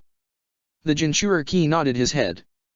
I know of the bell test that Old Man Hokage, Jiraiya, and Kakashi use, but I don't really want to use that. I'd like to do something original, you know? I just need to think of what. Well, if you want, I'm here if you ever want to just fire off some thoughts. I'll gladly give my opinions on things. She offered. Thanks. I might take you up on that a bit later. He replied. He took another, long drink of his tea, finishing it off, before continuing to speak. First, though, I'm going to meet up with Iruka-sensei and ask him some questions about my team. Yeah. I gotcha. Anko chuckled. Tell him I said hi for me, will ya? Naruto nodded his head in affirmation. He waved goodbye to Anko before leaving the apartment. Anko, now alone, finished drinking what was left of her tea before a small smile. One of my students actually got their own team already. Damn, I'm getting old. She chuckled to herself. As soon as the thought entered her mind, a scowl developed on her lips. Wait, I'm 28. Why the hell do I feel old? Fuck that. Just as Naruto was right about where Anko would be, the blonde correctly assumed that Iruka would still be at the academy, doing paperwork, and making arrangements for next year's upcoming students. Upon greeting the academy instructor, briefly telling him about how the exhibition went, and informing him of his new appointment, the two rushed off quickly to discuss the information at Ichiraku's. The two shinobi walked in and immediately gave 2 orders for miso ramen. They then turned their heads to each other. Iruka had a wide smile on his lips as he looked at the blonde. Naruto, this might sound odd to you, but you are the first person I have actually taught that is getting a genin team. Iruka told him. You don't understand how proud I am of you. Heh. Naruto rubbed the back of his head sheepishly. Thanks, Iruka-sensei. You're so young too. But then again, I guess it makes sense. You have had training from the Sandaime Hokage, the current Godaime Hokage, and the Sandaime Uzukage. And you are a Jonin already. A chuckle escaped the academy instructor's lips. Heh. You actually outrank me. I do. Huh. To be completely honest, I never really thought about that. Naruto mumbled to himself before shaking his head. It doesn't really matter though, just like Anko-sensei is still Anko-sensei, you're still Iruka-sensei. I'll be the Rokudame and I'll still be calling you Iruka-sensei. A Hokage calling me sensei. That'll be the day. Iruka said with a wide smile. So, who was assigned to you? I was actually wanting to talk to you about them and learn more about them. Naruto admitted, rubbing the back of his head. I got Inu Katsumi, Yamanaka Kanji, and Hyuga Hanabi. Ah. That team. The academy instructor sighed slightly. You'll have fun with them. Why say it like that? The Uzumaki frowned, noticing the slight sarcastic tone in the Chunin's voice. Are they bad or something? No. Far from it. I just think that, as a group, they may need some work before they really mesh well together. Iruka admitted. He then looked at Naruto and a thought entered his head, causing him to smile. Maybe that's why Godame-sama gave you them. You probably can get them to work together. Hopefully. The Jonin nodded his head in affirmation. You wanted to know more about them, right? Iruka questioned again. A small, playful smile then developed on his lips. Although, to be honest, you probably know more about Hanabi than I do. Yeah, I know her. Naruto chuckled in response. I'm not worried about Hanabi. Yeah, I wouldn't be either. Hanabi's honestly a joy to work with. Such a respectful young lady. It's rare to see a Rookie of the Year as polite as her. The academy instructor noted. The smile on his lips then fell slightly. The other two, though. Yeah, let's talk more about them. Naruto replied. His eyes then widened, as he recalled a previous thought of his. Say, quick question, what's Kanji's relation to Ino? They're both Yamanaka, after all. Iruka immediately shook his head and a small frown developed on his face. They're seventh cousins, if I remember correctly. However, do not bring Ino up with him. She's a bad topic to bring up around him. A frown developed on Naruto's lips. What? I mean, I didn't like Ino much at the academy, but she's not a bad person. She's actually a good shinobi and she's a pretty good friend. He rationalized in his mind. Why would she be a bad topic around this guy?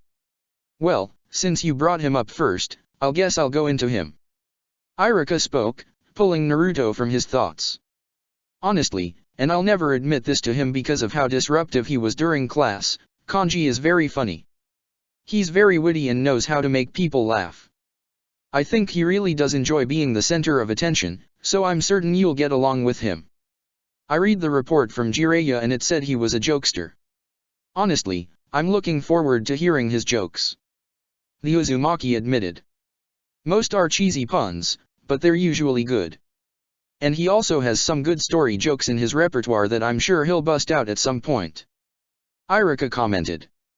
A frown then developed on his face. My problem with him, though, is that he doesn't seem to know when to turn it off. He has an issue with taking things seriously.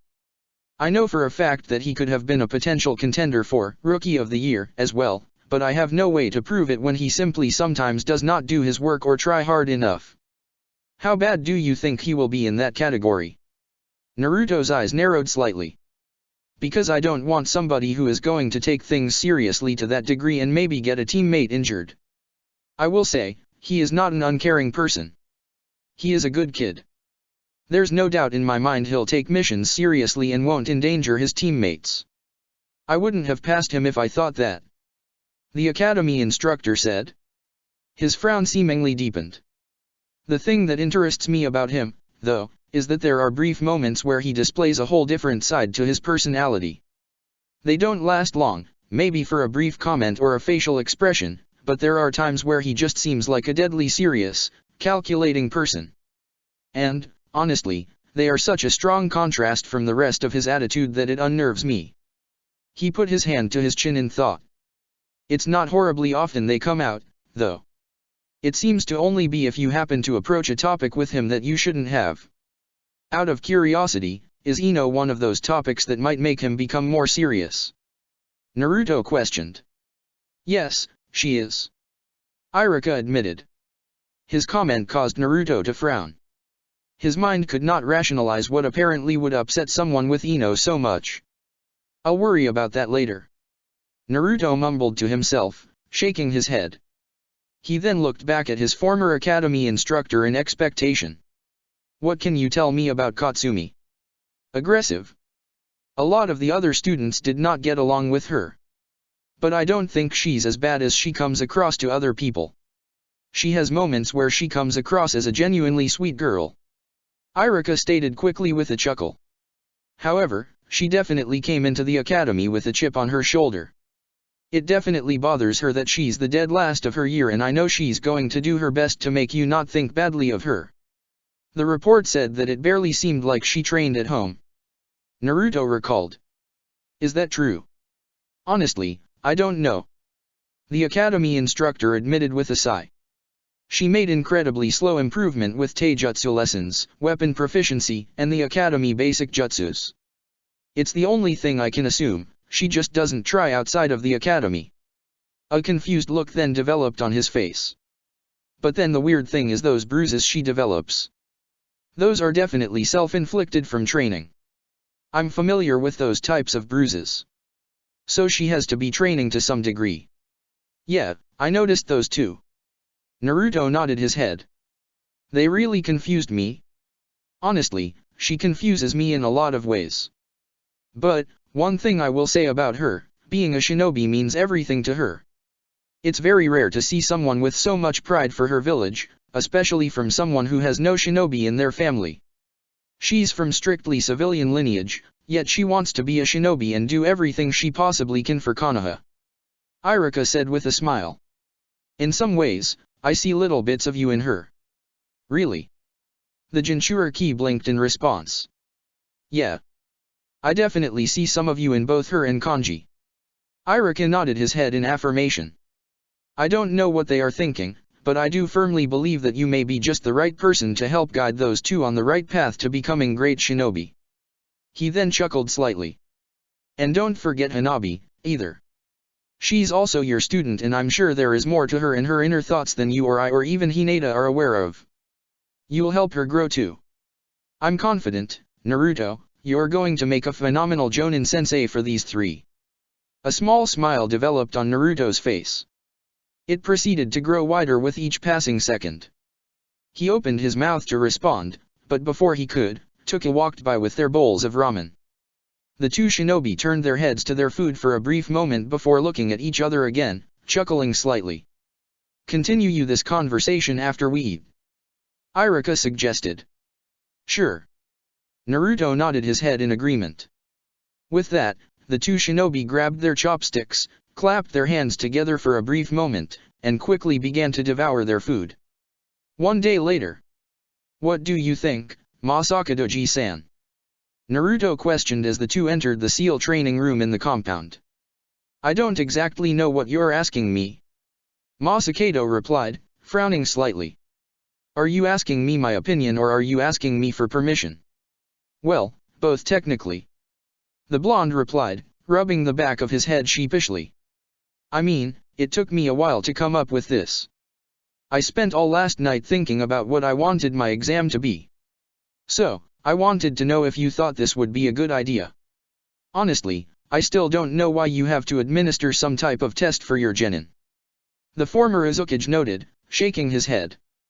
You'd think that any student who passed your academy would be fit to be a shinobi. This system Konoha has seems pointless to me. That doesn't answer my question. Naruto commented, narrowing his eyes on the older Uzumaki. Well, to be blunt, you don't need my permission. If you want your exam to be at the compound, then be my guest. Just make sure to inform Masamune. He might get surprised by a bunch of random brats trying to do their shit here. Masakado replied with a shrug. As for your exam, I think it's unique. It'll do the job and test them on their teamwork and all of that. And I think it's fitting for you. Okay, that's all I needed to hear. Naruto grinned in response. Thanks Ji-san. No need to thank me. Masakado shrugged in response. Anyway, are you ready to get work today? Naruto nodded his head in understanding. The two Uzumaki then walked into the center of the room. The blonde proceeded to chuckle as he cracked his knuckles. Funny we're about to actually start working on this, he said, still chuckling. Teiwane is going to be pissed when she hears that I'm starting this without her. Well, she can get back to work on it when she finally gets back to Konoha for a period longer than 2 days. Masakado grumbled. He then looked at Naruto in curiosity. So, as we've discussed before, you can learn seals by yourself now. And you can even do your own experimentation and make your own seals. However, there are only 2 things left I think I can actually teach you about the art of Fuinjutsu, a specific ability of the Uzumaki clan and a seal of my own design I'd like you to learn. But first, our clan's ability. You are ready to start? I already said I was. Naruto nodded his head in affirmation. Good. Masakado grinned as he snapped his fingers. Immediately, a single chain rushed out of his body. Now, let's see how quickly you can master our clan's adamantine sealing chains. 4 days later.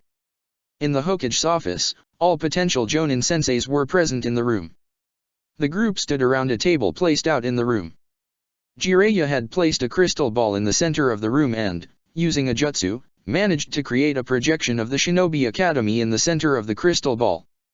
Iruka was standing in the center, a wide smile on his face, holding a stack of papers in his hands. From this day forward, you are all genin of Konoha, Iruka said as he looked at all of his academy students. Each of the Jonin sensei candidates were watching the scene with attentive eyes, waiting for it to continue. Naruto, however, having recently graduated and recalling Iruka's speech, proceeded to look away for a moment and study the other Jonin in the room. He did not recognize most of the people in the room. All of the shinobi in the room were at least 10 years older than him. They were people Naruto had seen in passing but he had no real relation with. He doubted he could name most of the people in the room. There were only 2 exceptions in the room. Yeah, Kurane and the closet pervert. He snorted to himself. Naruto's eyes focused on Ui Kurane, the proctor of the 2nd exam of the Chunin exams, one of his instructors while he trained for the 3rd exam, and best friend to Anko. The Genjutsu mistress of Konoha had a pleased smile as she watched the crystal ball. I know Anko-sensei said that Kurane was wanting a genin squad for a while. She got passed up my year at the last second, apparently. Guess based on her smile, though, she's about to get her own squad finally. Naruto realized. The blonde smiled at her. Good for her. She'll be a kick-ass sensei, Dadabiya. His eyes then moved on to the only other person he recognized in the room, Ebisu. Naruto's smile turned into a frown as he recalled the time where he had met him. He had just met the Sandame's grandson, Kano Amaru, and offered to train him when Ebisu intervened and objected. Naruto actually used a variation of his patented, sexy jutsu, the harem jutsu, in order to defeat him in a battle. Since then, they had never interacted with each other and Naruto would prefer to keep it that way. I know that he apparently stayed as Kano Amaru's ninja trainer, so I guess he probably is going to be his genin sensei, meaning he'll get a team too. Great.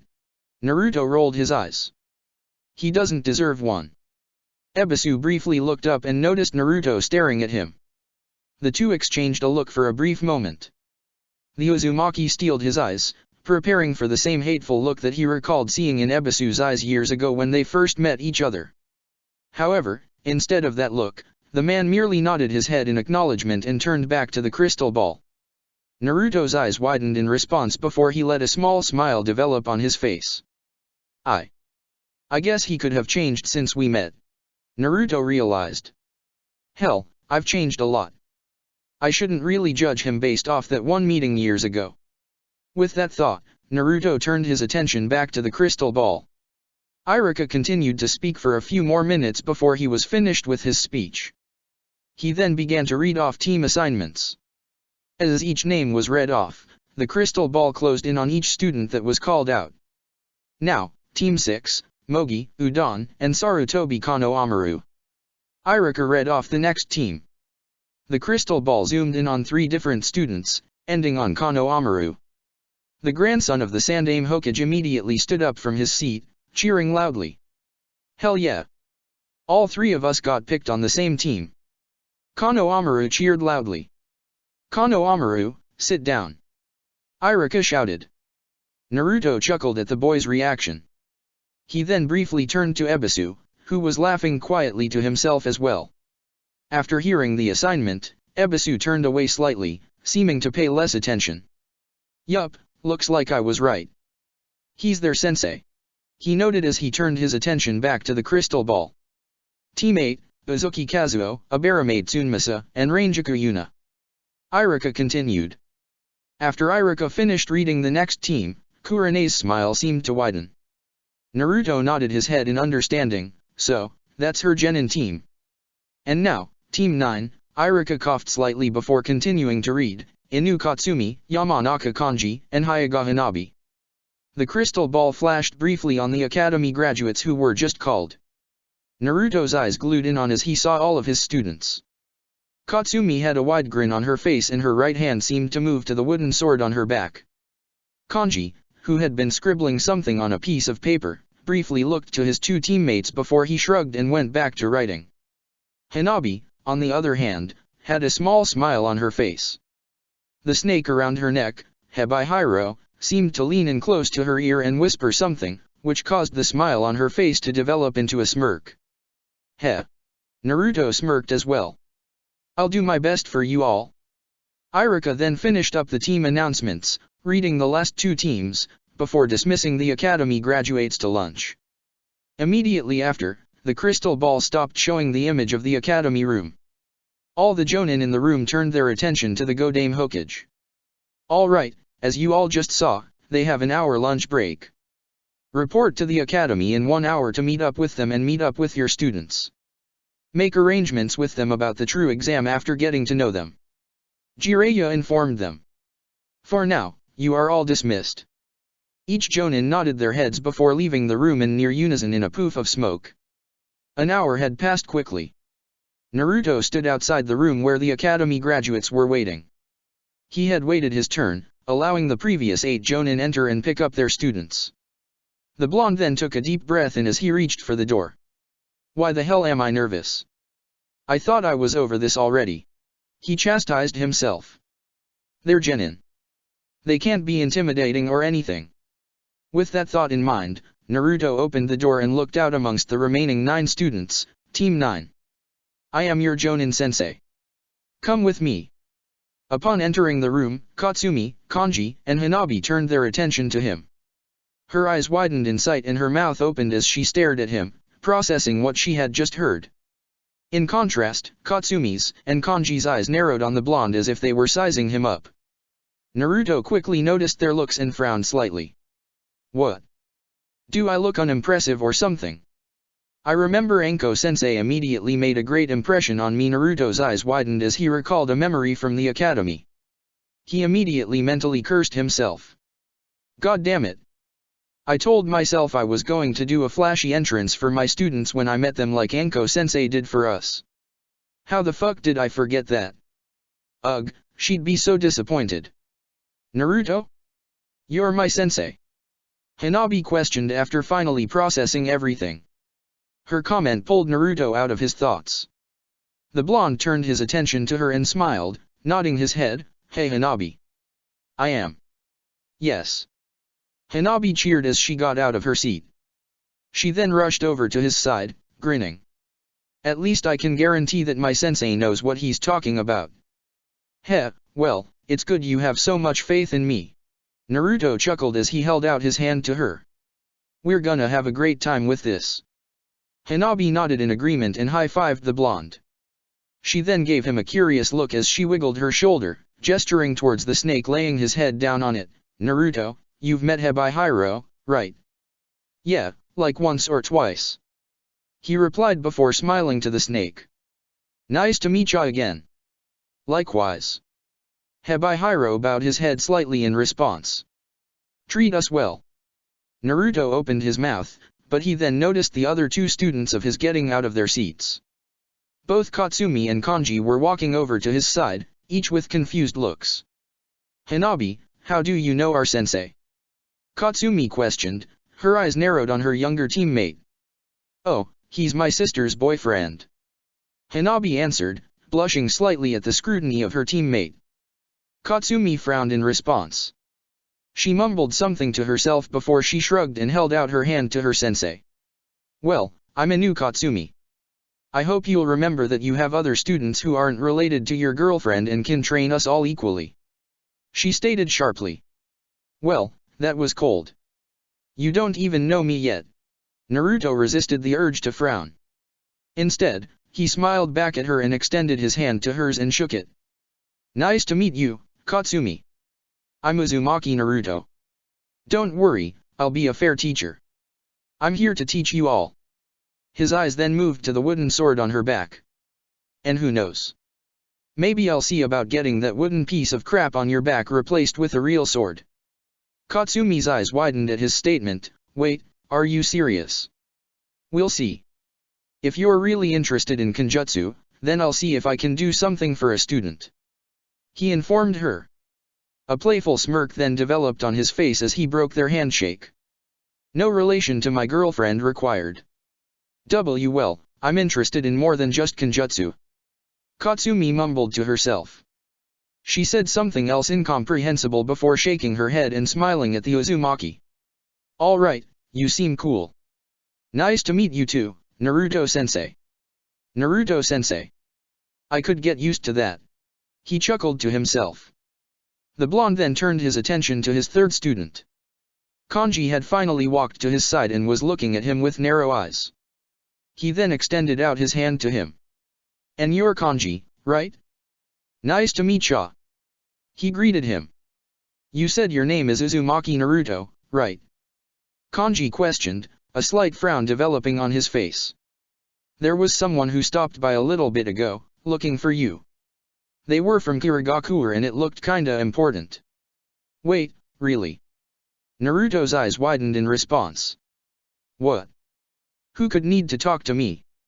Was it Honoka-ane? Haku. As Naruto began to run through names in his head, Kanji spoke, drawing attention to himself. Yeah. Looks like you just missed them, though.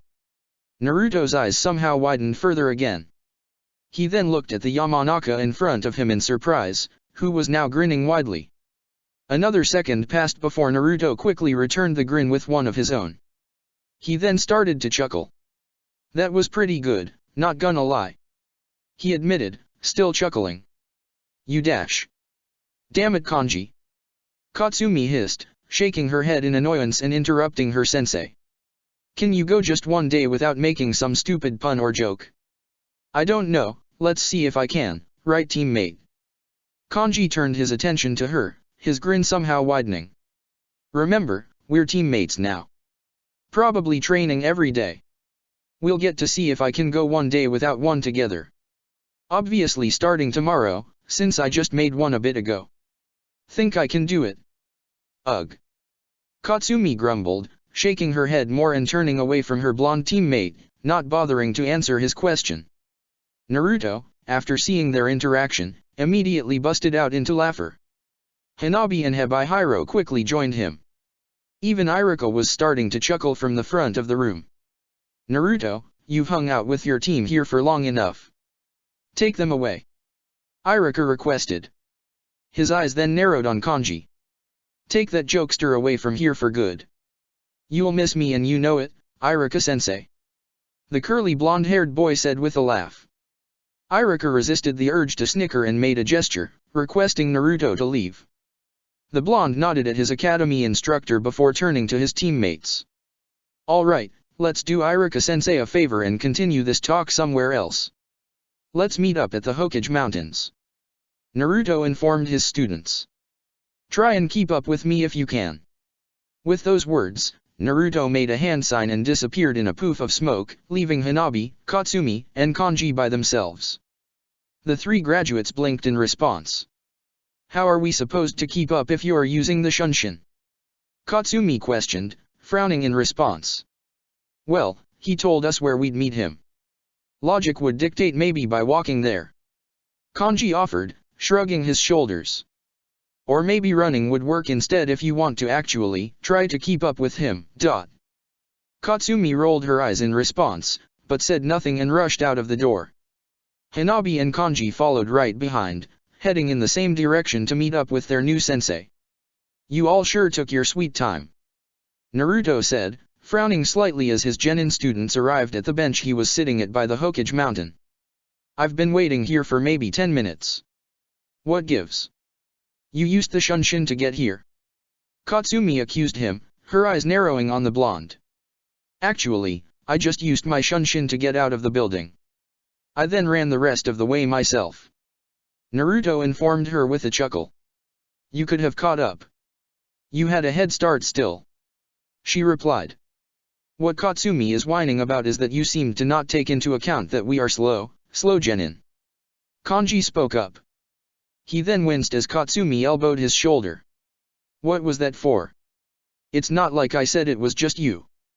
Katsumi mumbled something in response, but it wasn't heard. She then took a seat on the bench next to Naruto.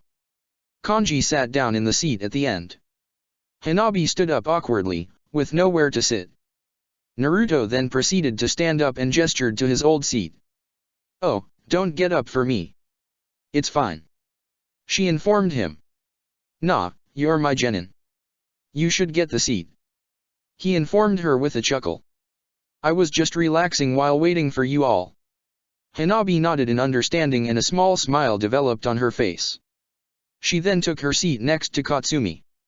All three shinobi, along with the snake around Hanabi's neck, looked at Naruto in curiosity. So, I think it's supposed to be tradition that we take this time to get to know each other. I want you all to introduce yourselves. Naruto requested. Tell me about yourselves. And each other. You're teammates now, so you all need to get to know each other and understand each other. What exactly do you want us to say, Naruto? Naruto-sensei. Hanabi blushed slightly, shaking her head at not addressing the blonde with the appropriate honorific. Well, whatever you want. Naruto shrugged in response. So I can talk about stories from my childhood? Or even stuff before that? Kanji questioned as he brought his hands together and a grin began to develop. Because I have an interesting story about how I was born. So, about 9 months before my birthday, Mom and Dad were assigned to a mission somewhere in Hinokuni and they were wanting to experiment in bed and dash. Okay, nope. Nuh-uh. Not happening. Naruto interrupted, scowling slightly. Let's be real here, I'm just going to get know you all. I do not need to know stuff like about your parents' sex lives. But you said I could talk about anything I want. Kanji replied, his grin growing wider. And there's a payoff to the story down the line. I just need to get to the part after they dash. Naruto immediately pulled out a kunao and tossed it in Kanji's direction. The Yamanaka's eyes widened as the kunao zoomed by, barely passing his head.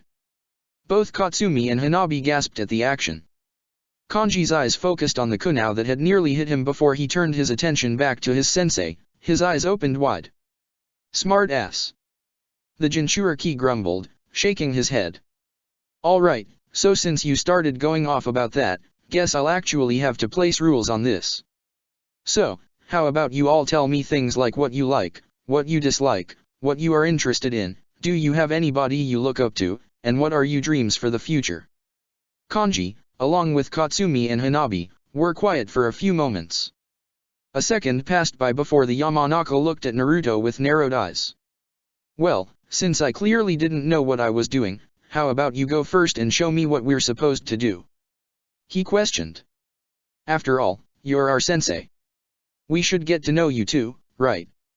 Naruto blinked in response. He knew that tossing the kunao would maybe intimidate the boy, but he wasn't expecting such a change in demeanor from him. This is what Iruka-sensei was talking about, huh? Naruto realized. His eyes then narrowed on Kanji. You definitely don't seem as joking as you make yourself out to be. The Yamanaka seemed to notice Naruto's look, for he immediately dropped his.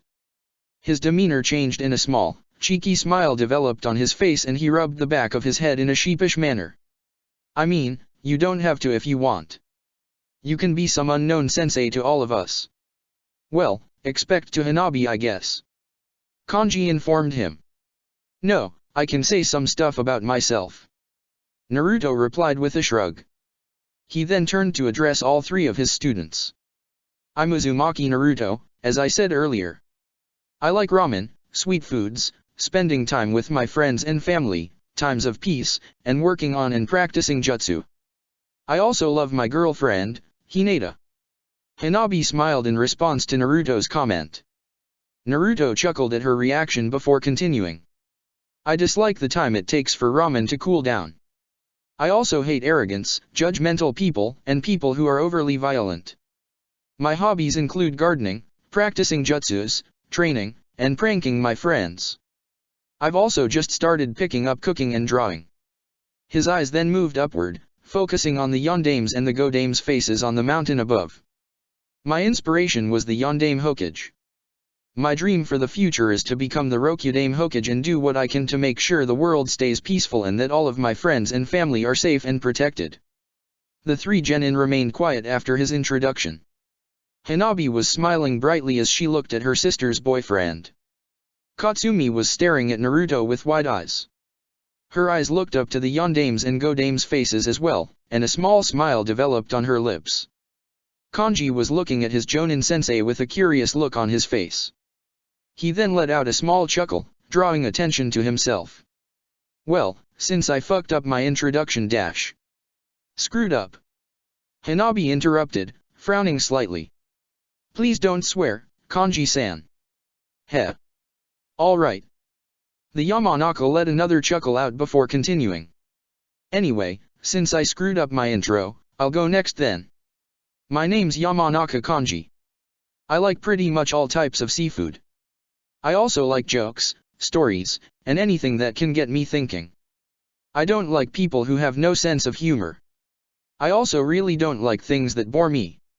My hobbies include telling jokes, walking through the village, reading books, and doing puzzle games like Sudoku and crosswords. The blonde then shrugged. As for a person I look up to and dreams, honestly, Naruto-sensei, I haven't really thought about either. Really? The Jinchuriki questioned. Really? Kanji replied. I have an attitude towards life, why focus on the future when you have today to worry about? But you can't just ignore the future entirely. Katsumi commented, frowning slightly. I get what you are saying, but then what exactly are you doing in the present if you have nothing to work up to? Well, I just like to let life surprise me. We'll see what happens to me later. The curly-haired blonde replied. Katsumi's frown deepened in response. She then turned her attention to Naruto. You want me to go next?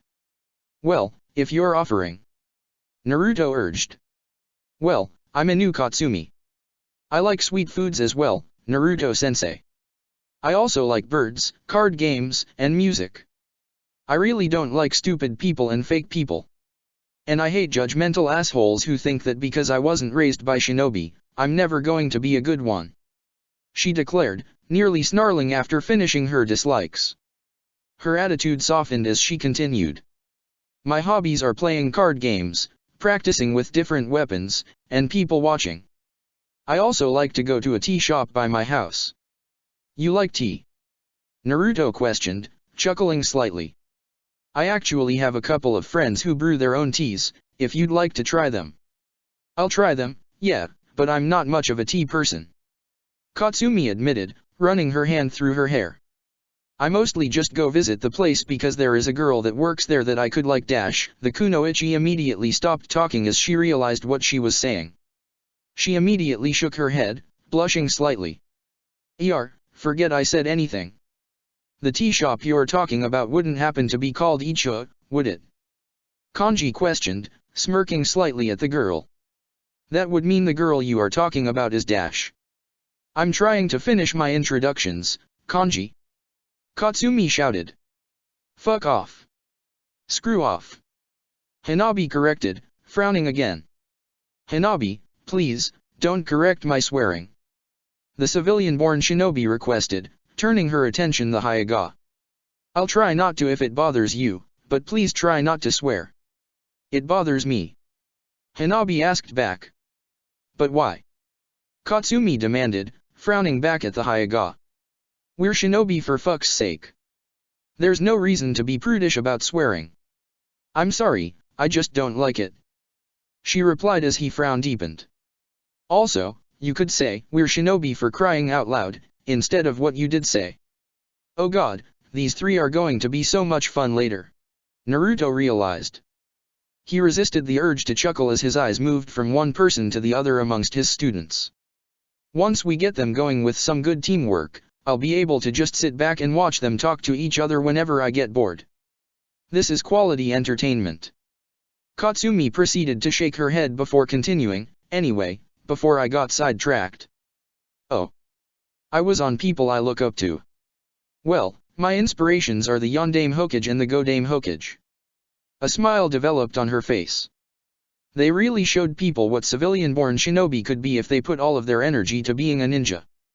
Especially the Yondaime, who put the village before everything, including his own life. I want to be a shinobi just like him. I want to become the first woman to become Hokage and give everything I can to the village that's been my home for as long as I can remember. She then looked at her sensei and gave him a challenging look. So if you want to be the Rokudaime Hokage, you're going to have to fight me for it.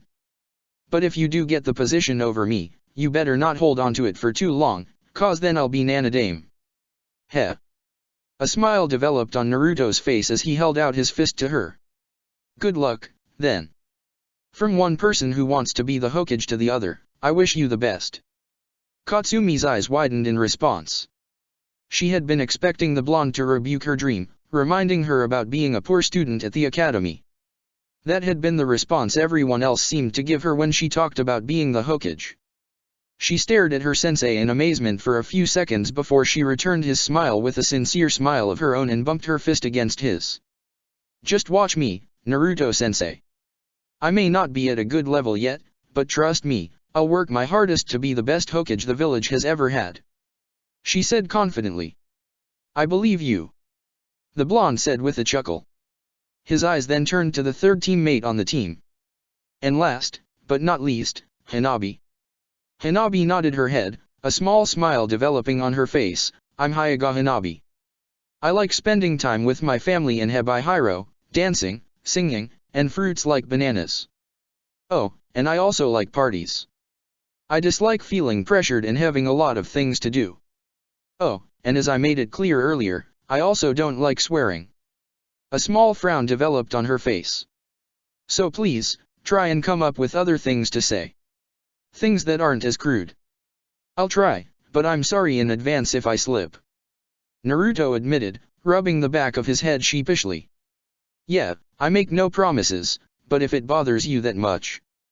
Katsumi mumbled, before sighing. I'll try. I appreciate it. Hanabi said, smiling. I'll try not to be too much of a jerk about it, but I really appreciate dash. If you two need help with that, I've been studying magic and I think I know a curse that can help prevent swearing. Kanji commented, grinning wide in response as he interrupted the Hyuga. The blonde was immediately shoved by Katsumi. He grumbled in pain as he rubbed his shoulder in pain. Hanabi blinked for a moment before shaking her head, choosing to ignore it and continue her introduction. Anyway, my hobbies are training with my father, dancing, and singing, as I said earlier. And playing games with Hebihiro. Hanabi's right hand went down Hebihiro's body, as if she was rubbing him. The snake seemed to relax further around her neck, causing her to giggle. I look up to both my father and mother, even though I never met her. I do also look up to my sister, Hinata, who is a much greater shinobi than I'll probably ever be. Hanabi proceeded to frown slightly.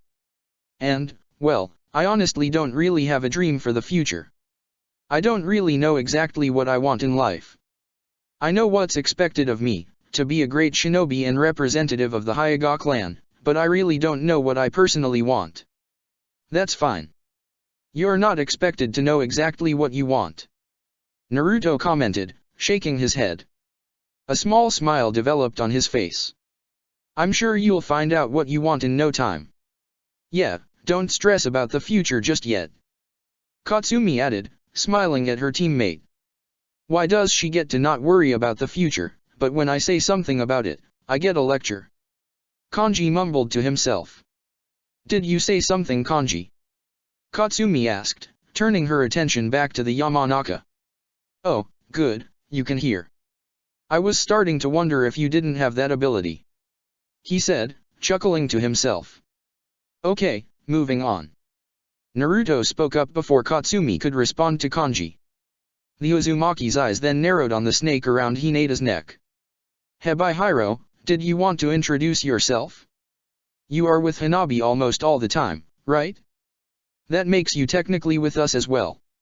Hebai Hiro seemed to shrink around Hanabi's neck. Hebai Hiro is a little shy around people he doesn't know horribly well. He'll introduce himself some other time, the Hyuga commented. However, you are right, we're together almost all of the time. And we just started fighting together too, so he's as much a part of this team as I am. Really? So, they fight together. Huh. Hinata never told me that. I guess maybe she doesn't know. Naruto's eyes focused in on Hanabi. I'm now very curious about tomorrow. Wonder exactly what you can do too. Well, it's a good thing we actually brought up the team membership, though, because I now have to let you all know something. Naruto commented, chuckling slightly. You all have to take one more exam. Another exam. Hanabi, Katsumi, and Kanji gave the blonde a confused look. Yup. You all passed the academy's test, but there's still one more test left, the real graduation exam to see if you are all ready to be genin. It has a 66% chance of failure, and failing it will send you all back to the academy, the Uzumaki said cheerfully. The reaction was instantaneous. Hanabi's eyes were wide in surprise and fear, Katsumi brought her hands to her face, and Kanji shook his head, mumbling something incomprehensible to himself. Their reactions caused their Jonin sensei to chuckle again. The exam is going to be tomorrow afternoon at 12 o'clock at the Uzumaki clan compound. Make sure to get there on time, he informed them. A large smile then developed on his lips. Oh, by the way, regardless of if you all pass the exam or not, the last person amongst you three to show up is going to get pranked for the rest of the month. With those words, Naruto disappeared in a poof of smoke, using the Shunshin. The three genin members of Team 9 looked at the spot where the Uzumaki had previously been with wide eyes. Roughly a minute passed by and none of the trio were moving. They were too focused on their own thoughts. Finally, after another minute, Katsumi finally broke the silence by shaking her head. What the fuck just happened? She questioned. For the first time all day, Hanabi didn't correct her choice in language. She was too stunned to properly notice. Chapter 59, The True Graduation Test, Naruto Style. Hey, do you have room here for 3 people? An inn clerk looked up and noticed 3 people had walked into her building. The first was a man with shaggy red hair that almost covered and concealed his blue eyes. The second was a little girl with red, curly hair that reached her lower back with matching blue eyes. The two were wearing similar clothing, a black, worn-down shirt and brown pants and skirt, respectively. They both also had backpacks over their shoulders filled with clothes. The third person was a woman with long, untamed red hair, with a black hat over it to keep it in place and out of her face, and brown eyes. She wore a black shirt with a dark red jacket over it and black skin-tight shorts. She also wore chainmail that went to her hands and just below her knees. I can get you a room, yes, the inn clerk commented, bowing her head as she went to go get a key and paperwork. Do you want 1 room or 2 for your party? 1 is fine. No worries, the woman with long red hair commented as she pulled out money from her pockets. And go ahead and put it under the name Tewa. We'll only be here 1 night. The clerk nodded her head in understanding as she filled out the name. She then handed the key and took it in exchange for the money. Out of curiosity, where are you heading? I usually like to ask anyone that comes by, the clerk asked. Hinokuni, the red-haired woman stated. With those words, the 3 red-haired people started to walk away. They then walked to their room that corresponded to the key. You didn't have to pay for the room, Tewa-san. I had the money and you've already done so much for us. The red-haired man informed her, frowning slightly. I'll repeat what I already told you earlier, Susumu, I don't mind. Just doing my family a favor. Taewya replied with a small smile. You're the best Taewya-ne. The little girl exclaimed as she hugged Taewya's knees. Do you know when we'll be in Konoha? Well, Setsuko-chan, Taewya turned around and got on her knees so she could return the girl's hug. I think we should be back in Konoha maybe in 10 days. Remember, we are in Mizu-no-Kuni. It's going to be a bit of a way. But if we keep up at this good pace, we'll be there soon. And once we are there, we can introduce you to the other Uzumaki and maybe even get you enrolled in the Ninja Academy. That'll be so cool. Setsuko cheered. She broke the hug with Taewya and looked at the man by their side. Can you believe it, Daddy? I'm going to be training to be a ninja. I know, Setsuko-chan. The man, Susumu, chuckled in response. Although, I do remember starting to teach you about a year ago. But that's you teaching me, Daddy, and you're my dad. You can't teach me all of the cool things. I wanna learn things even you can't do. The little girl declared. I wanna breathe fire and fly into the sky and be able to bring down lightning with a single hand sign. Well, maybe you'll learn how to do all of that. You just got to try when you get into the academy. Taewya told her with a smile. Train hard, kid, and maybe you'll become a super cool, awesome shinobi. Taewya proceeded to unlock the door to the room. Setsuko rushed in, jumping to her bed. Susumu walked slowly into the room and smiled at Taewya. Again, I can't thank you enough. He told her, smiling heavily. This'll be good for her, being around kids her age and even with more family instead of roaming Mizu-no-Kuni like we have been. He told her. Honestly, this is a start of a new life for us, but more importantly, my little girl. Thank you so much, Taewya-san. We're Uzumaki. We're family. I'd do this for any family. Don't apologize. Taewya informed him with a chuckle. I'm just glad I found you. Susumu nodded his head. He then walked into the room, but quickly noticed that Taewya did not follow. He gave her a confused look. Are you not coming in? He questioned. Not just yet. I was here in Mizu-no-Kuni for a reason, you know? I obviously went to find you guys when I caught word of other Uzumaki, but I did have business here. Taewya commented. I won't be gone horribly long. I'll knock when I come back. Okay. Susumu nodded in understanding. Taewya walked away just as the man closed the door. She proceeded to walk away from the inn. The spymaster of Konoha wandered the small village she was in. Her eyes focused on the buildings she passed, looking for one in particular. Eventually, she found a small cafe that was still open despite the hour in the night. She went inside and looked around. The cafe, for the most part, was empty. She mumbled something under her breath before walking up to the front, placing an order for a nigiri, and sitting down at a table in the corner of the room. 20 minutes and after receiving her order, another person entered the cafe. He wore a black cloak with red clouds printed on the outfit. He also wore a straw hat in a way that it covered his face. The man proceeded to walk forward to Taewya's table and sat down next to her. He seemed to notice the food on the table and he briefly looked at the red-haired woman in surprise. You ordered a nigiri? Based on previous conversations, I had assumed you hated it. He commented. I do, yeah, but you actually like that shit, so I thought you'd appreciate it. Taewya offered, gesturing with right hand. Go ahead. I appreciate it. The man said as he reached for an onigiri. I'll make sure to reimburse you. No. Seriously, Itake, please don't pay me back. The Uzumaki crossed her arms over her chest. Just consider a reward for actually agreeing to meet up with me in person instead of jumping out in front of me and using that fucking annoying Tsukuyomi genjutsu bullshit you tend to do. I do apologize about that. Itake replied with a sigh. I need to be careful at times in case of Zetsu. That creature is always lurking around and I need to make sure that it has no reason to report me to the leader for suspicious behavior.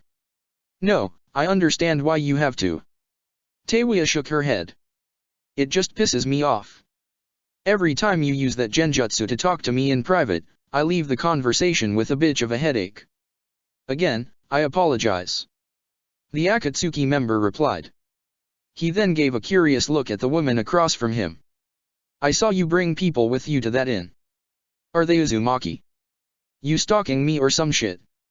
Her eyes narrowed. I've been in this village for roughly a day waiting for you to come by. Itaki replied bluntly.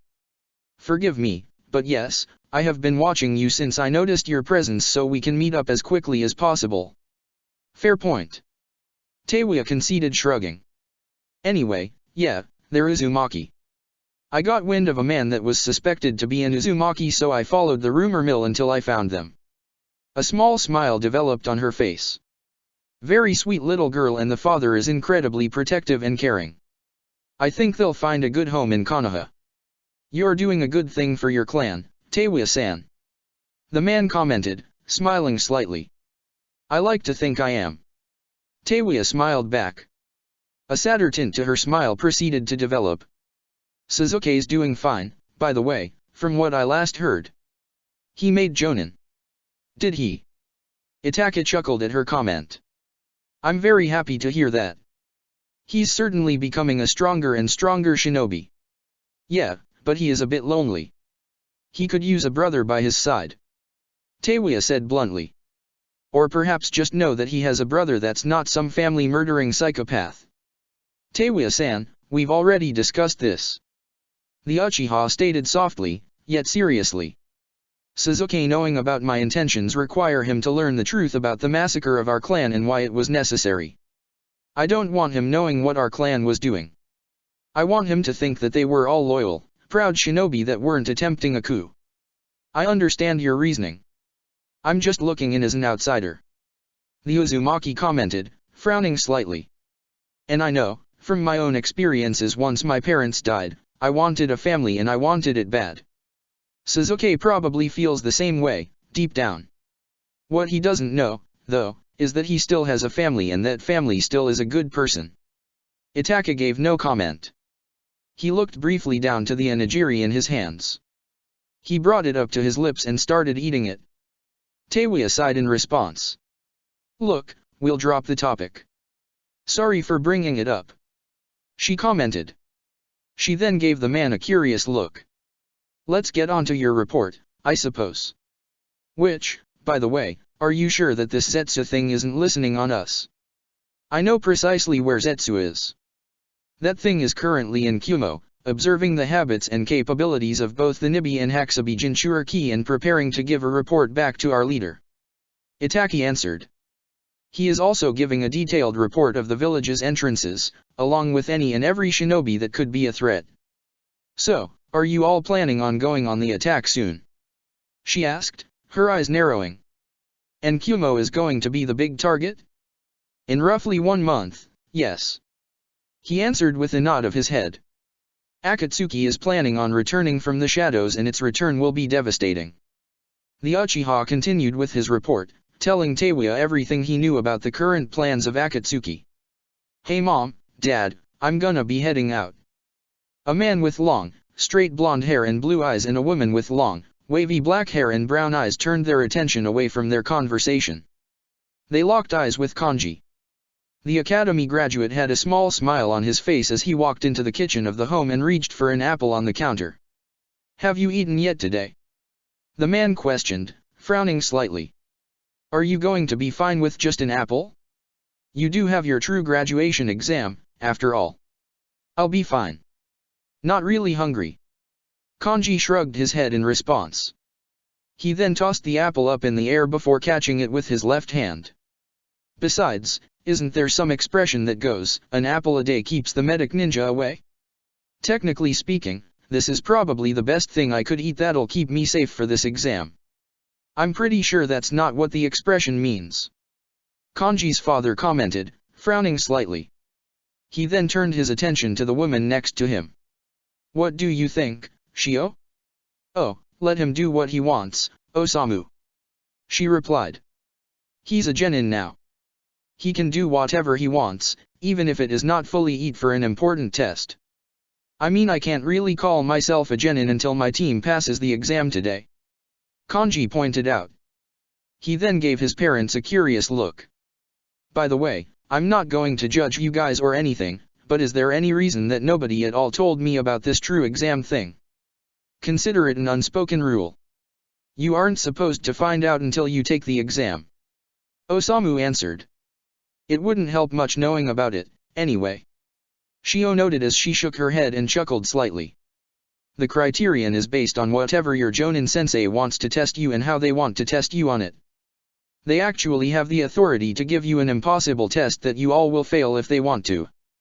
I'd like to assume that's not going to happen. Naruto-sensei did seem legitimately interested in teaching us.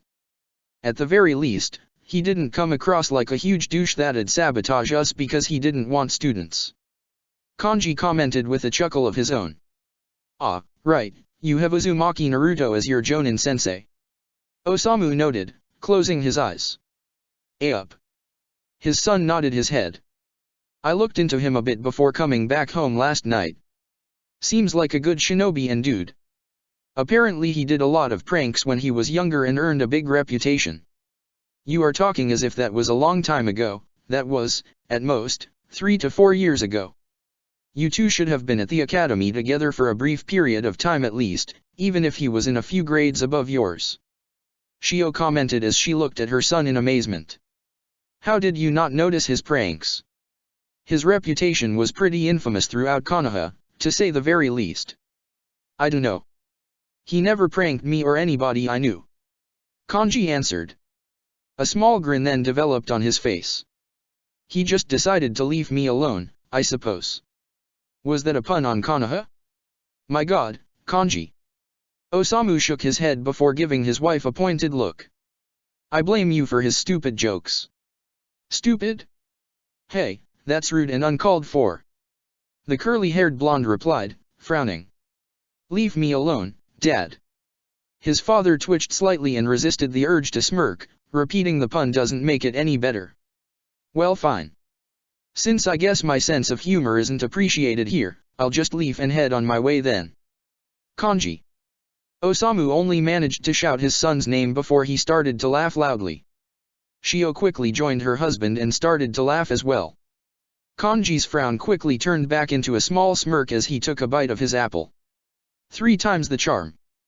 Rule of 3 proves victorious again. He told himself. Once his parents stopped laughing, Kanji gave each of them a hug and told them goodbye. He then took a step outside of his house on the Yamanaka clan compound. He walked a few steps out before he heard someone call his name. He turned his head around in time and came face to face with a tall man with blonde hair tied up in a ponytail and blue-green eyes. He wore the standard Konoha flak jacket and black pants. He also wore a red haori over the outfit. Inoichi-sama. Kanji bowed his head in respect at the Yamanaka clan head. Inoichi is fine, Kanji. No need for the honorific. Although, I've told you that before, so I assume you'll just ignore that. The man, Inoichi, chuckled in response. I'm glad I managed to run into you today. I heard that you were just assigned to a genin team and I just wanted to say congratulations. Thanks. Kanji replied with a smirk. My true exam is today, though, so fingers crossed that I'll pass. No need to worry about it. You're a bright kid. I'm sure you'll do fine. Inoichi informed him with a small chuckle. I also heard your Jonin sensei was Uzumaki Naruto. He's an interesting shinobi, but one of the best ones we've had in years. He was in my daughter's graduating class, but he's grown a lot since then. For the briefest of moments, Kanji's smirk faltered. His expression developed a small, fake smile. Within seconds, however, the smile was replaced with a more sincere one and the boy nodded his head. Everything I've looked up on Naruto-sensei seems to suggest he's going to be awesome. Can't wait to start actually training under him. He stated. Inoichi's eyes narrowed slightly on the boy in front of him. He stared at him intently, trying to process something in his head, before shaking his head. I'm sure you will have a good time. The Yamanaka clan head informed him. I don't mean to keep you busy. Go on off to your exam, if you need to. I probably should. Naruto-sensei said something about getting there late. Kanji's voice began to trail off before he shook his head. He smiled back at the man and waved. It was nice to see you, Inoichi-sama. Hope you have a good day. With those words, the two Yamanaka walked in separate ways. Kanji left the compound. When he was finally off property, he allowed a small scowl develop on his face. It's funny you brought up Naruto-sensei being a classmate of your daughter, Inoichi-sama. You know what's the difference between the two? He's a jonin. Your spoiled, precious princess is still just a chunin when she should be able to be a jonin by now as well. Meanwhile someone like me will be lucky to make jonin, if I don't end up dying before then. Just like Kanji stopped his train of thought for a brief moment. The boy proceeded to shake his head. Damn it, Kanji. I told myself I wouldn't let myself think about that shit again. It's not healthy to let negative shit like that consume me. Just bottle that back up again. Push those thoughts away. Focus on today. Yesterday already happened and tomorrow hasn't happened yet. Today's all that matters. The Yamanaka stopped in the middle of the road and closed his eyes. He took a deep breath in before he opened his eyes again and let a goofy smile develop on his face. Wonder what Naruto-sensei's pranks are like? They actually might be kinda funny. Kanji mumbled to himself, chuckling slightly as he imagined what his sensei would do to him and his teammates. He proceeded to continue on his way to the Uzumaki clan compound, whistling cheerfully to himself as he tried to imagine what Naruto could do to him or his teammates as a prank. Alright, I should be ready. Katsumi grinned at a reflection of herself in the mirror.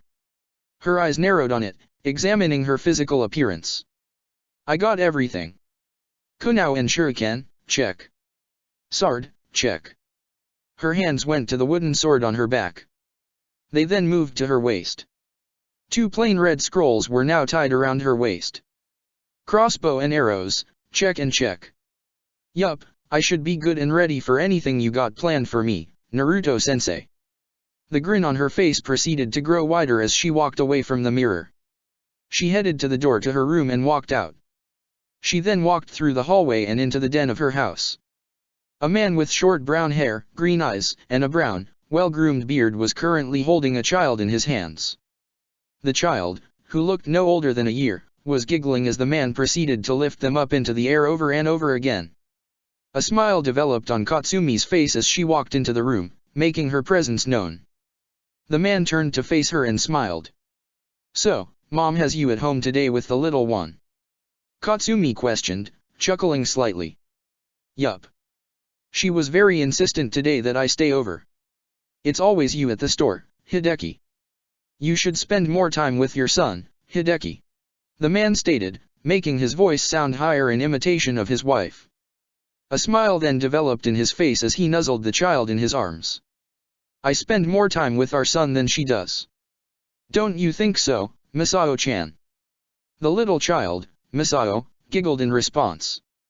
Katsumi walked forward a little more and smiled at him. What's up, little bro? She questioned. The kunoichi proceeded to stick her tongue out, making a raspberry noise. Misao's giggling turned into louder laughter as he clapped his hands. Hideki shook his head, resisting the urge to chuckle as well. You know, it's kinda funny you and Mom decided to wait so long to have him. Katsumi noted, chuckling slightly. By the time he's my age, I should be a jonin and in my 20s. Yeah, I suppose. Anyway, you're welcome to help me today with him, unless you'd rather go to the store and help your mother. I know she'd really appreciate a helping hand. Her father commented. Katsumi shook her head, sorry, but I got things I need to get done today. Her father looked over to and really noticed her appearance, seeing the wooden sword on her back and the scrolls at her side. A deep frown developed on his face. Oh, right. You have that test. Hideki commented. Katsumi-chan.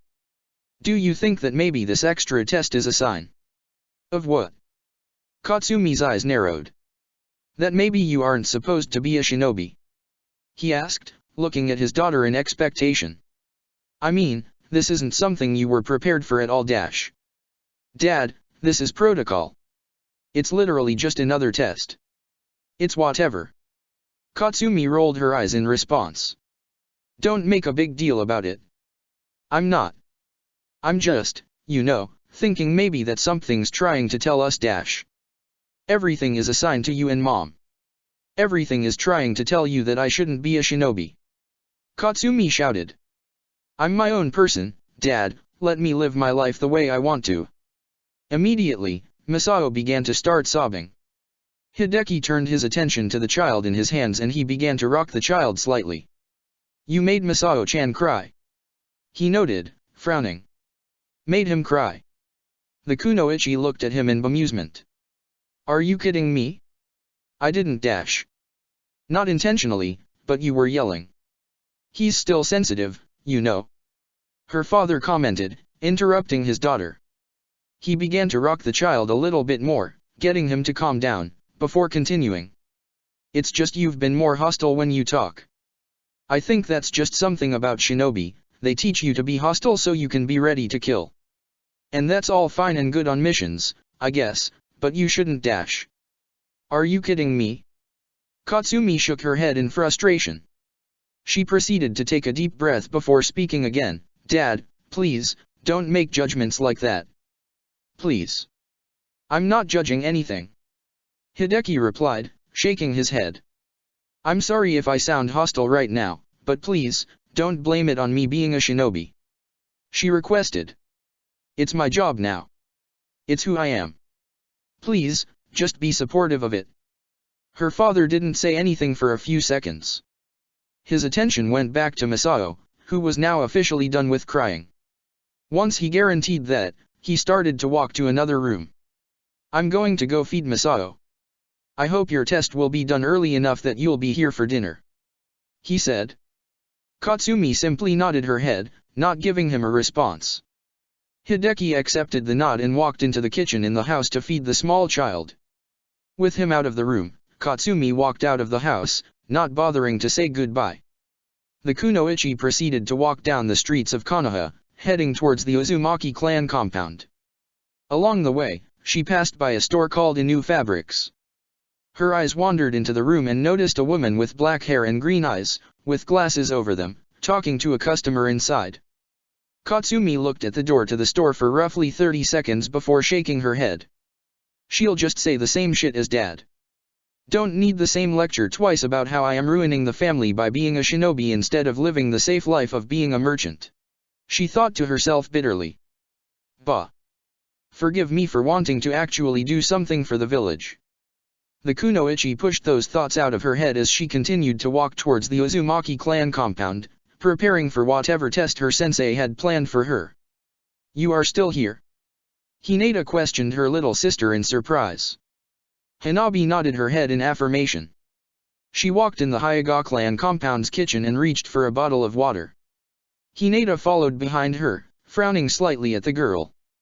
The younger sister seemed to notice her concern. She chuckled in response and made a gesture with her hand. I'll be heading out in maybe 5 minutes. Do not worry. Hanabi informed her.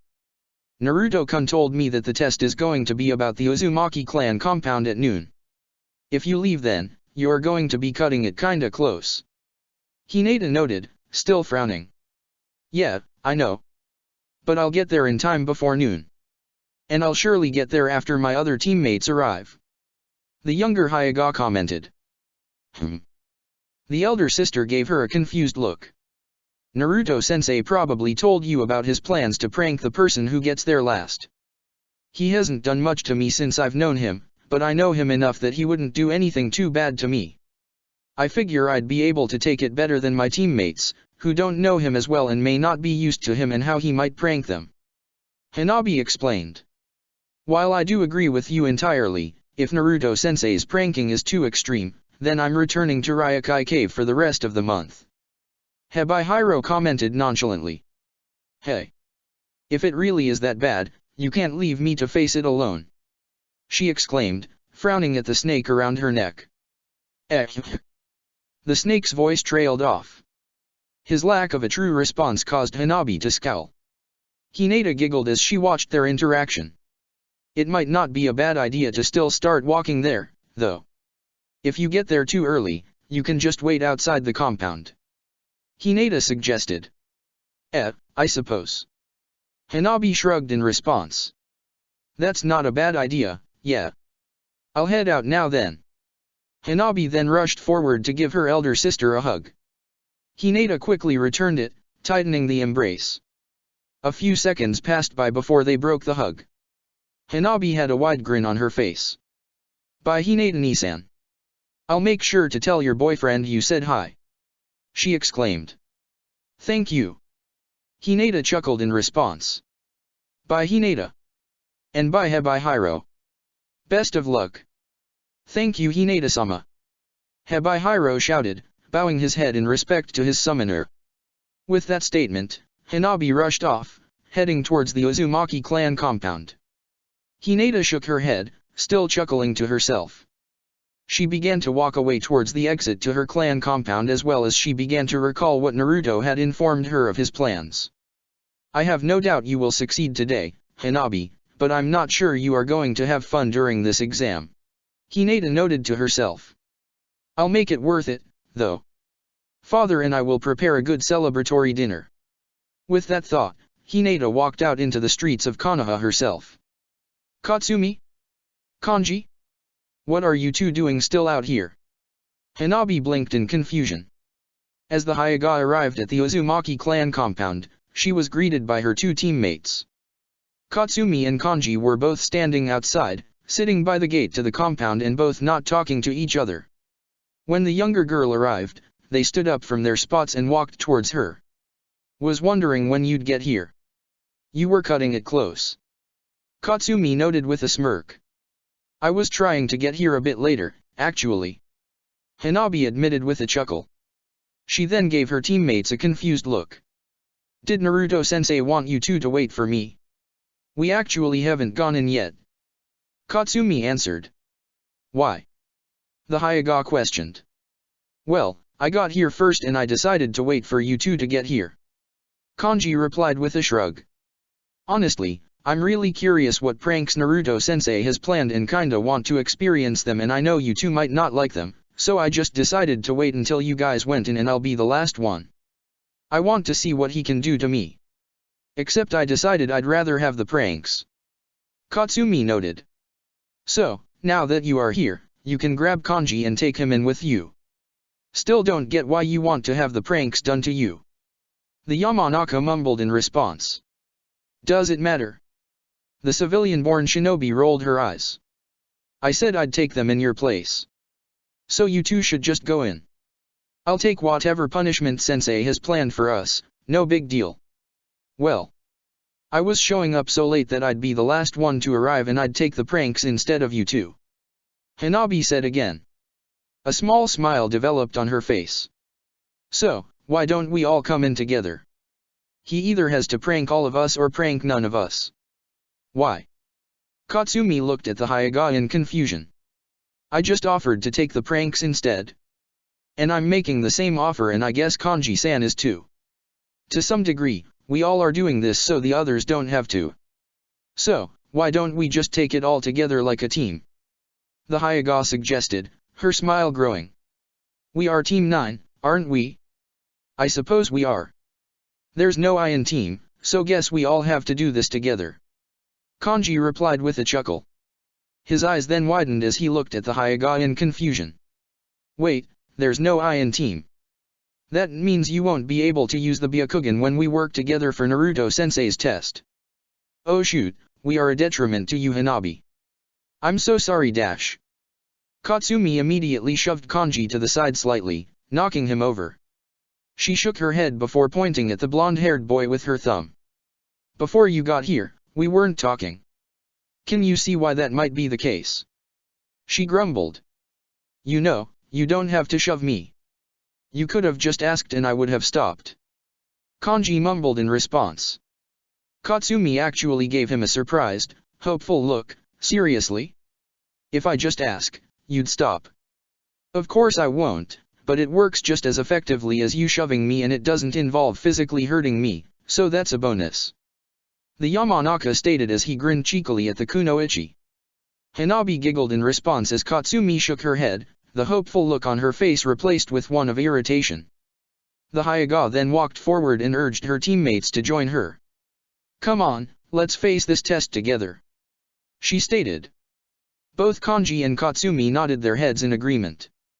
They then walked side by side with the Hyuga, heading into the Uzumaki clan compound, mentally preparing for whatever their sensei had planned for them. The Genin members of Team 9 walked for a few minutes before running into their Jonin sensei. Naruto was sitting on the steps to the main compound building, talking to Masakado. Hanabi, Katsumi, and Kanji quickly walked up to the two Uzumaki. "I'm making progress with them. It's just a little annoying." Naruto stopped speaking as he turned his attention to his students. "Ah. You guys are here. I was wondering when you guys would get here. What's that supposed to mean? You told us noon and it just turned noon," Katsumi informed him, giving him a confused look. "Fair point, I guess," Naruto admitted, rubbing the back of his head sheepishly. He then turned to Masakado and pointed at the genin in front of him. "Masakado-ji-san, these are my students. Hinata-chan's sister, Hanabi, Inu Katsumi, and Yamanaka Kanji." He then turned back to his students and gestured at the old man to his side. "This is Uzumaki Masakado, the grumpiest grandfather you will ever meet. Don't make up crap about me, Naruto. I'm not your grandfather," Masakado corrected, chuckling slightly. "I stand by my statement," Naruto affirmed, smirking slightly. "It is a pleasure to meet you, Masakado-sama," Hanabi greeted cheerfully, bowing her head. "I've heard great things about you." Katsumi and Kanji gave no verbal greeting, they simply bowed, following Hanabi's example. Masakado chuckled at their reactions and shook his head. "Heh. Nice to meet you kids too. No need to bow to me," he informed them. He then gave Kanji a curious look. "Your name's Kanji, right? Are you aware that you are named after the Nidai Muzukage?" "Yup." Kanji nodded his head. "Fun fact, if I was born a girl, my parents would have named me Rei after the Shodei Uzukage." "Really?" Naruto looked at the Yamanaka in surprise. "That's actually super cool." "Yeah." He nodded again. "My parents actually are pretty big history buffs and they felt bad that a lot of people seemed to forget about Uzushiagakur, so they gave me that name to honor someone who wasn't getting as much honor as they should." "I'll be damned. You got good parents, kid," Masakado said with a smile. "Out of curiosity, do you have an interest in Fuinjutsu?" "Not really. Stuff like that isn't really suited for someone like me," Kanji answered. "Well, if you ever change your mind, you have the perfect sensei to work under," the former Uzukage noted. He then turned his attention to Katsumi and Hanabi. "Same for you too. Naruto's a good kid and can definitely introduce any of you to Fuinjutsu if you ever wish to learn about it." The man then turned to Naruto and shook his head. "Anyway, I know you got a test to administer. Sorry for eating up time. Send either a clone or a toad to Ichiraku's when your test is over." With those words, Masakado walked off, heading towards the exit of the compound. Naruto waved goodbye to the elder Uzumaki before turning his full attention back to his students. "So, does anyone care to tell me who got here last, or am I just going to have to pull the information out of you?" he questioned with a mischievous grin. "Technically, we all did," Hanabi answered. Hebihiro wordlessly nodded his head in agreement with the Hyuga. "We all came in at the same time." "Really?" Naruto gave her a curious look. "You all sure about that? You know what I said I'd do to the last person to arrive, right? I'll do it to everyone if I don't have a single name. Does it look like we care?" Katsumi questioned, looking at him smugly. "Prank all of us or none of us? We got here all at the same time like a team, damn it." Naruto didn't say anything for a few seconds. A small smile developed on his face as he shook his head at their response. "Well, we'll come back to that later. For now, let's get on with your test," he declared. The Uzumaki jumped, landing directly on top of the room of the main building in the Uzumaki clan compound. His students looked at him intently, waiting to hear what the test would be. Naruto then proceeded to gesture to the compound around him. "Your task is simple, I'll be hiding somewhere in the Uzumaki clan compound. It's your job to find me. If you all can find me, then you pass. He informed them. Wait, that's it. Katsumi blinked in response. We're just playing a game of hide-and-seek with you. Sorta. I mean, if you call you infiltration and tracking missions hide-and-seek, then sure. Naruto rolled his eyes. I have 2 extra rules to give. Number 1, I'm going to put a time limit on the test. If you all find me in less than 3 hours, then you all pass. If you all take longer than that, well, don't take longer than 3 hours. His voice trailed off slightly. His eyes then narrowed on his students. And number 2, and most importantly, I have a cousin in the compound by the name of Masamune. He's a civilian and won't fight or try and hinder the test. If you find him, do not, in any way, hurt or threaten him. Believe me, I will find out and I will fail all of you without a second thought if you do. The blonde Uzumaki released a wave of killing intent at his students, emphasizing his words. Hanabi's breathing became slow and she looked downward. Katsumi looked as if she was about to throw up, and Kanji closed his eyes and squirmed in place. Within seconds, however, Naruto stopped releasing the killing intent and Team 9 proceeded to relax. A cheerful smile developed on their sensei's face. So, are you all ready to begin? The Jonin questioned. He received nods of confirmation from all 3 students, which caused him to smirk. Then let's begin the test. With those words, Naruto, using the Shunshin, vanished. His students' eyes widened in response. He's gone already. Damn. Katsumi shook her head. We need to dash. Byakugan. Katsumi and Kanji quickly turned their attention to their third teammate. Hanabi's Byakugan was activated. The Kunoichi was now starting to focus around the area around her. She then pointed to a small, one-room building to their right. I see Naruto-sensei. He's in there. She shouted as she rushed off in the direction.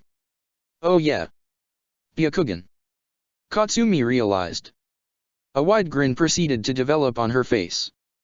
Hanabi, you're awesome. You just broke Naruto-sensei's test. She and Kanji rushed behind the Hyuga. A few seconds passed by before she opened the door to the building. They entered what appeared to be a shed with various gardening equipment and bags of fertilizer.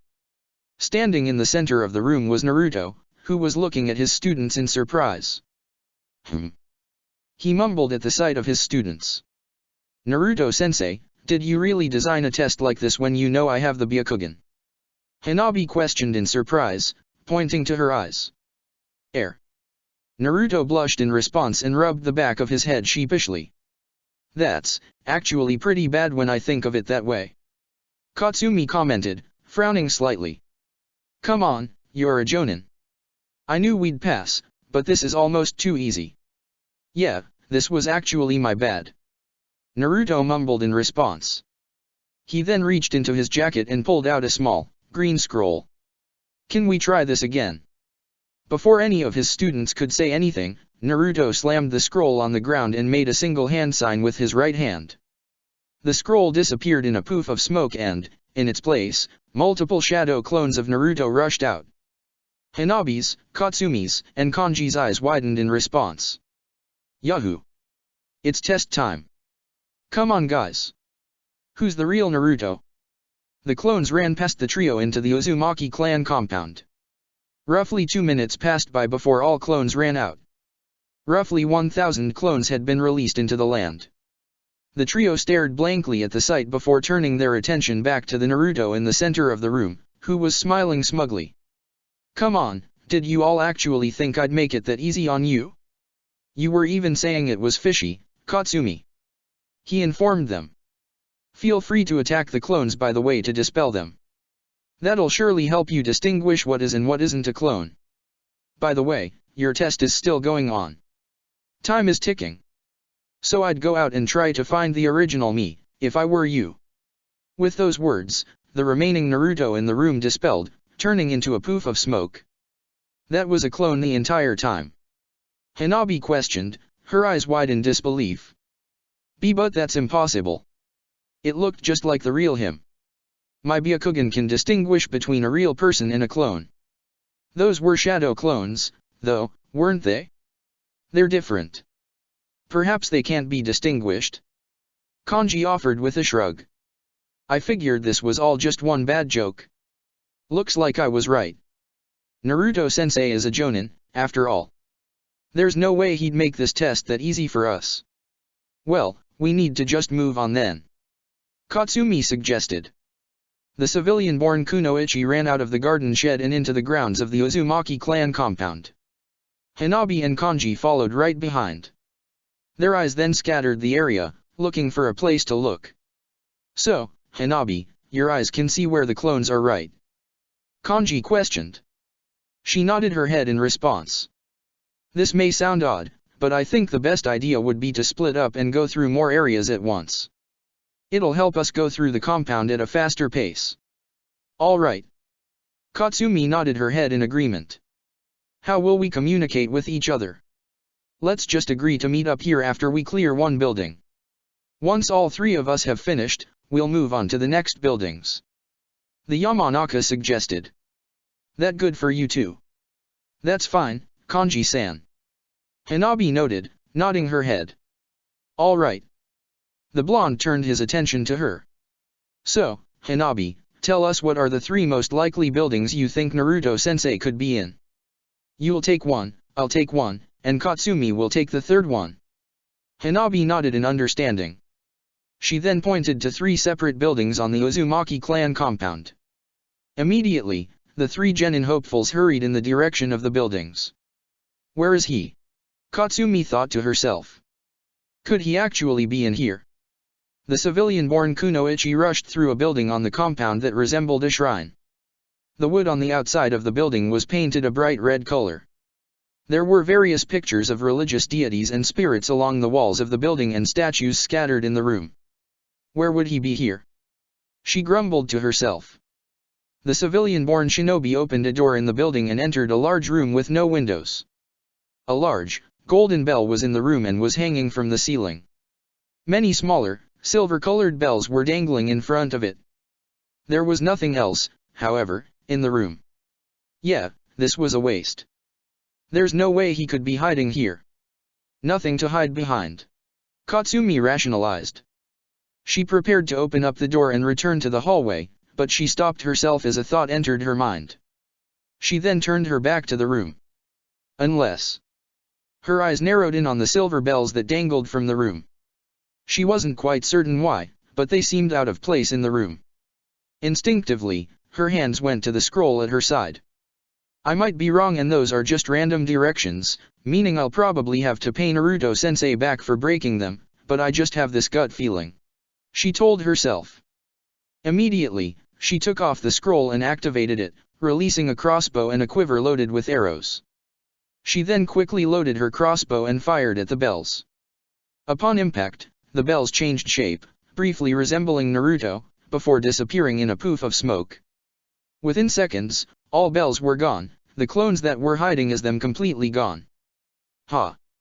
I was right. I found clones of Naruto-sensei. Katsumi exclaimed, jumping up slightly in pride. Her eyes then widened and she shook her head.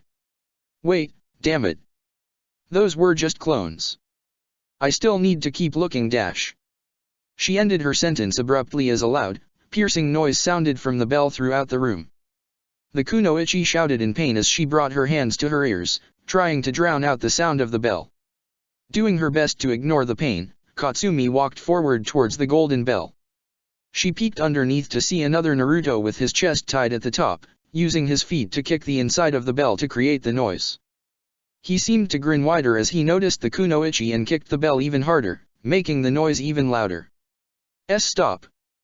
Katsumi shouted. Why? This can't be too easy for you. We have to make it difficult for you to find the original. The clone informed her with a chuckle. This bell is actually really cool. Its ringing actually affects anybody this close to it. Based on what Doso said, it affects their brain, so you are going to have a difficult time dash. The clone was unable to finish his explanation, as Katsumi fired an arrow directly at it, dispelling it from existence. She then began to walk towards the door, moving in an awkward fashion. I can barely walk straight. God damn it, Naruto-sensei, I'm going to get you back for this. She told herself as she walked out of the room and into the rest of the shrine to keep looking. The building Kanji had went into the search was some type of guest building, filled with bedrooms, bathrooms, and a spare kitchen for visitors to the Uzumaki clan.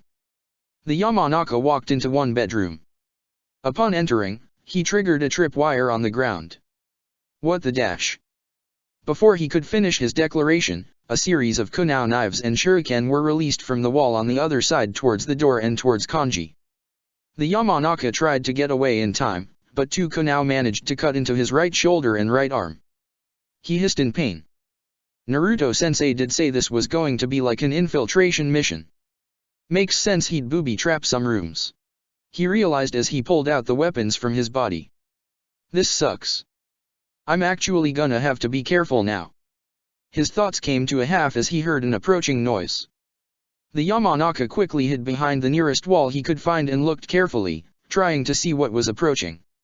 From the distance, he could see a Naruto clone walking around. Within a second, an idea entered Kanji's head. Before the opportunity could leave him, he jumped out with his hands extended forward, mind transfer jutsu. The jutsu connected before the clone had time to react. Kanji's body fell limp to the ground while the clone began to stammer back slightly. Within seconds, though, the clone shook his head in a new sense of determination in their eyes. Mind transfer complete. Now, maybe as a clone, I can walk freely and talk to one of the other clones and get info on the original's location. Kanji declared as he adjusted to his new body, the body of Naruto's clone.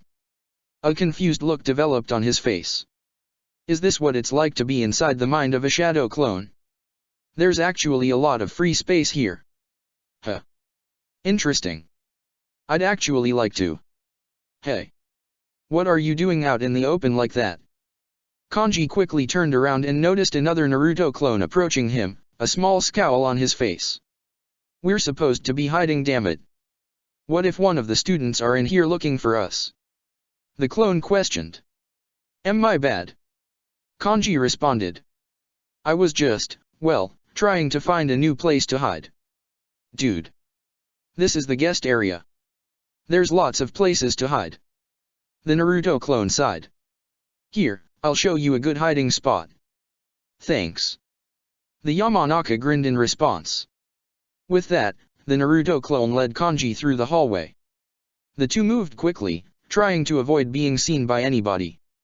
After roughly a minute, they reached the bedroom they were looking for. The clone opened the door. All right, go in there. He informed him. Thanks. Kanji nodded his head in response. He then let a curious look develop on his face. By the way, do you know where the original Naruto is? I can't really remember. Dude, none of us know. The clone responded, eyeing the other clone in front of him suspiciously. Why? Well, I was kinda wondering to know if I managed to find the three kids and wanted to let them know where they were. Just in case he wanted to know how they were doing on the test. Kanji answered. Naruto's clone nodded in understanding. This caused Kanji to mentally sigh in relief. Good save. He told himself. Well, just to let you know, you can always dispel information and it goes straight back to the original. The clone commented. All of us know that, but I guess I understand why you wouldn't. Immediately, the clone shoved Kanji against the wall. The Yamanaka nearly yelped at the impact. If I were you, Kanji, I'd dispel the jutsu. Believe me, you wouldn't want any of us clones doing anything to your body while you're in the mind of a clone, would you? The clone said cheerfully as it walked away. Kanji's eyes widened and he immediately made a hand sign, release. Within seconds, Kanji's mind returned back to his original body. The curly-haired blonde proceeded to wake up, moving his original body. Okay, I'm fine. They didn't tie me up or anything. Damn, that was actually really stupid of me to just leave my body out in the open like that. I need to be more careful. He scolded himself. Well, whatever. Guess I gotta start looking. Trying to get any info from the clones is pointless it seems. They don't seem to know where the original is. Guess I gotta just keep moving forward and look. With that thought, Kanji rushed through the guest halls, looking through each room carefully. As he searched, however, he began to notice something. Is it just me, or do I smell ink? He thought to himself. There are so many clones. Hanabi exclaimed. The Hyuga had been rushing through the main building of the compound, searching for Naruto.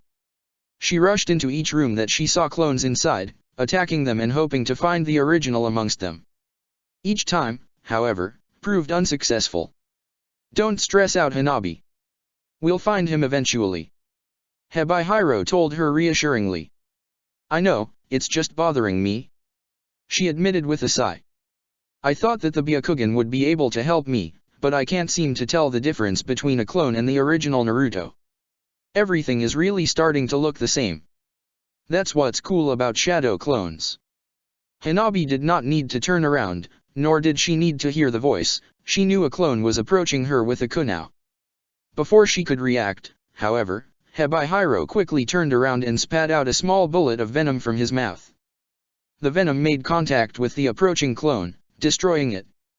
Looks like you decided to join me in attacking the clones. Hanabi noted with a look at the snake around her neck. I told you not to stress out, yeah, but that doesn't mean I'm not irritated either. Hebihiro answered, shaking his head. I'm getting tired of seeing his face all over here. Same. Hanabi giggled in response. It's even worse for me, 'cause I see so many of them at once with my eyes. She opened her mouth to say something else to the snake, but she stopped as she saw something in the corner of her vision. In a room at the other end of the building, she saw a Naruto standing in the center, staring to make a hand sign. Immediately, a series of clones appeared in the room and started to run out. Wait, I see it. I see the original making more clones. I found him. She grinned as she processed the thought. I did it. With that in mind, Hanabi quickly ran in the direction of the room. A minute passed by before she reached the room. The Hyuga reached for the doorknob and opened the door, entering the room to confront the original Naruto and the few clones that were still in the room. Instead, she was greeted by the sight of a Naruto clone making the hand sign for the shadow clone jutsu with a scroll directly under his feet. A smug grin was on the clone's face. What's up, Hanabi? Did you think I was the original summoning clones instead of another clone unsealing more clones from a scroll? He noted with a chuckle. I was tricked. Hanabi realized. Immediately, the other clones in the room started making hand signs. The clone in the center also began making hand signs as well. Hanabi's eyes widened as she immediately rushed out of the room to avoid the attack. Water style, gunshot. The clones finished the jutsu in unison. Katsumi was the first of Team 9 to finish looking through her building. As such, she was the first to arrive at their meeting point. She waited roughly 2 minutes before she was joined by Hanabi. The civilian-born Kunoichi waved to greet her, but her eyes quickly widened as she took in the sight of her teammate. What happened to you, Hanabi? She questioned. Hanabi was completely soaked. Water was dripping from her hair and the ends of her clothes. Even Hebihiro was completely drenched. Water was dripping from the snake's body onto Hanabi's clothes. A puddle was beginning to form underneath her. Both the Hyuga and the snake looked visibly annoyed. I don't want to talk about it. She answered. Naruto-sensei got you, didn't he? Katsumi guessed with a chuckle. I understand. He got me a little bit early and my ear still hurts like a bitch. Hurts a bunch. Hanabi corrected. You're still going to do that? The civilian-born shinobi sighed. Yup. She replied simply. You two not have any luck either. Both Katsumi and Hanabi turned their heads to face the sound of Kanji's voice. Both Kunoichi's eyes widened at the sight of the blonde.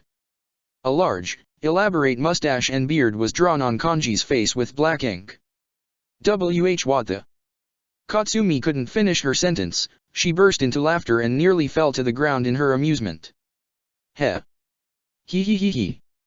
Hanabi couldn't help herself either and started to giggle. Are you two laughing at my marvelous facial hair, courtesy of Naruto-sensei himself? Kanji questioned, looking distraught at their laughter. Indeed, it is a curse. It was the penalty for not being sneaky enough. Kanji, go ahead and say as many puns as you want right now, you're not going to ruin my mood. Katsumi commented, still laughing. Really? As many as I want. A smug look developed on Kanji's face. I have an inkling that you'll regret that in a little bit, because honestly, I have a lot of pent-up frustration right now from having my face marked like this, so I have tons of dash. The Yamanaka's words stopped as Hebihiro opened his mouth and released a gush of water from it directly at his face. Kanji yelped in surprise, but he did nothing and allowed the water to his face. He eventually used his hands with the water to clean off all of the ink. After a few seconds, the pen-drawn facial hair was gone. I know you were probably trying to just get me to shut up, but I appreciate you doing that for me. Kanji said cheekily, smiling at the snake. No need to thank me. The snake replied simply, shaking his head. Another second passed by before the mood around the three sobered up. Hanabi and Katsumi stopped laughing and the smile on Kanji's face vanished. Alright, so we tried those 3 buildings and all failed, I guess. Where should we look next? He questioned. Hanabi immediately began to concentrate, looking for the areas she would assume Naruto would most likely be hiding. Really? That's his test. Anko questioned, her face morphing into a grin after she finished a sip of tea. Yup. Shikamaru nodded with a small smirk on his face. The Nara had decided to make a brief stop by Anko's apartment to chat with her. After unintentionally stumbling upon her eating lunch and joining her for a cup of tea she quickly prepared, he brought up Naruto's exam for his students. Anko was quickly very glad that Shikamaru had come by. Oh, that's brilliant. And it suits him. She exclaimed. Those kids are going to have a horrible time finding him. Yeah, they are. Shikamaru chuckled. Naruto already told me about all of the extra booby traps he set. Everything from shuriken and kunao to harmless things like buckets of water and paint.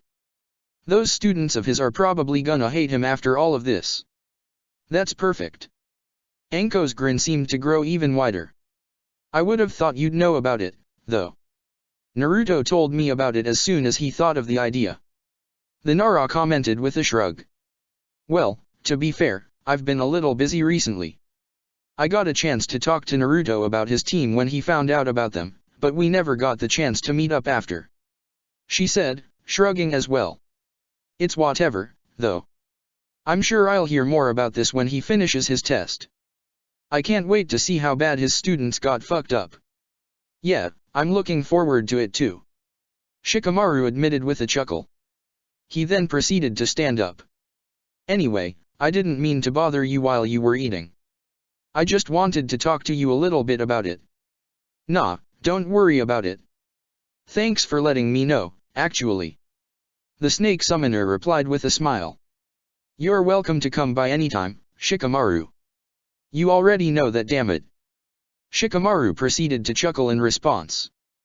The 2 jonin said their goodbyes before Shikamaru proceeded to walk out of the room. Anko was now alone in the room. A smile developed on her face as she finished her cup of tea. I'll probably see about stopping by tonight and asking Naruto about how his brats did. She mumbled to herself. They'll probably pass, but I'm willing to bet he has some good stories to say about everything went. After finishing her tea, Anko took the cup and an empty plate to her sink and began to wash her dishes. Just as she started, however, there was a knock on her door. She immediately grumbled and set the dishes in the sink before walking to the door. Anko proceeded to open the door and prepared some form of witty greeting. The words died on her lips, however, as she locked eyes with 2 shinobi. The first was a woman that she had not met before. She was a woman with long, curly black hair and icy blue eyes. She wore a skin-tight black shirt with chainmail underneath it and dark blue pants. Tied around her waist, separating her shirt and her pants, was a black ribbon. She wore a kiragaku or forehead protector around her forehead and had a katana attached to her back.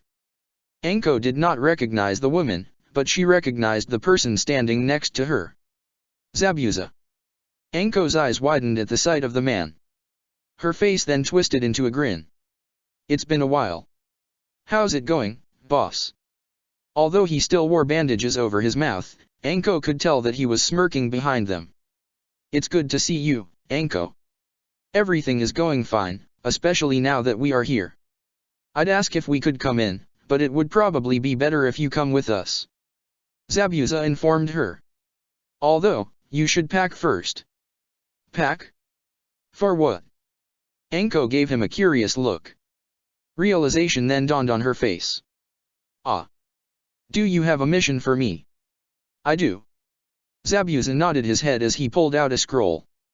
A mission from the Godame Mizukage herself. And, as a member of the 7 Swordsmen of Kirigakure, you are obligated to accept. He tossed the scroll over to Anko. She caught in her hands.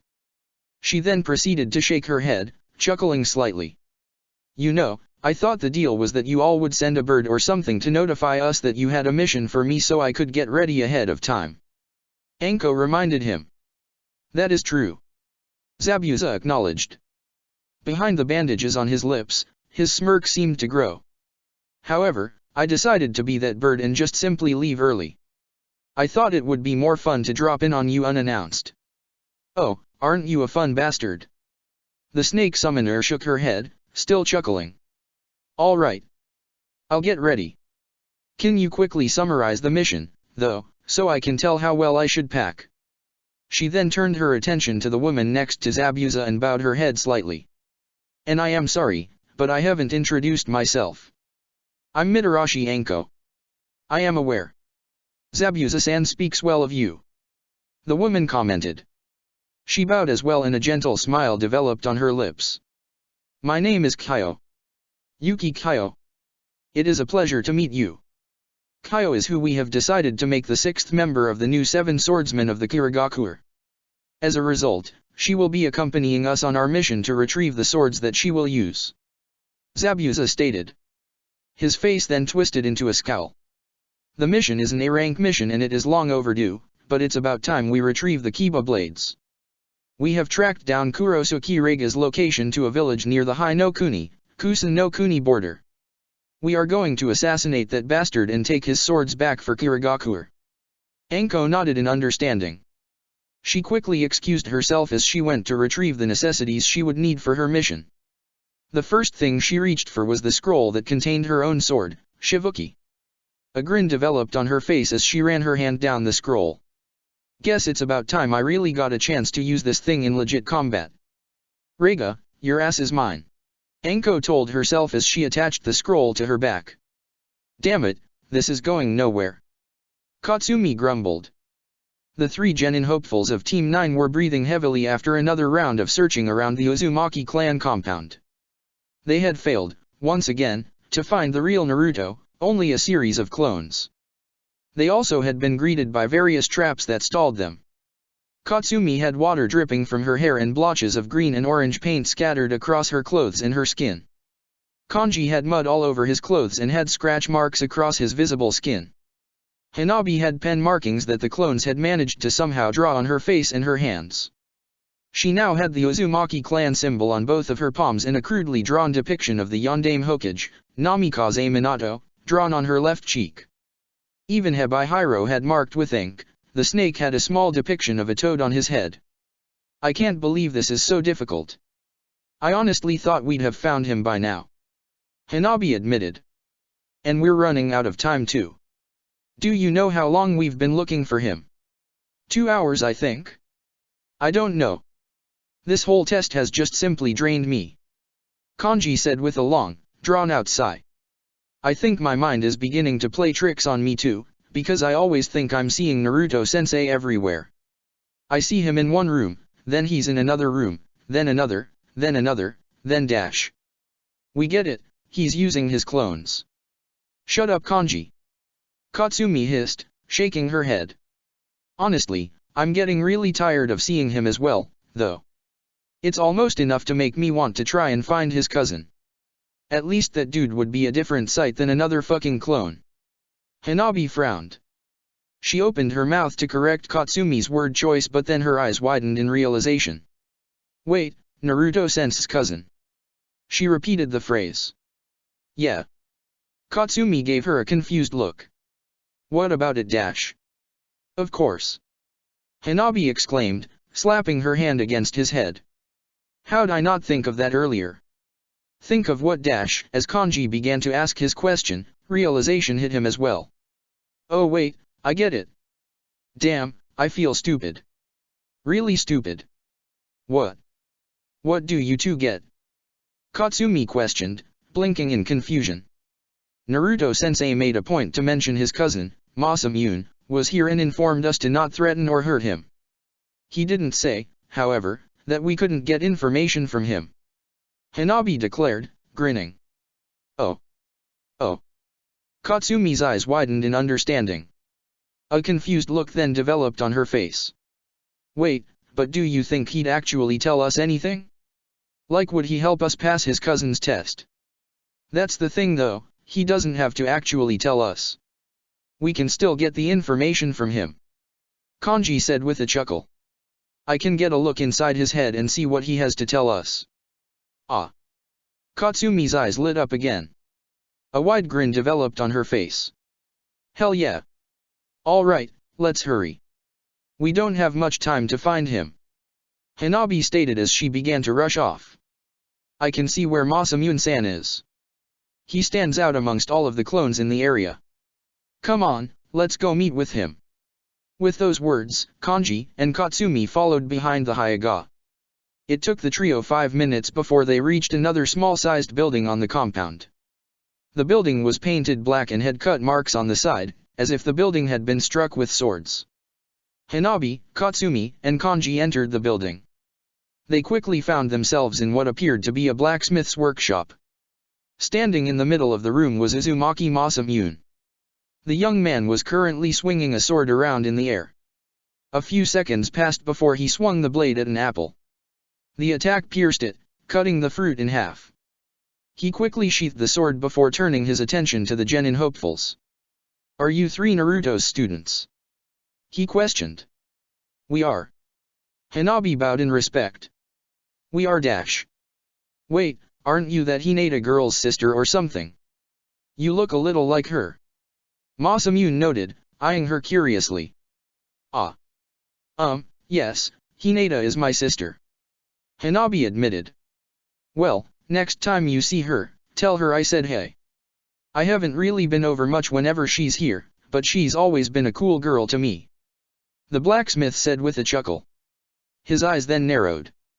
So, what you are all doing here? You all should be able to tell that Naruto isn't in here. No, but you know where he is, don't you? Katsumi questioned. Masamune shrugged in response, I'm not a shinobi. A lot of things he tells me about stuff like that go in one ear and out the other. I don't really know much about what his test today is even about. Sorry. For some reason, I don't really believe that. Kanji admitted with a chuckle. Can I ask you something? It's a yes or no question. What? Masamune questioned, looking at the Yamanaka in confusion. Just say yes or no. Kanji pressed. Yes. The blacksmith turned his head slightly in confusion. You give me permission to peek into your mind for a moment? Awesome, thanks. Kanji grinned as he extended his hands forward, mind transfer jutsu. Within seconds, Kanji's body went limp and fell to the ground. Masamune's body staggered slightly for a moment. Within seconds, he shook his head and looked at Hanabi and Katsumi, frowning. Come on guys, you couldn't have caught my body as it was falling. Kanji questioned from Masamune's body. Ah. I'm sorry, Kanji-san. Hanabi frowned, shaking her head. I wasn't thinking. Yeah. Sorry. Now, what can you tell us? Katsumi questioned. Kanji proceeded to close his eyes, as if trying to concentrate. Roughly a minute passed by before he seemed to come to the conclusion he was looking. Satisfied, he opened his eyes and made a hand sign. Release. Masamune's body, once again, staggered. The blacksmith started to look around in confusion. Kanji, on the other, proceeded to pull himself off the ground. I got it. Naruto told him he was going to be in the garden he's growing way in the back of the compound. Kanji declared. Come on, let's go find him. With those words, Kanji ran out of the shed, followed by Hanabi and Katsumi. Masamune Wa left alone. The man blinked in response before shaking his head. That was such a weird feeling. You owe me for agreeing to stay here, cuss. The blacksmith thought to himself. It took the genin hopefuls 3 minutes to arrive at the large garden in the back. Trees covered the area and a variety of flowers of different colors and shapes were on the ground. The variety ranged, featuring some plants native to different parts of the elemental nations. There were a few benches scattered in the garden by piles of flowers in a small spring in the very center. Lying down by the spring were 10 Naruto clones. The members of Team 9 narrowed their eyes on them as they approached. One of them is the original Naruto. Take the rest down. Kanji exclaimed. Katsumi immediately pulled out her crossbow and fired 10 arrows at the clones. 9 of the Naruto clones vanished immediately. The 10th, however, managed to catch the arrow and look at the students with a knowing look on his eyes. Found him. Katsumi stated, grinning at the sight of the Jonin. The 3 genin jumped directly in front of him. A triumphant smile appeared on each of their faces. Naruto looked at them for a few seconds before chuckling. You all took your sweet time finding me, you know. He said with a chuckle. Honestly, you took too long. The triumphant look immediately fell and was replaced with a mutual look of horror on all 3 faces. Even Hebihiro, on Hanabi's neck, was looking at the Jonin in fear. Wait, really? Hanabi blinked in response. This is a joke, right? Please be a joke. Hebihiro pleaded. No. Katsumi looked as if she about ready to bawl. How long? Were we really past the 3-hour mark? Kanji questioned, bringing his hands to his face. How far off were we from the time limit? Enough. Naruto said with a chuckle. However, I'm willing to give the 3 of you one more chance. Once again, the 3 genin hopefuls changed expressions. They were now all looking at him with hope in their eyes. What do we have to do? Find you again? Katsumi questioned. Nah. The Uzumaki shrugged in response. His eyes then narrowed on them. All you need to do is impress me. Wind style, great breakthrough. Naruto breathed out a massive gust of wind from his mouth directly at his 3 students. Their eyes widened in response before they winced in pain as the wind began to cut into them. Quickly, the members of Team 9 jumped out of the way, freeing themselves from the wind. If you 3 want me to change my mind, then make me fight and show me how strong you all really are. Naruto shouted. After his statement, the 3 shinobi nodded their heads in understanding. Katsumi then raised her crossbow up and fired a barrage of arrows at Naruto. The Jonin quickly maneuvered, dodging the attacks. He then rushed forward directly in front of the Kunoichi, raising his fist to attack her. She moved her body in an attempt to block the attack, but Naruto's fist overpowered her guard and he landed a punch directly at her face, knocking her backwards. Hanabi and Hebihiro quickly exchanged a look. Immediately the snake extended his head forward from Hanabi's shoulder and lobbed a bullet of water from his mouth directly at Naruto. The Jinchuriki, however, jumped up into the air and avoided the attack. While his sensei was in the air, Kanji reached into his pocket and pulled out a series of senbon. He tossed them at Naruto, who proceeded to move around the area, avoiding each and every attack. The Uzumaki then landed on the ground immediately in front of the Yamanaka. He raised his hand to punch him in the face. Instead of blocking, however, Kanji proceeded to spit out a series of senbon from his lips directly at Naruto. The Jinchuriki proceeded to duck, barely avoiding the weapons. He then made a sweeping kick, knocking Kanji off his feet. The curly-haired blonde hit the ground hard, grunting in pain. Naruto raised his foot again to kick the boy. As he attempted to kick Kanji, Katsumi pulled herself off the ground and began making a series of hand signs. Earth style, rising rock jutsu. As Naruto's kick was about to connect with Kanji's body, a large boulder rose up from the ground between himself and Kanji. The boulder then shoved back at Naruto, knocking him backwards slightly and away from the Yamanaka. The Jinchuriki's eyes widened as he looked at Katsumi. You know elemental ninjutsu? The Academy's report said you had a difficult time learning the basic jutsu, but you can do elemental ninjutsu. Naruto wondered as he looked at the civilian-born Kunoichi. He saw her help Kanji back up to his feet, which caused him to smile. I knew there was more to you than meets the eye, Katsumi. The Uzumaki quickly caught his balance, preventing himself from getting knocked back too far. Before he could go after Kanji and Katsumi, however, Hanabi jumped at him, her palms extended. A small smirk developed on his face as he quickly stepped out of the way of her first strike. Hanabi, are you sure you want to do this? Remember, I'm more than just Hinata's boyfriend. I'm her teammate and comrade. I've sparred with her before. I know a lot about the gentle fist. He reminded her, his smirk growing. I know, Naruto-sensei. But I have a different style than her. She declared sharply. Before Naruto could say anything, Hanabi charged forward again, trying to strike at him with her palm. Naruto sidestepped, avoiding the attack, and tried to land a punch at her. Hanabi, however, managed to block the attack.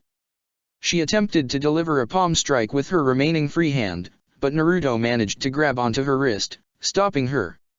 Yeah, she has a more aggressive, offensive style. I forgot Hinata-chan's style is a bit more evasive and mobile. I can see that Hanabi has a bit more force in hers than I was expecting. Naruto acknowledged. That's pretty cool. Naruto was pulled from his thoughts as he noticed Hebihiro extend his head forward at him in an attempt to bite him. The Uzumaki quickly jumped backwards to avoid the snake bite, which caused him to free his grip on Hanabi's hands. She then jumped forward, trying to strike at him again.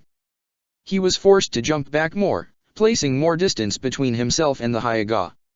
So that's what she meant when she and Hebihiro fight together. He helps in conjunction with her gentle fist. That's actually really cool.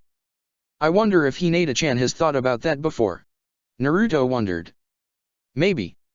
His thoughts were interrupted, once again, as Katsumi charged forward at him. She had put her crossbow to the side and, instead, was gripping the wooden sword tightly in her hands.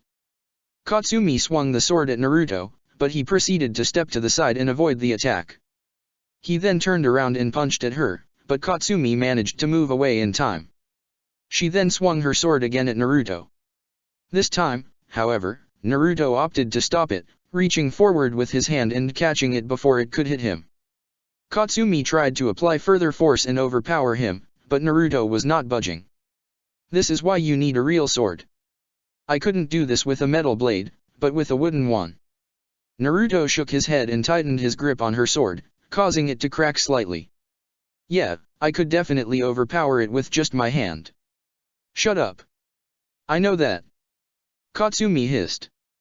Realizing that Naruto was not going to move, and also not let go over her sword, Katsumi jumped backwards, dropping her sword. She quickly ran through hand signs, earth style, rising rock jutsu. The ground underneath Naruto's feet raised upward, rocketing two boulders directly at him. The Jonin managed to jump away in time, still holding onto Katsumi's sword. A scowl developed on her face as she made a gesture with her hands. The two boulders launched into the air, directly at Naruto. The Uzumaki proceeded to dodge the attacks, jumping away just in time. He then made a series of hand signs.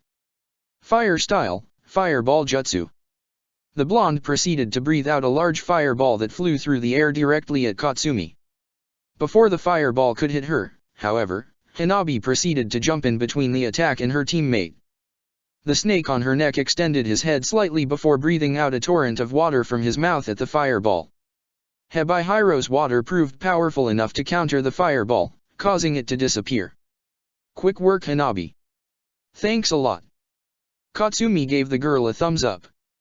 Don't thank me, thank Hebihiro. Hanabi informed her, gesturing to the snake around her neck. Well, thank you then, Hebi. The civilian-born Kunoichi said to Hebihiro, smiling. Thanks. Hebihiro mumbled in response, a small blue-colored blush on his face. Naruto eyed the two Kunoichi and the snake curiously for a moment. He turned away, just in time to notice Kanji throw two shuriken in his direction.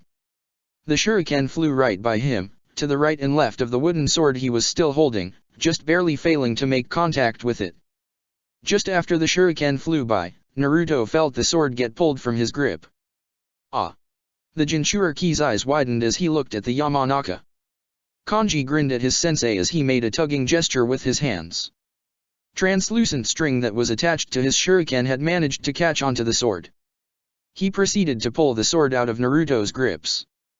The wooden sword, tied up in the string, flew towards him. He caught the sword and proceeded to catch it. He then tossed it back to its owner. "Hope you appreciate the favor I just pulled for you, Katsumi." Kanji called out to her. "Kanji, I swear." Katsumi shook her head to the side. Despite her comment, she had a smile on her face as she tightened her grip on the sword. "Thanks a lot. What are teammates for?" The Yamanaka shrugged. "Yeah, those three are definitely going to be a great team," Naruto realized, resisting the urge to grin at his students. "I'll let them know they passed in a little bit.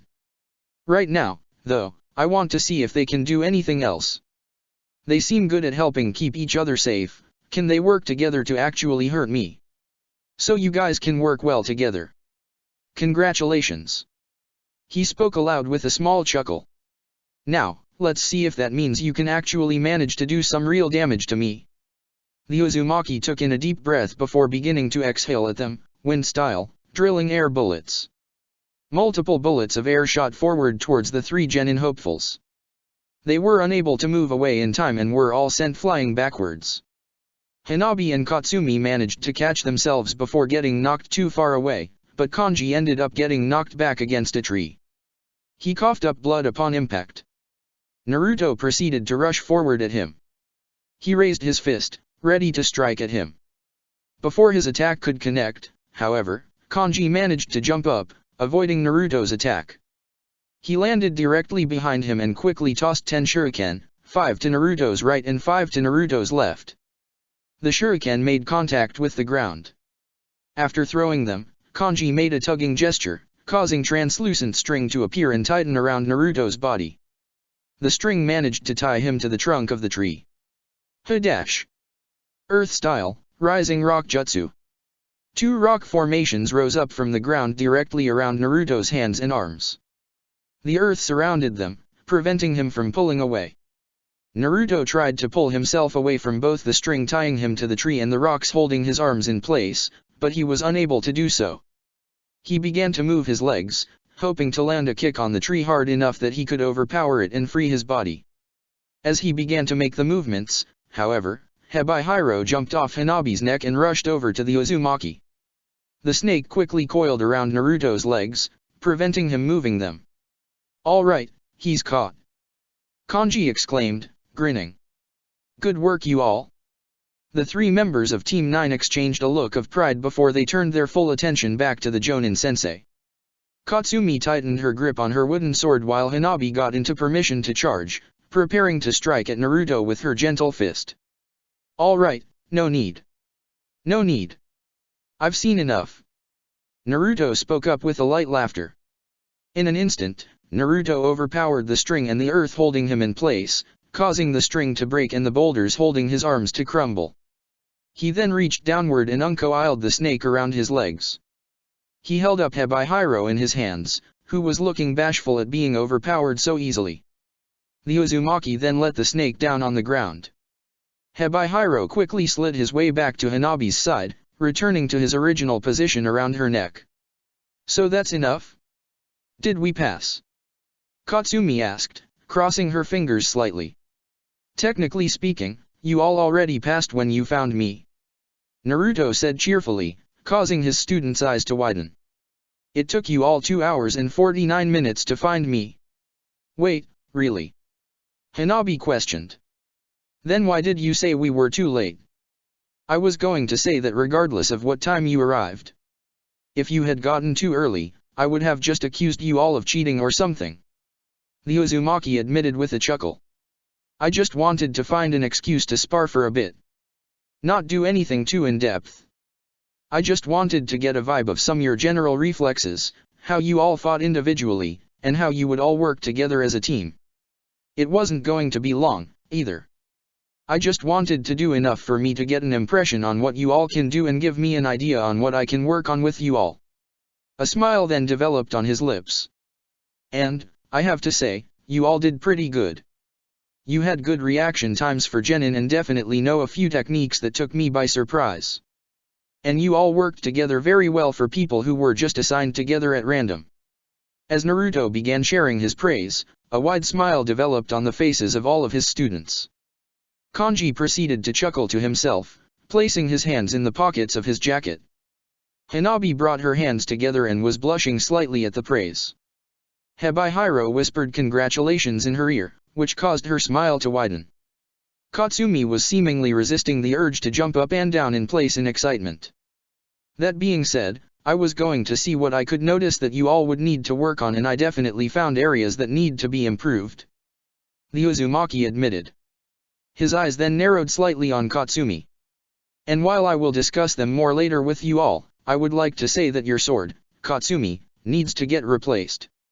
It really is pretty easy to overpower a wooden sword. If you really want to swing that around and use it on me, we're going to need to get you a real sword and not something I can actually easily block with my hand. Ah. The excitement seemed to fade from Katsumi's eyes and she frowned. Well, it might be a while for that. Not gonna lie, this was really all I could afford. Naruto's eyebrow rose at her comment, but he quickly shook his head. Well, since I know you all found out where I was from Masamune, you just met my cousin who was a blacksmith and you just saw him swinging around a sword he just finished making. Come by his store in town someday. I'm sure he could get a really good, cheap sword for one of his cousin's students.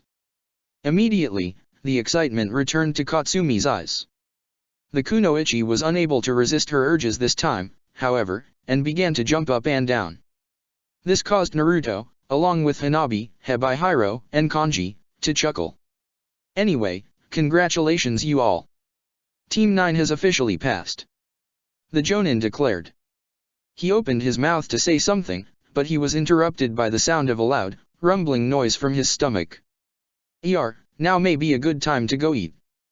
Do you all want to go to Ichirika's Ramen for a celebratory lunch together? My treat. That's the place you, Hinata-ni-san, and Shikamaru-san go to a lot, right? Hanabi questioned.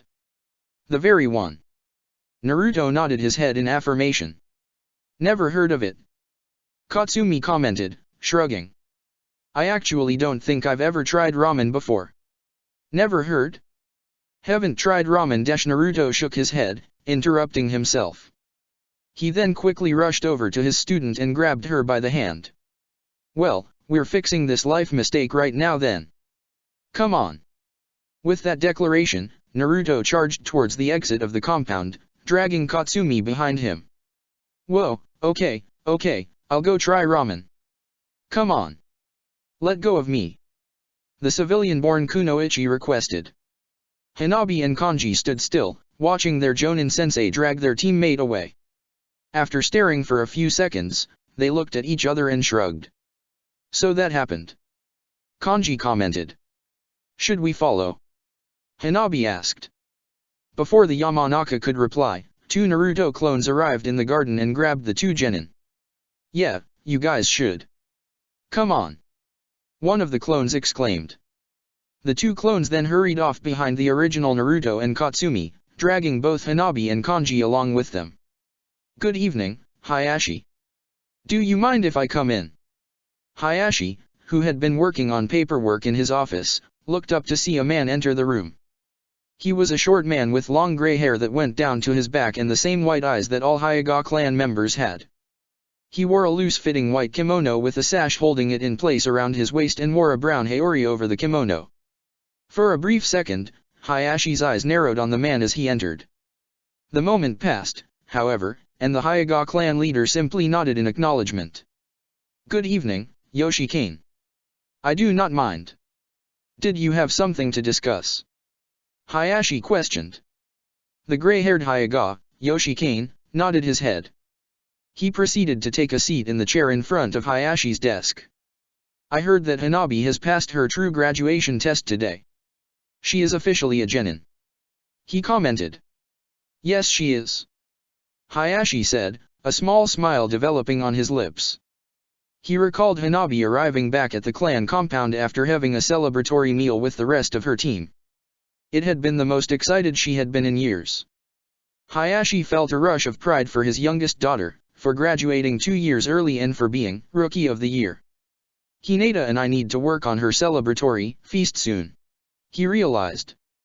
Hanabi has done quite well, Hayashi. You should be very proud of her. You raised your daughter well. Yoshikane spoke, interrupting the clan head's thoughts. With that in mind, I think it is time that she finally be marked. She is now a shinobi and will be going on missions for the clan. We don't want anything to happen to her in her eyes, after all. Hayashi's eyes narrowed instantly. I'm afraid I cannot make that decision. I have not decided whether or not she or Hinata will be the clan head after dash. Hayashi, do not lie to me. Yoshikane interrupted, his eyes narrowing as well. I accepted that argument years ago when Hinata did not display any signs of skill fitting for the clan head. However, at this point, her reputation is amongst the highest jonin in the village and she is regarded as one of the best shinobi of her generation. She has more than earned her spot as clan head and you know it. It is known that Hinata is this clan's heiress. A scowl then developed on the man's face. You are simply stalling this because you wish to prevent Hanabi from getting marked with the seal. I stand by my statement. Hayashi declared, shaking his head in response. While Hinata has indeed grown as a shinobi, Hanabi I believe is a more traditional Hyuga and could potentially be more of a leader fitting for the Hyuga clan. I am still uncertain whether Hinata's personality would make her a fitting leader. Hayashi, I repeat myself, stop lying. Yoshikane said. All you are doing is stalling one of your daughters from getting marked. I never had this much trouble when I had to mark either you or Hisashi. I didn't allow it to trouble me, I simply marked the younger and moved on from there. You also allowed and encouraged Hisashi to die in my place without a second thought or care. The Hyuga clan head noted with a scowl of his own. Do not hold that against me. It was for the best of the clan. I knew it, as did Hisashi knew it. The gray-haired Hyuga stated sharply. All of the elders know that and all of the Hyuga clan heads should know that. The clan comes before all else, even before children. For a brief moment, Hayashi said nothing and closed his eyes. He opened his eyes after a minute and proceeded to shake his head. I need more time. As the Hyuga clan head, I have the authority to choose my successor carefully. You will not fight this, Yoshikane. He stated bluntly. Yoshikane proceeded to shake his head. He then stood up from his chair and walked towards the door. Very well. I'll wait. However, whether you have the authority or not, you cannot ignore our clan's traditions forever. One of those girls will have to be marked and placed in the branch family. Yoshikane stated. If you can't make that decision and are willing to endanger our clan by placing more and more shinobi out in the world that could potentially have their Byakugan stolen, then you may not be fit to lead our clan after all. Hayashi shook his head, you may leave now, father. With that statement, Yoshikane left the room. With the man no longer present, Hayashi brought his hands to his face and shook his head in frustration. Masakado-san, we need to start experimenting with those seals of yours. The Hyuga clan head realized. Niji, Hinata, it is time. We are going to have to show the clan what you two are capable of. Chapter 60, Life Goes On. Pleasure doing business with you. Zabuza said as he took the key from an innkeeper. The Kirigakure Jonin walked outside of the inn. Standing by a tree near the entrance to the inn, under the light of the moon in the sky, were Anko and Kaio. The two women noticed their third teammate come out of the building and turned to face him. I presume you got a room? Kaio questioned. Zabuza nodded, holding up the key in his hand as proof. Both Kaio and Anko nodded in understanding as the trio proceeded to walk out towards the rooms of the inn. You know, I'm actually surprised you wanted to do this, Zabuza. Anko commented with a chuckle. You always struck me as the type that would prefer to camp out in the woods for missions as opposed to find an inn or some place just to save money. I spent many years camping it out when I was on Kiri's missing shinobi list. I only got to sleep on a bed a few times when I actually had clients that would contribute a place to stay. I've stayed enough nights outside that nowadays, if there is an option to sleep indoors, I'll take it. Zabuza answered bluntly, crossing his arms over his shoulders. Besides, camping isn't much safer. You still run the risk of being identified and caught out.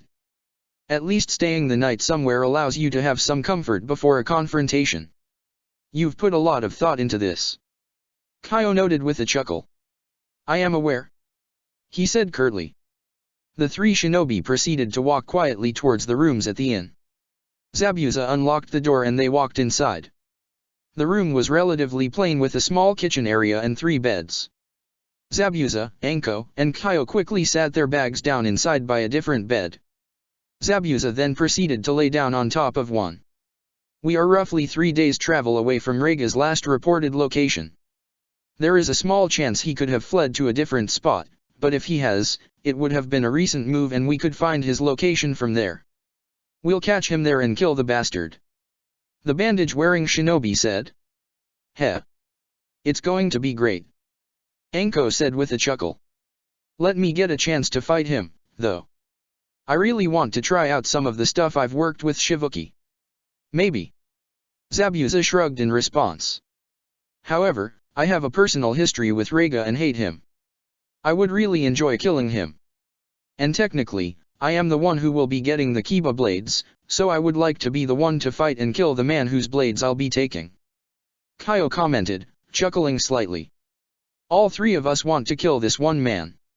Well, it is Rega. I'm sure there's plenty of people in Kiri would line up to give that man a funeral. Zabuza snorted in response. Hell, the bastard has this weird thing for funerals, so I'm sure he'd actually like it. I kinda just want to pound on him a bit. If I end up not being the one to kill him, that's okay. I just want to test myself. Anko said. My students have been really kicking ass recently, so I want to make sure in a real fight that I haven't lost my touch. Ah. Yeah. You're brats. Zabuza looked over at the Konoha shinobi in curiosity. How are they doing? Great. All 3 made Jonin and all 3 have been picking up great reputations. They really are becoming something in Konoha. A smile developed on the snake summoner's face. Naruto actually got a genin team of his own. He's grown up so much. Really? Him? He questioned. Interesting. I wonder what type of shinobi he would train. Excuse me, Naruto? As in, Uzumaki Naruto. Kyo spoke up, looking at Anko in surprise. Yup. I trained him back when he was a bratty academy graduate. Now he's a slightly less bratty jonin. Anko said. She then gave the woman a curious look. You know him? I met him once, yes, while he was on a mission in Nami no Kuni. She answered with a smile.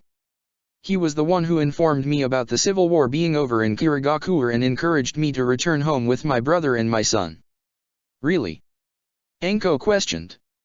Her brother, Rahayo, re-obtained the Jonin rank with her and, honestly, is a strong contender for the final member of the 7 swordsmen of Kirigakure once we managed to track down and kill Kisame.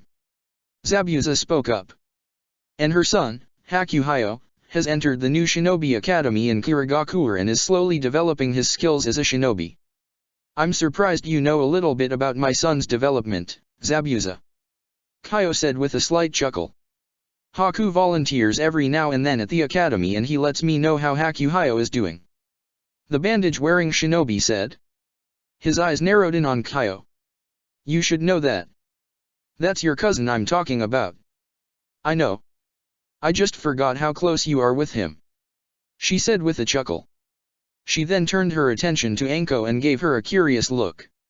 So, you said he was getting a genin team? How good of a sensei do you think he will be? Heh. Anko smirked. He'll be amazing. Trust me. Anko proceeded to go on for a few minutes, talking about her student and how he would be a great Jonin sensei, one better than ever herself. Ah, morning. Hanabi grumbled as she pulled herself out of her bed. The Hyuga stretched lightly as she slowly gained consciousness. Her eyes were only slightly opened as she started to look around her room. She quickly noticed that there was no sign of Hebihiro, causing her to shrug. Hebihiro said he'd be here by 7 in time to come to Naruto-sensei's training at 8. He's not here. I woke up before 7. She noted, yawning, and rubbing her eyes. Guess I got time to bathe and get ready before he gets here then. The Hyuga quickly gathered a spare change of clothes and a towel as she prepared to leave her room to get ready for the day. She opened the door to her room, prepared to head out into the hallway of her clan's compound. Before she could make more than a step out of the door, however, she was immediately drenched as cold water rained down from the ceiling. Ah! Hanabi shouted. The Hyuga immediately shivered. Her now wet sleepwear clung to her body, only making her feel colder. She shivered as she brought her arms to her shoulders, trying to generate some body heat. Her hands went to the clothes and the towel in her hands, hoping to find some warmth in them. Unfortunately, they too were soaked. What happened? She mumbled to herself, stuttering slightly. Her eyes traveled upward, where the water came from. They narrowed as they focused on two different scraps of paper that were stuck to the top. She quickly jumped upward, grabbing them and pulling them off. One was a seal marked with the kanji for water and was wet. She immediately crumpled it in her hand. The other, however, was a note. Hey Hanabi. Good morning. Hope you didn't forget what I said yesterday. You, like the rest of your teammates, were last to arrive. And I specifically told you all that I'd be pranking the ones who showed up last. Don't say I didn't warn you. Hope you have a refreshing morning and I'll see you at 8 with the rest of the team. Uzumaki Naruto. She immediately crumpled up the note just as she did to the seal. Now wide awake, the Hyuga ran back into her bedroom, looking for new towel and dry clothes. Why Yuri horrible NN Naruto-sensei? She hissed to herself, still stuttering from the cold. Naruto had informed his students to arrive at Training Ground 9 to arrive at 8 o'clock. The Jonin walked into the training ground at that precise time, briefly looking around at the area around him, looking momentarily at the large trees and stone formations in the area. Standing in the center of the training ground by a particularly tall tree were Naruto's genin. The blonde smiled at the sight of them as he approached them, making his presence clear to them. Katsumi and Kanji looked over at Naruto and nodded in acknowledgement of him and seemed to mentally prepare for their training. Hanabi, on the other hand, along with Hebihiro, were glaring at the Jonin as he walked in. Hey guys. Looks like you're all on time. Naruto said with a smile. His eyes then moved towards Hanabi and the snake on her neck. What's up with that look? You look pretty mad about something. My scream woke up some of my clansmen. Hanabi answered, her glare tightening further. Oh I know. Naruto's smile grew into a wide grin. I had a clone at the compound, waiting for the moment. It was hilarious. It was rude. She replied. It was not. I already warned you that I'd do stuff like that. The Jonin rolled his eyes. His eyes then narrowed on the snake on the Hyuga's neck. And why are you mad at me? I know for a fact you weren't there. Hebihiro shook his head. It doesn't change the fact that what you did to Miss Hanabi was rude. Katsumi mumbled, drawing attention to her, I'm lost. Did I miss something? The hell are you two fighting about? Don't know. I missed it too, I guess. Kanji shrugged. Don't worry about it. It doesn't concern you two. Naruto replied with a chuckle. He quickly muttered something under his breath sounding like yet before clearing his throat. Regardless, it's about time we get our first training day underway. You all ready? Kanji and Katsumi both nodded in affirmation. Hanabi and Hebihiro, too, nodded, seeming to be less irritated. Seeing the focused looks on his students' faces, Naruto reached into a pocket on his Konoha flak jacket and pulled out 3 sheets of plain white paper. Before we begin, though, I want to do what my Jonin-sensei did for me. He explained. I have 3 sheets of paper and I want you all to take one of these sheets of paper and channel your chakra in your hands and into the paper. Hanabi and Kanji nodded their heads again. They each took 1 sheet of paper from their sensei. Katsumi, on the other, shook her head. No need to, Naruto-sensei. I know what this is and I know what mine is. Katsumi commented, grinning slightly. I figured you might already. Naruto chuckled. He still, nevertheless, held out the paper to her. Then can you explain to your teammates what it's for and demonstrate how it works? Sure. Katsumi nodded her head. She took the sheet of paper from Naruto and held it up in a slightly dramatic fashion. You all know elemental affinities, right? This paper reacts differently to a different affinity. For example, Katsumi channeled chakra into her hand and the paper, causing it to crumble into dust and fall to the ground. I have an earth affinity. And this is what it does if you have that affinity. That doesn't make sense. Kanji stated, a small grin developing on his face. I wouldn't really call you a down-to-earth person. A scowl quickly developed on Katsumi's face. I was in a good mood until that pun, you jerk. Anyway, Naruto clapped his hands, drawing attention to himself. I think that was a good explanation. Good job, Katsumi. He then gave the kunoichi a curious look. How did you find out your element, though? Katsumi's voice began to trail slightly and she rubbed the back of her head. It's kinda a long story. I'd rather not talk about. Naruto's eyes narrowed on his student slightly, which caused her to shrink away slightly. He sighed in response. Note to self, don't let my curiosity about my students be so obvious. He sighed. He then shook his head before speaking aloud. Well, regardless, let's see what elements your teammates have. Hanabi? Kanji. Both Hanabi and Kanji nodded their heads in understanding and began channeling chakra in their hands with the papers.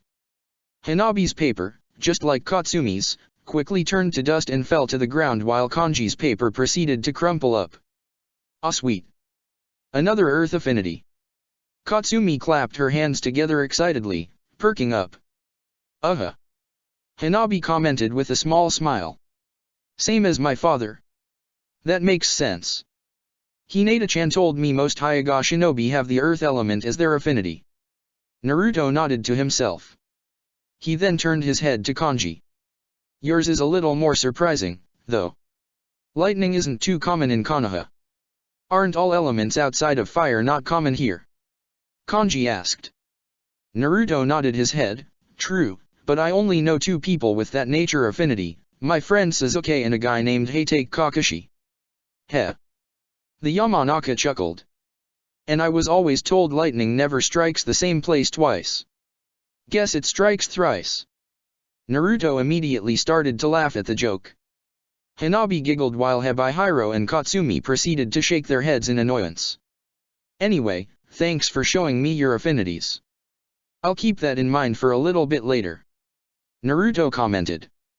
Now, let's get on to the format of how our days are going to go. I'm doing something very similar to how my Jonin sensei trained me, because I think it worked out very well for me and my team. Basically, we will start the day off with a 30-minute warm-up exercises. After that, we have an hour and a half of team training where I will work with all 3 of you at once. We will have a 10-minute break after that, then, using 2 shadow clones, I'll spend an hour with each of you individually so I can train you all in specifics. Once that's over, we'll take a break for lunch, then go look to see if there are any available missions for us. Does that routine sound alright to you all? Hanabi, Hebihiro, Katsumi, and Kanji all nodded in agreement. Seeing that they were all on board, Naruto grinned in response. Awesome. So, let's just jump right into things then. Let's get some good warm UPS out of the way real quick. Well, this is going well. Naruto chuckled to himself. The blonde Jinchuriki looked at his students, who were lying on the ground, panting heavily and trying to cool themselves off. His warm UPS were, admittedly, hard workouts for completely fresh genin. After completing different stretching exercises and having his students perform a 10-minute meditation session, Naruto had his students perform 50 sit UPS, 50 push UPS and 30 pull UPS on nearby tree branches. He had intended on having his students do a couple laps around the training ground as well, but they hit the 30-minute mark he had assigned. On other days, Naruto would probably ignore an arbitrary, 30-minute, time limit for something like this, but this was the very first day. He was going to do his best to follow it, at least once. Immediately after, Naruto got his students working on practicing their chakra control and increasing their reserves. He introduced them to the tree walking exercise and had them perform it over and over again. Once they started to pick up the exercise, he had them do the exercise simultaneously with the leaf concentration exercise, making sure to rush up the trees as quickly as they could while also making sure that the leaf on their foreheads would not fall off. After an hour and a half of work, the genin were now drained, physically and chakra-wise. Just think, after a few more sessions like this, these exercises will all be easy for you all. Naruto exclaimed cheerfully. Then we can start moving on to more fun things, like water walking. And then I can show you some really cool chakra building exercises when dash. Naruto-sensei, give us a moment. We're all tired as hell. Katsumi commented, breathing heavily. Heck. Hanabi corrected, despite her own hard breathing. Really? The civilian-born Kunoichi found the strength to look over at the Hyuga in annoyance. Hell isn't even swearing. I second that. Honestly, hell isn't that bad of a word, Hanabi. Naruto said with a chuckle. And, to be honest, you all should not be tired as hell. Those were just general exercises. I went on you 3 lighter than my Jonin-sensei did. Really? Kanji gave his fellow blonde a surprised look. Your old Jonin-sensei sounds like a horrible person. Yeah, but she's the best horrible person there is. The Uzumaki replied with a cheeky grin. The genin took a few more minutes to rest before they pulled themselves off the ground, feeling refreshed. Seeing his students were ready to continue, Naruto brought his hands together in a singular hand sign and created 2 shadow clones.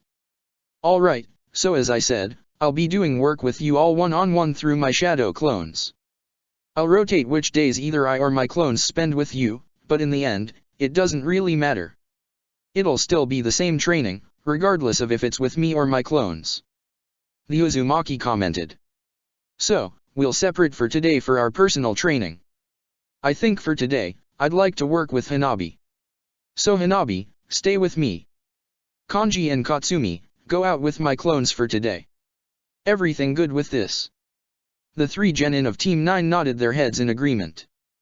Katsumi and Kanji proceeded to walk over to one of Naruto's clones.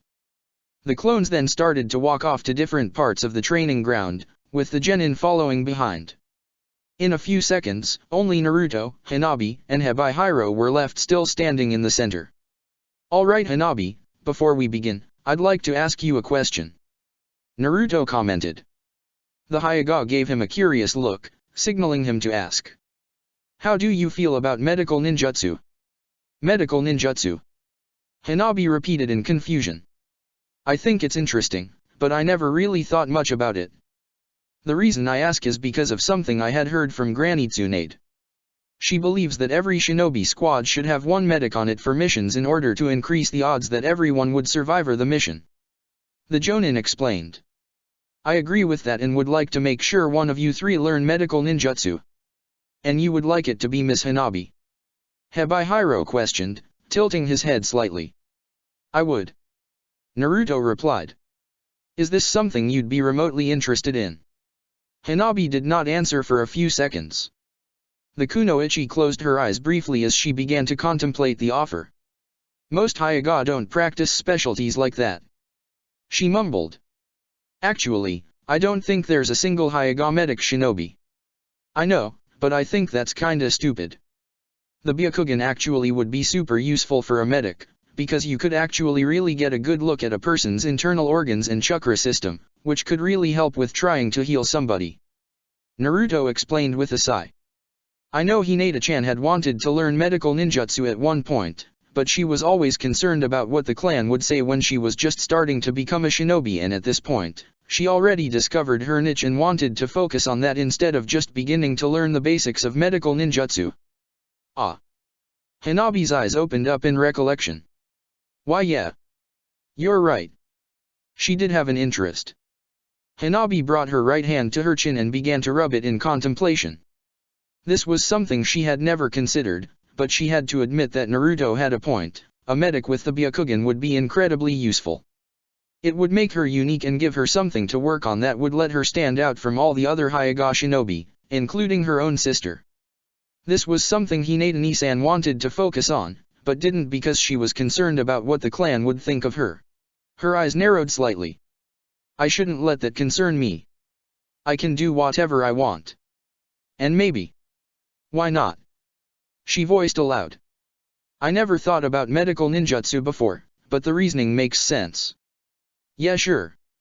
A small smile developed on her lips. I'd love to learn. Great. Naruto clapped his hands together in excitement.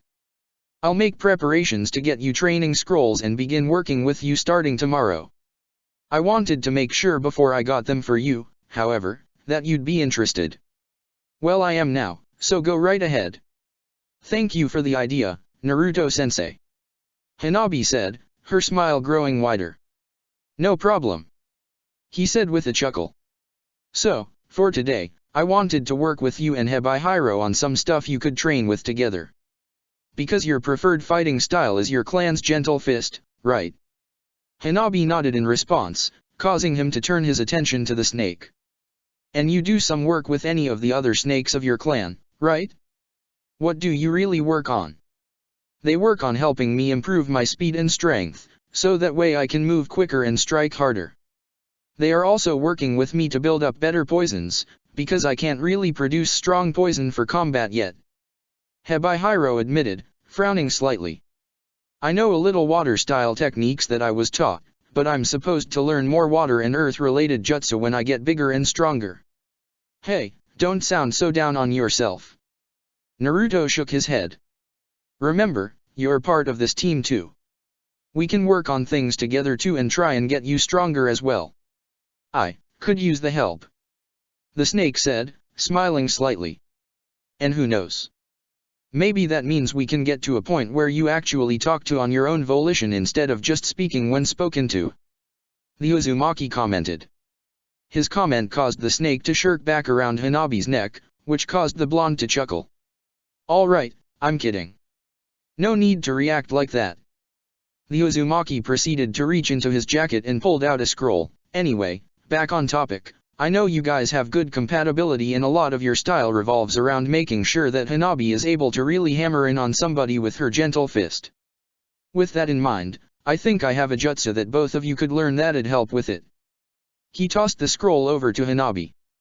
The kunoichi caught it and opened it up. She and Hebihiro then looked at the title of the jutsu. Ninja Art, Poison Senbon. The two read in near unison. It's a C-rank technique and isn't too difficult to use. But it also gives another venue to strike at people. Your style involves getting close to fight others, so if they are trying to block, you can just spit out Senbon at them. It'll probably take them by surprise. Besides, it gives you a little bit of range, since it kinda is a mid-range technique. Naruto explained. He then looked over at Hebihiro and smirked at him. And if you really wanted to work on developing stronger poisons, then this jutsu could help you, Hebihiro. Ah. The snake seemed to grin in response. It would. Naruto chuckled at the elation on Hebihiro's face. He then proceeded to pull out another object from his jacket's pocket, a small container filled with senbon. So, we'll work on medical ninjutsu starting tomorrow. For now, let's see if we can start some work with this jutsu. Of course, Naruto-sensei. Hanabi and Hebihiro declared in near unison. After walking away for roughly a minute, Katsumi, along with one of Naruto's clones, reached the edge of the training ground. They were now in a particularly rocky area with not many trees in sight. Upon arrival, the clone turned to face her. Alright, let's begin. And before we do, can I give a quick, honest assessment of something? Naruto's clone asked. Go ahead. Katsumi shrugged in response. Well, I think you clearly have a lot of strength. The clone commented with a smile. I know you didn't want to go into details, but you knew an elemental jutsu before getting out of the academy. That's impressive and, thanks to the spar we had yesterday, it also says something about the amount of chakra you have if you can use it more than once and not exhaust yourself. Heh. Katsumi rubbed the back of her head, grinning widely. Thanks dash. However, on the other hand, your fighting style is all over the place. The clone continued, his smile dropping. Likewise, Katsumi stopped grinning and gave Naruto's clone a confused look. I mean, you use both a sword and a crossbow and it kinda feels like you use them because you just want to use weapons. He clarified with a sigh. You barely used the crossbow in the fight yesterday and your Kenjutsu was barely passable. I know you were using a wooden sword and that changes things, but I honestly think you'd actually have been better yesterday if you just used Taijutsu. Well, you just said it, I'm just learning Kenjutsu. Katsumi defended herself, glaring at the clone. And I never used the crossbow much because we were fighting up close. I didn't think it helped much. You could have tried to place distance if you wanted to use it. My girlfriend is actually pretty good with knowing how to establish distance so she can fire at people with her bow. Naruto's clone commented. But isn't she a jonin? You can't compare me to a jonin yet. The brown-haired Kunoichi exclaimed. I'm not, but I'm just saying that you could have worked harder to create distance if you wanted to. The clone replied. My point was that I think you don't really know what you want your fighting style to be and I wanted to talk to you about it so we can help narrow it down more. Katsumi's body language softened slightly at his words. The Kunoichi was quiet for a few seconds before she proceeded to shake her head. I think I'd like to be an aggressive, quick fighter that can get up close and create distance if I want to at any given point. She noted. Kenjutsu really appeals to me and I'd love to use a sword. But I do think I need to have some long-range techniques. I don't want to be a sitting duck to be picked off if someone can attack me from afar, you know. Well, based off that, I'd suggest ditching the crossbow entirely. The blonde suggested. Long range seems to the only reason you have a crossbow and I can definitely teach you jutsus that will help you in that category. Hell, I can give you elemental ninjutsu if you'd like to work on it. So more earth-style jutsu? Katsumi asked. Well, yeah, but not just earth-style techniques. Remember, your nature affinity does not make you exclusively use one nature affinity. You may, at one point, master only one element, but that does not mean you can't learn jutsus of the other elements. It makes you more well-rounded. Naruto's clone informed her. For starters, I got a few wind-style techniques I could teach you for long range. I think I know one lightning-style jutsu too. And I can always look into earth-style jutsus as well if you really want. I see. The civilian-born Kunoichi crossed her arms as she closed her eyes in thought.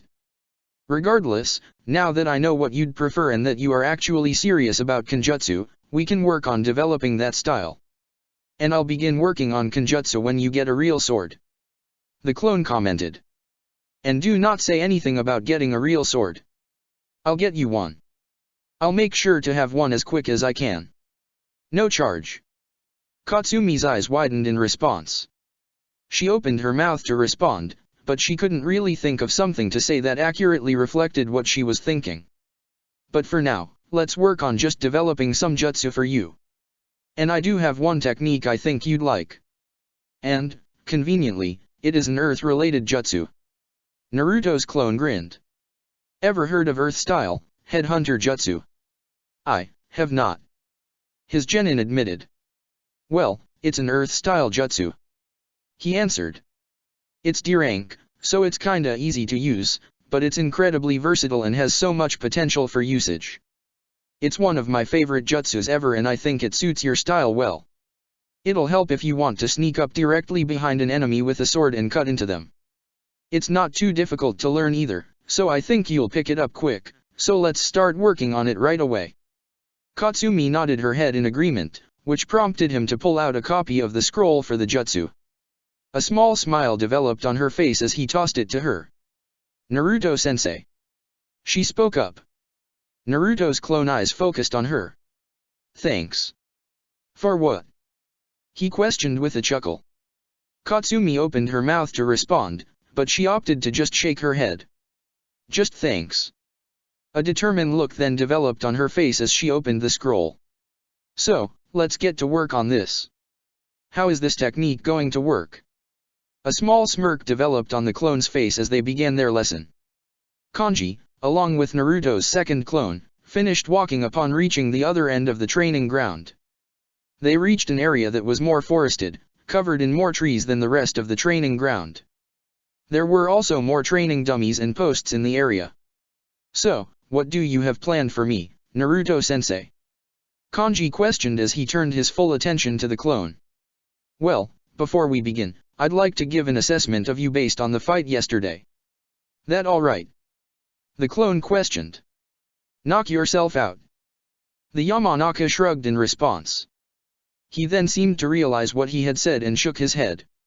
Actually, don't. I don't want you to accidentally dispel.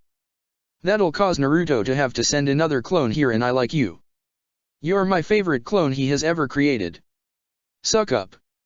The clone shook his head, resisting the urge to chuckle too slightly. Nevertheless, he kept a serious demeanor up as he began his assessment. You seem to display good supplemental tactics. I know you got the information about my location from the Yamanaka's mind transfer techniques. You also were good at getting Katsumi's sword from me using that string tactic with the shuriken. I got the vibe that you could be a good strategist. Yeah, that sounds about right. Kanji admitted. He then gave the clone a curious look. Now, onto the negatives you noticed about me, I assume? Correct. He responded. For starters, you really did not get involved in the fight. It seemed like you do not have much going for you in regards to actually fighting for yourself.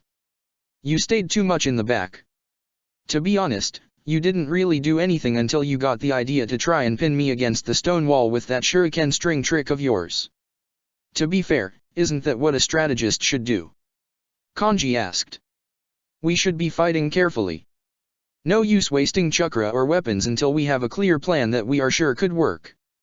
That is true, and I like that you're careful, but it almost came across like you were alright with letting your teammates do most of the actual fighting for you, or at least at first. The clone explained.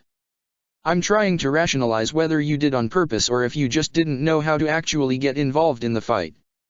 I'll answer that, I didn't want to lump the responsibility on just my teammates.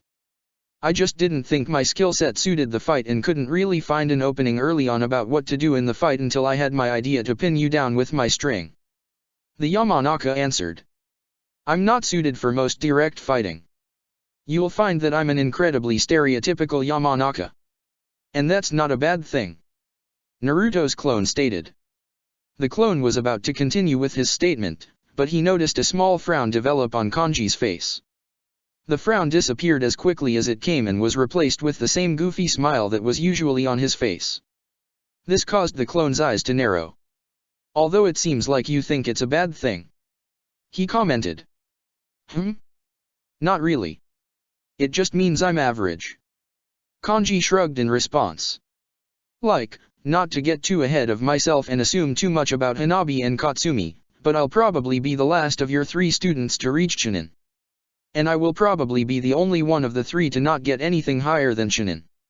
I'll be the textbook average Yamanaka and average shinobi of the village, which probably isn't a bad thing in some contexts. It does mean I probably will live the longest. I'll just live a boring, safe, simple life. Naruto's clone's eyes narrowed on his student. If you really think this, then why did you even become a shinobi? If you wanted a simple life, you could have just been a civilian. I don't think. I know. Kanji elaborated. He then shrugged his shoulders once again.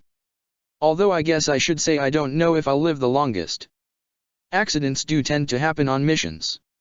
I could very well not even live to reach Chunin. That happens from time to time. How do you speak so casually about this? His sensei questioned. Because it's just general knowledge to be aware of. The Yamanaka answered nonchalantly. I'm not saying it like it's a good thing or a bad thing, I'm just saying it like it is. So this is what you want from life? You just want to be an average shinobi? You want to live a life that'll be safe? The clone questioned. Kanji's eyes narrowed in response to the clone's question. The nonchalant, goofy expression disappeared and was replaced with a more serious, harsh look. I'm talking about facts, Naruto-sensei. I'm talking about things I know. I did not say that being average is the life I want. Kanji explained bluntly. The boy's serious, borderline angry tone took Naruto's clone by surprise. The clone softened his own demeanor as he continued to focus his attention on the Yamanaka. Then what do you want? What kind of shinobi do you want to be? He asked. It doesn't matter. The genin rolled his eyes. I know what type of shinobi I'll be. Just humor me for a moment. The clone replied. I know I came across probably a little harsh earlier, but that was just because of how casual you were talking about it, but there is nothing wrong with being an average shinobi. But is that actually what you want? Is that the lifestyle you want or the lifestyle you simply think you'll have? I know I'll have it. Kanji repeated his sentiment. The two blondes remained quiet for a few moments. Naruto's clone's eyes began to narrow on the Yamanaka. After roughly 30 seconds, Kanji finally sighed and shook his head. Fine, I don't want to be average. He admitted. I want to be more than that. There seemed to be more to Kanji's answer than he was letting on, but that didn't matter to the clone, as a small smirk developed on his face. That's all I wanted to know. Thank you, Kanji. It's not going to change anything, Naruto-sensei. Kanji said dismissively. Maybe in your perception, but as far as I'm concerned, I'm going to make you the most above-average shinobi I possibly can. The clone smirked. And I'm going to start by giving you some better offensive techniques so you can get on the front line with your teammates instead of just waiting until you have a plan. Naruto's clone reached into his jacket pocket and pulled out a scroll. He then tossed the scroll over to the Yamanaka, who caught it. The genin opened the scroll and read the title, Lightning Style, Thunderbolt. Upon reading it, Kanji's demeanor relaxed. A smile developed on his face and he began to chuckle good-naturedly. Oh, immediately after we found out my affinity was lightning, you give me a lightning-style technique. How shocking! He said. Well, if I want to get your offense up, I think a good idea would be to start with your jutsu repertoire, and why not give you one that suits your element? Naruto's clone admitted. Look over the scroll. We'll begin to practice when you're ready. Kanji nodded his head in understanding as he began to read the scroll, studying it intently. So, overall, did training go alright for you guys? Naruto questioned his students. Team 9 was now brought together at Ichiraku's.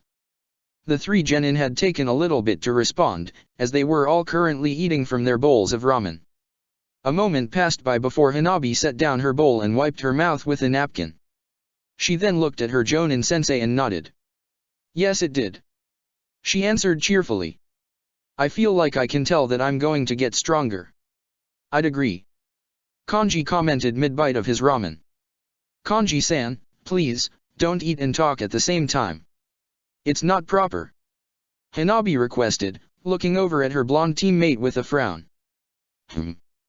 Kanji looked back at her, a single ramen noodle hanging from his mouth. He eventually slurped it up. What's not proper? Ugh.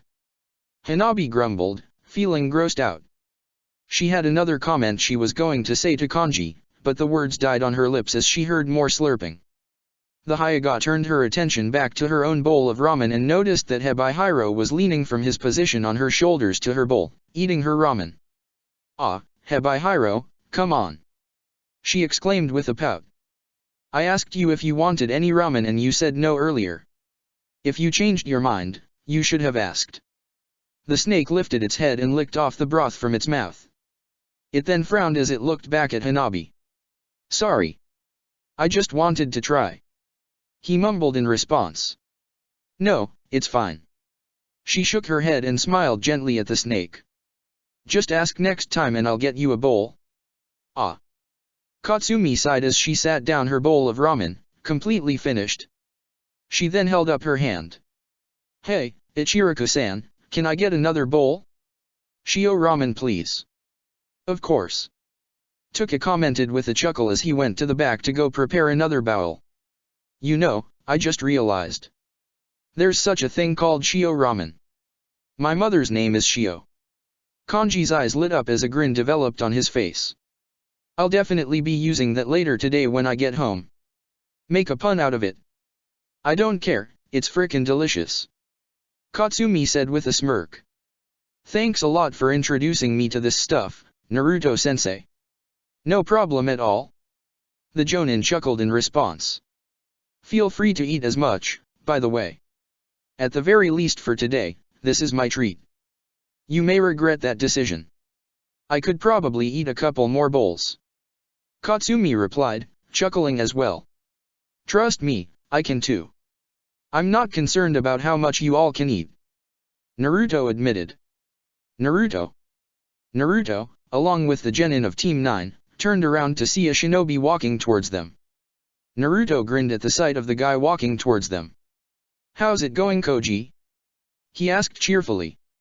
The Akimichi had definitely changed over the past 2.5 years. His brown hair that he had styled upward now went down to his waist in length. He wore a red suit and black pants with plated armor over his torso, arms, and his upper legs. He now wore a red Konoha forehead protector over his forehead and had stud earrings on. One thing that had not changed, however, was his love for food. He was carrying a bag of potato chips as he walked up to Naruto and was eating them casually. Things are going great, Naruto. I've been relaxing recently after a busy week last week, Koji said cheerfully.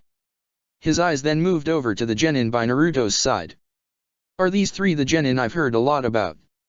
You've heard about them? Naruto blinked in response. Naruto, you know who's on my team? Of course I have, the Chunin said with a hearty laugh. Oh. Yeah. Duh. Naruto snickered. He had not talked to her since he heard about his promotion, but there was no way Ino did not know about his genin. Anyway, yeah. This is my team.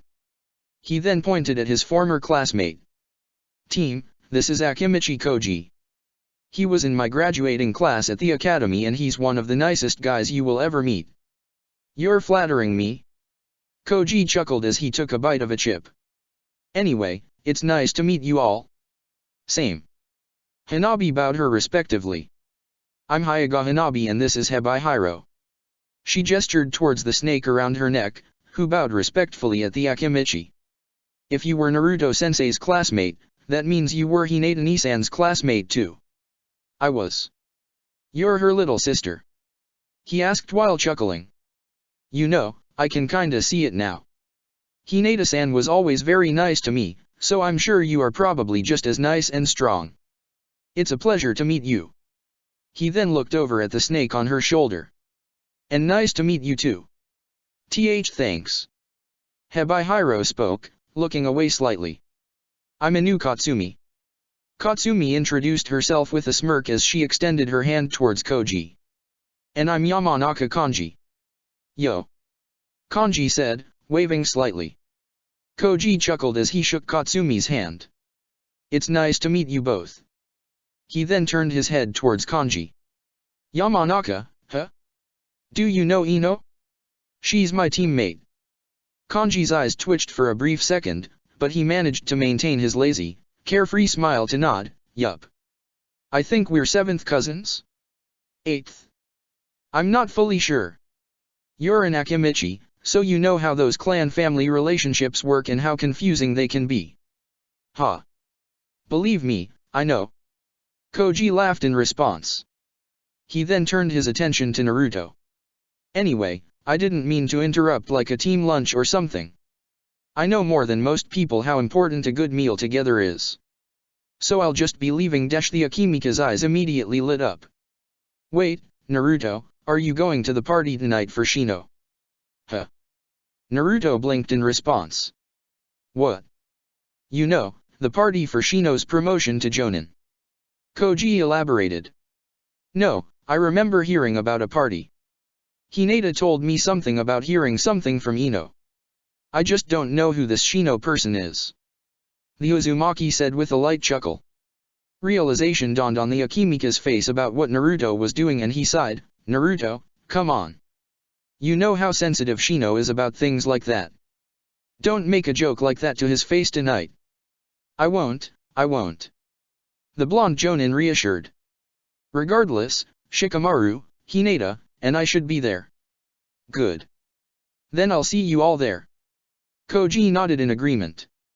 He then turned his attention to the other genin. It was nice meeting you three. I'll see you later. The genin waved goodbye to the chunin as he walked away, eating from his bag of potato chips. When the man was gone, they turned their attention back to their sensei. What was that guy talking about? What party? Katsumi questioned. Basically, his other teammate, Abarame Shino, got promoted to Jonin just a few days ago, so he, Ino, and their old sensei, Asuma, are throwing him a party. Naruto said with a chuckle. Well, that should be fun. Hanabi said with a smile. Have fun then. I will, thanks. The Jonin smiled back in response. Anyway, we probably should go over and check on missions dash. Just as Naruto was about to finish his statement, Tuka came walking back with another bowl of Shio ramen. He placed the bowl in front of Katsumi, who grinned at the chef, bowed in gratitude at him, and began eating at an alarming rate. The ramen chef then looked over at Naruto expectantly. Oh yeah. The bill. He grumbled as he fished out his wallet. A loud knock sounded on the door to the Hokage's office. Jiraiya, who had been giggling to himself while writing something on a piece of paper, quickly stashed the paper, and pulled out a stack of paperwork. He took off one sheet and began looking at it. The door's open. Come in. He announced coolly. The door opened up and Naruto, along with his genin, walked into the room. The Jonin grinned as he waved at the Hokage in a cheerful manner. Hey Ero Sennin, Team 9 is reporting for duty. Naruto exclaimed. His comment caused Jiraiya to drop the sheet of paper down to his desk. The Toad Sage proceeded to shake his head. Ero Sennin. Hanabi repeated the name in question. What's that supposed to mean? Katsumi asked. Well, that name directly translates to, perverted sage. Kanji commented. I would assume that means that Naruto-sensei is calling Hokage-sama a dash. Honestly Naruto, can you act professional in front of your students? Jiraiya questioned, quickly interrupting the Yamanaka. I have been acting very professional, thank you very much. Naruto said with a smirk. Just to them, though. I don't see a reason to be professional with you. I'm the Hokage. Jiraiya deadpanned. And? The Uzumaki shrugged. Jiraiya opened his mouth to respond, but decided not to. He, instead, shook his head and sighed. Why do I even bother with you? He grumbled to himself. Well, what are you all here for? For a mission. Yup. I want my team to have a super special first mission so that they understand fully the importance and difficulty of D-rank missions. Naruto explained, his smirk turning into a slightly malicious grin. Is the retrieval mission open right now? Oh. That mission. The Godame Hokage eyes lit up slightly. He proceeded to chuckle as he reached for a scroll. Yes, it is. Of course it is. This one usually opens up once a week or so. A retrieval mission? Hanabi questioned, giving Naruto a surprised look. What are you talking about? Are we rescuing somebody? As our first mission? Katsumi questioned. I wasn't expecting anything this important for a first mission. Holy sh! The Kunoichi cut herself off after noticing Hanabi giving her a knowing look. She proceeded to cough slightly. Holy crap, this is awesome. Yes, it is. You'll be rescuing someone directly related to the daimyo of Hino Kuni. Jiraiya informed them as he tossed the scroll for the mission to Naruto. This is for real? Kanji blinked in response. You're giving a mission of that much importance to a newly appointed genin squad who just finished their first day of training. You're forgetting, I'm not completely fresh and I'm a qualified shinobi. Naruto explained with a chuckle. Then what are we waiting for? We need to go help out this person. Katsumi declared. She was nearly jumping up and down as she looked at Naruto eagerly. So, who are they? What do they look like? Where were they last reported being seen? Well, their name is Tora. They were last seen somewhere in the market districts of Konoha, although that might have changed by now. As for what they look like, Naruto proceeded to open up the scroll, revealing the picture of Tora, a brown cat with a red ribbon on her right ear. She's a cat. Hanabi, Katsumi, and Kanji all looked blankly at the picture. Huh. Naruto, you did not give them the Tora mission as their very first mission, did you? Shikamaru nearly gasped. Yeah. I did. Naruto admitted with a chuckle. Why would you do that to them?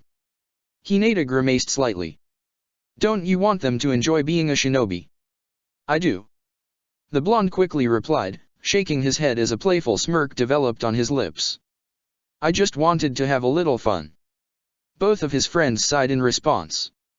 Shikamaru reached for a bottle of sake and began drinking while Hinata began to eye her own unopened bottle, mentally debating whether or not to start drinking.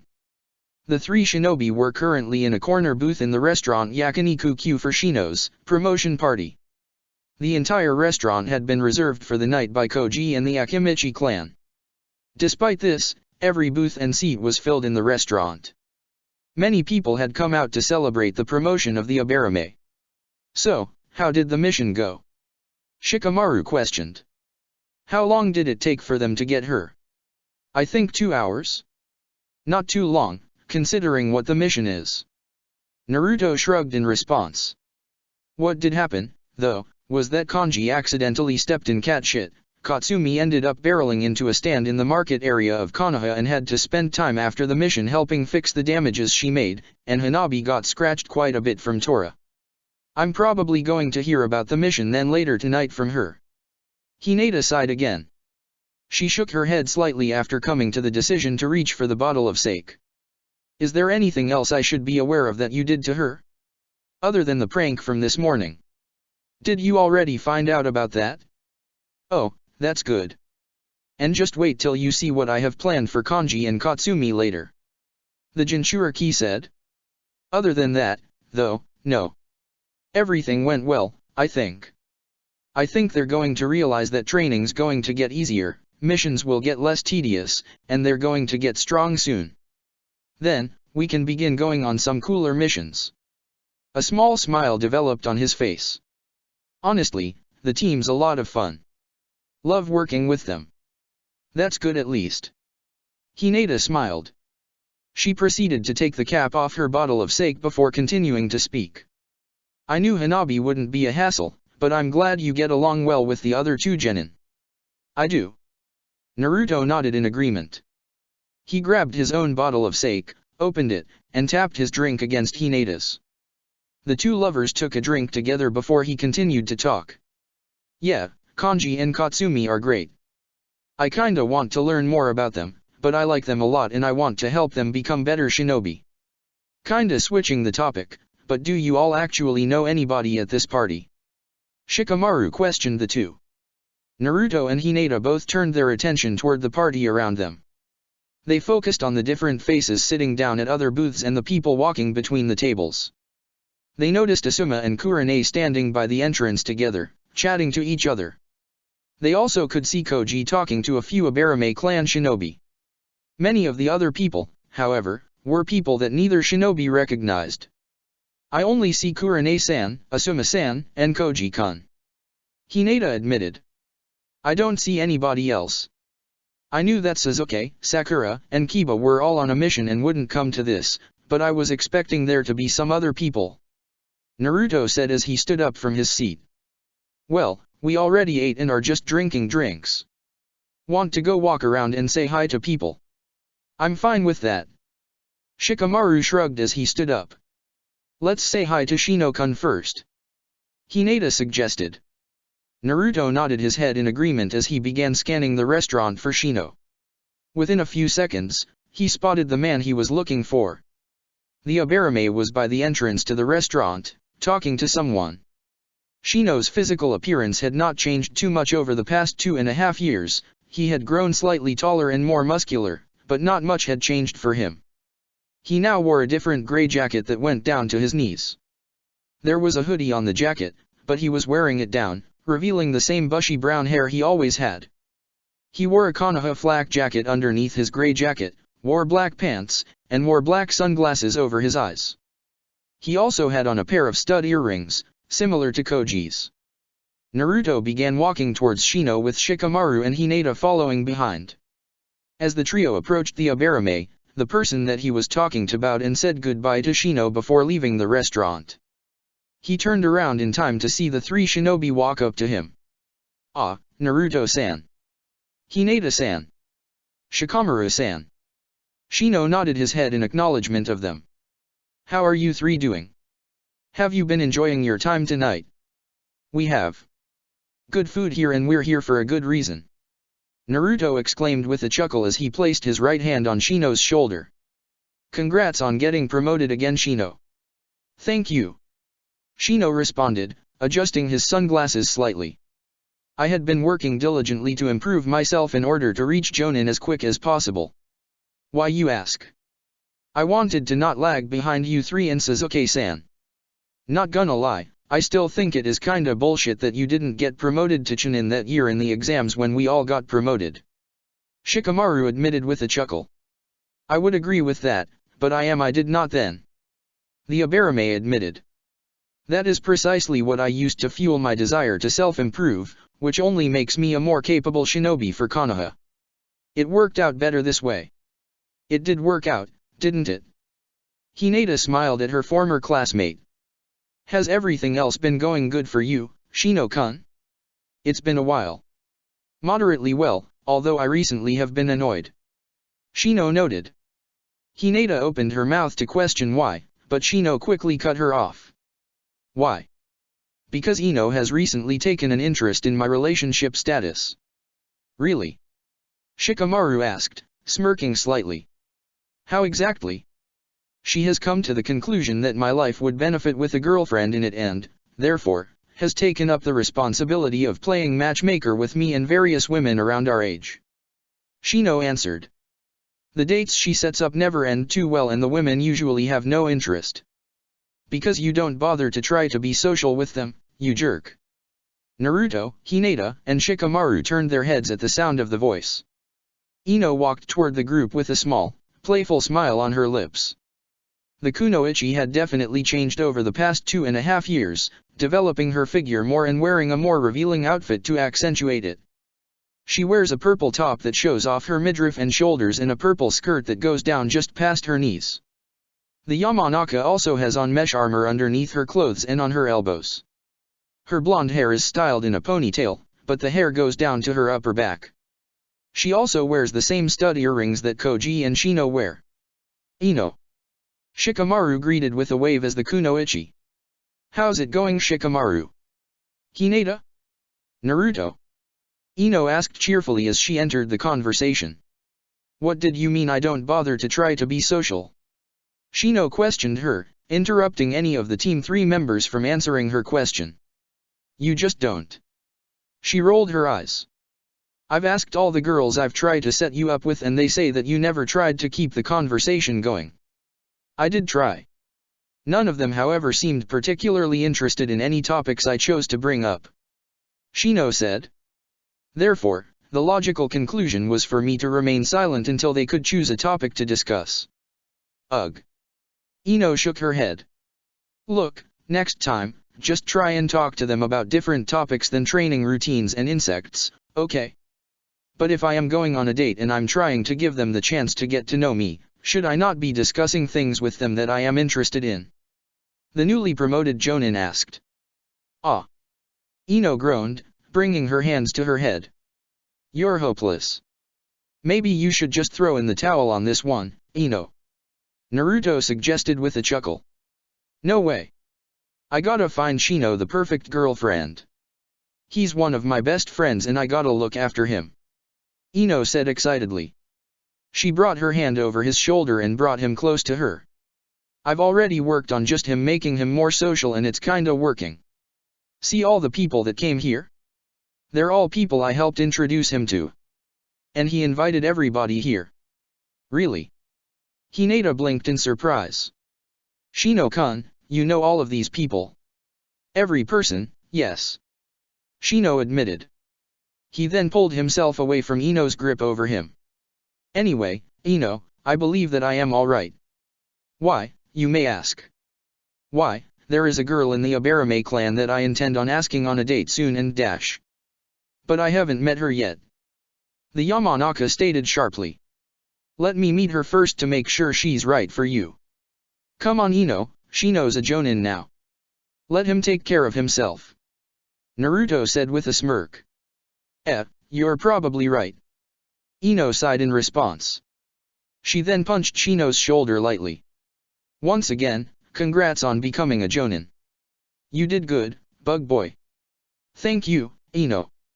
Shino responded back, smiling slightly in response. Ino was about to say something else to him, but her eyes widened as she recalled something. She then turned her attention to Naruto, grinning slightly. Speaking of being a jonin, I heard you, Naruto, got an interesting job recently. She commented. What's it like being Kanji-kun's jonin sensei? Interesting. Naruto admitted with a laugh. He's very funny. I don't think I met someone who can be that consistently funny. I know what you mean. Ino giggled at Naruto's answer. His jokes get old fast, but he still manages to earn a laugh at least once a day. He's that good at coming up with things on the top of his head. He's definitely good. I think he'll make a great shinobi. I just want to kinda figure out more about him. The Uzumaki admitted with a sigh. For someone as outgoing as he is, he's pretty secretive. That I also know you mean. The blonde-haired Kunoichi frowned in response. He doesn't talk much about what he's thinking about. Actually, he doesn't talk much to me in general. I think he only says jokes to me sometimes to be polite. Do you have a history with him or something? Shikamaru questioned curiously. Not that I'm aware of, no. Ino shook her head, her frown growing deeper. I know he gets along with my dad just fine and most of the Yamanaka clan. It's just me he acts a little weird around. But I really don't think I ever did anything to him. That's very weird. Hinata frowned in response. But he's still a good kid. Ino said, clapping her hands together. I'm a great read of character and I know that Kanji-kun is a very kind person. I just wish he'd actually talk to me about whatever I did. She then looked over at Naruto. Hey. You'll let me know if you ever find out, right? I do want to find some way to fix things with him. I'll do what I can to help. Naruto nodded his head. I don't want there to be any bad blood. I'll try and talk to him and do what I can. Thanks. I really appreciate it. Ino smiled back at him. She then turned her attention back to the rest of the group and smiled. Sorry to derail the conversation and make it serious. Let's go back to what we were talking about earlier. She then pulled Shino back into another headlock. Finding this new jonin a girlfriend. Ino, I thought you just said you would me focus on my relationship status. Shino replied, pulling himself out of her grasp. I did, yeah, but let me try one more person. I think I have the perfect girl for you. She requested. Naruto, Hinata, and Shikamaru all laughed as Ino began to describe a regular customer at the Yamanaka flower shop that she thought would be perfect for Shino, much to the Abarame's chagrin. Well, that was fun. Long and tiring, but fun. Shikamaru admitted with a sigh as he walked into his bedroom. The Nara returned to his home a little around midnight. He had not intended to stay out that long, but he did end up having fun with his friends. Shino had quite a few stories to tell about horrible dates that Ino tried to set him up on, and Ino always had plenty of excuses to justify why she recommended the dates. It had been a while since Shikamaru actually relaxed like that and he enjoyed it.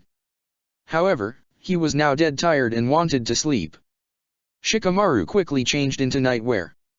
He was about to lay down on his bed when he noticed two things lying on the covers, a scroll and a note. He quickly took the note and looked at it. Shikamaru, a shinobi from IWA, came by on a mission and asked if he could drop this off with you. I said I'd give it to you. I know you are at that party, though, so I just thought to leave it here where you will surely find it. I think the IWA shinobi said he'd be in the village for another day and would leave tomorrow. If you want to reply, make sure to do it tonight or early tomorrow if you want to respond. Tell the lovely lady I say hi. You're amazing and kind, mother. Amazing? Kind. Shikamaru chuckled at his mother's self-congratulatory note. The Nara then turned his attention to the scroll. He began to wake himself up as he opened it and began to read it. Hey Shikamaru. How's it going? Have you been taking care of yourself? Still training like the great shinobi you are capable of being? Or are you still the lazy ass that I've always known? Knowing you, in some weird way, probably both. Ha. I am replying just after reading the last letter you sent me. Did the Hokage really ask Naruto to take a jonin team? Oh my gosh. That's hilarious. My condolences to that team. Having to be bossed around by that idiot would be horrible. I'm kidding. Tell him I said congratulations. Did he end up passing them? If he did, have you met his genin yet? What are they like? More than that, though, how have you been doing? You wrote last time about finishing up your training with the Sandaime Hokage. Go into more detail about that. How did it exactly go? Was the big fight with him exciting? Details, lazy ass. I want to know details. Or if you want to not give me details, try and find a reason to take a mission over in Tsuki no Kuni. I know I've been trying like hell to find a mission to take me to Hai no Kuni recently, but nothing really has opened up for me exactly. I'm actually super pissed that Akatsuki managed to get a mission to go there and I didn't. That's not even fair. My grandfather knows I want to go back and he's being a dick right now. Okay, that's not really fair to say. He actually kinda needs me in Tsuki no Kuni at the moment. I'm one of the few people of some political authority really backing him up. I don't know if you heard about this, but the grandchildren of Kamaizuru Ishikawa, the Shodate Tsuchikage, just arrived in the village. His grandkids, Suzumibuki, Hibachi, and Kurabaki, apparently had been on a self-appointed exile trying to find some bug called the Baikaku to find scrolls and forbidden secrets of the Kamaizuru clan. They apparently did find the bug, found all the scrolls and secrets they were looking for and returned to the village. And they haven't been happy that IWA is trying to have peace with Konoha. Basically, they've been trying to rile up the public to be against grandfather's plans for peace with Konoha. And it's not really working, because no one in IWA really wants to actually go to war with Konoha, but they are turning some people. And grandfather can't do anything about it, like jail them or kill them or anything, because they're pretty much all that's left of the Kamaizuru clan and the average people in the village don't want anything to happen to them. Hell, Gramps doesn't want to do anything to them either because of that. He keeps talking about not wanting to attack Ishikawa's legacy. It's all stupid. But I know it's giving him a lot of stress. That's why I've been working harder and harder to speak out and show the good Konoha can do for IWA. And I think it's working to some degree. I think I'm stopping them from doing too much damage in IWA. And I know my father, Rashi-sensei, and Han-sensei have been using whatever public standing they have to help with that as well. Sorry, this is probably a stupid thing to rant about. Again, it's not like there's like violent battles about this. But it's been stressful trying to play politics with these Kamaizuru assholes and not make myself or my grandfather or the alliance with Konoha look bad. Han-sensei was telling me that this would be good experience when I try and play politics when I become the Tsuchikage, but honestly, I really don't like this. I just want a bit of a break from all this stress. Honestly, I just want to see you. Okay, now I feel like I'm being some needy bitch. I'm sorry about that. I'm kinda just writing the first things that come to my head, if you haven't noticed that yet. But that's something I can actually do with you. I can actually talk to you about anything and not have to worry about you judging me for anything or critiquing me. Okay, enough sad and sappy stuff. Let me focus on other things. Rashi-sensei is just about done with his next book in the Tengoku no Sato series and it's going to be out soon. Let anyone you know who reads it know about it. Han-sensei's doing great as well, although he hasn't changed much at all. Roto apparently has been volunteering as the Uegaku Shinobi Academy and I think there's a chance he might make that a permanent position. I think he wants to be an instructor and train the next generation. Cool, huh? As for Risho, he just made Jonin. He's pretty proud of himself. Of course, you and I have already been Jonin for a little while now, haven't we? Hehehe. Well, I'll probably start rambling soon. Just know that I'm doing alright. I've been stressed and I've been missing you like crazy, but I'm doing alright. And I hope you are as well. I hope you can write back soon. And who knows? Maybe we'll get to see each other as well. Love you always, Shikamaru. Kuratsuki, the future Yondaime Tsuchikage. Shikamaru shook his head, a wide smile on his face as he gripped the scroll tight in his hands. Miss you too Kuratsuki, love you too. He mumbled to himself. The Nara let out a yawn.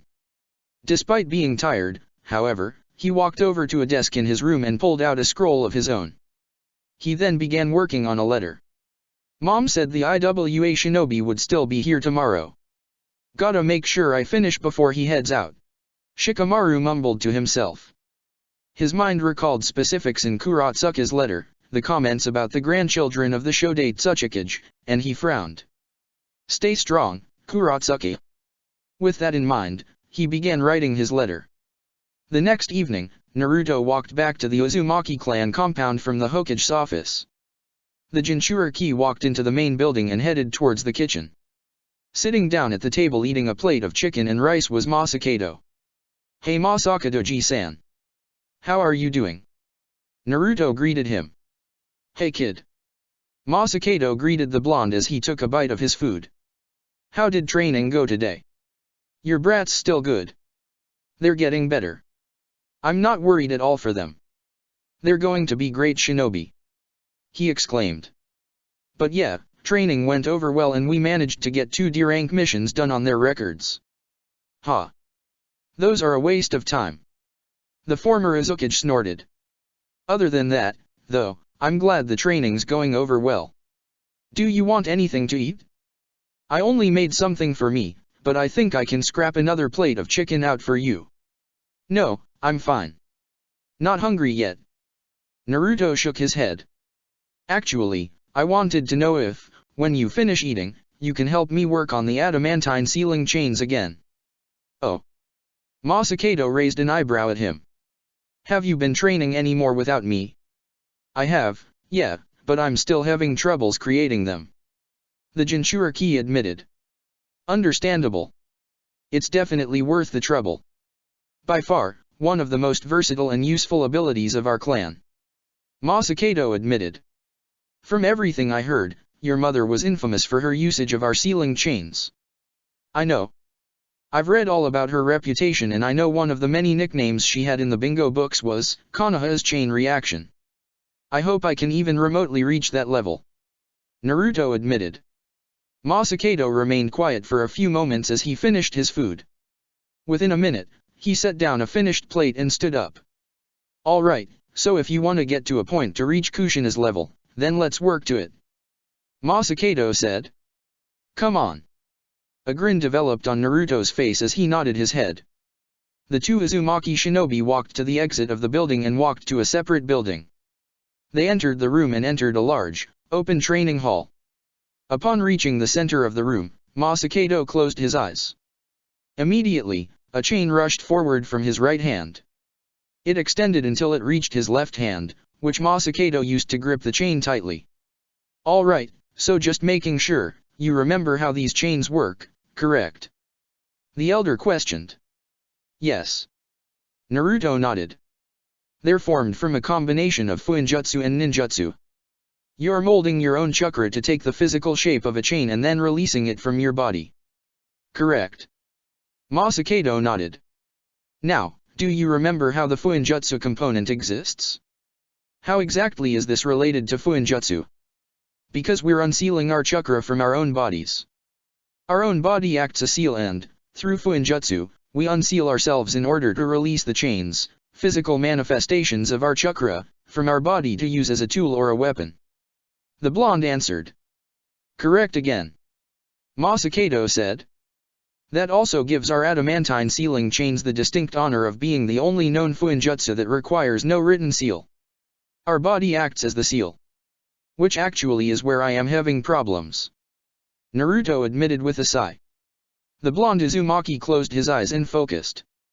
He began to focus his chakra into his hand as he began the process to channel his clan's chains. His eyes widened, however, as a chain rushed forward from his open palm. However, the chain came directly from his body and pierced his skin. Blood began dripping and the chain began to fade quickly after as Naruto began to stop focusing his energy on maintaining it. It's literally what we were just talking about. Masakado noted with a frown. You have managed to perform the ninjutsu, creating the chains from your chakra, but you have not mastered the fuinjutsu element and, as a result, when you try and release the chains from your body, it pierces your skin. I realize. Naruto grumbled in response. Thankfully the Kyuubi has been healing my wounds whenever I practice, but I don't want this to be a thing. I want to actually use this technique and then experiment it with to the level that my mother was at, and I can't do that if I still can't get the chains to come out of my body naturally. Then that's what we shall work on. You are done for the night, right? Nobody needs you until you meet with your team tomorrow morning. The Sandaime Uzukage questioned. Naruto nodded his head in affirmation. Alright, then let's work on this now to make sure you can use it by then. One more day of travel down. Anko declared as she entered the inn room. She, Zabuza, and Kaio placed their belongings down by the 3 separate beds in the room. They each then got atop their own beds. One more to go. We should be arriving at Reiga's location sometime tomorrow afternoon. Zabuza answered. They apparently had an operation set up at the Katabari gold mines in Kawa no Kuni, but have moved base to a town within the forests on the Kusan no Kuni side of the border. The man's hands tightened into fists. Apparently, he thinks the land is sacred and has been making a point to give the people their burials that the gods would find appeasing. So he's killing a bunch of people for no reason there, basically. Sick fuck.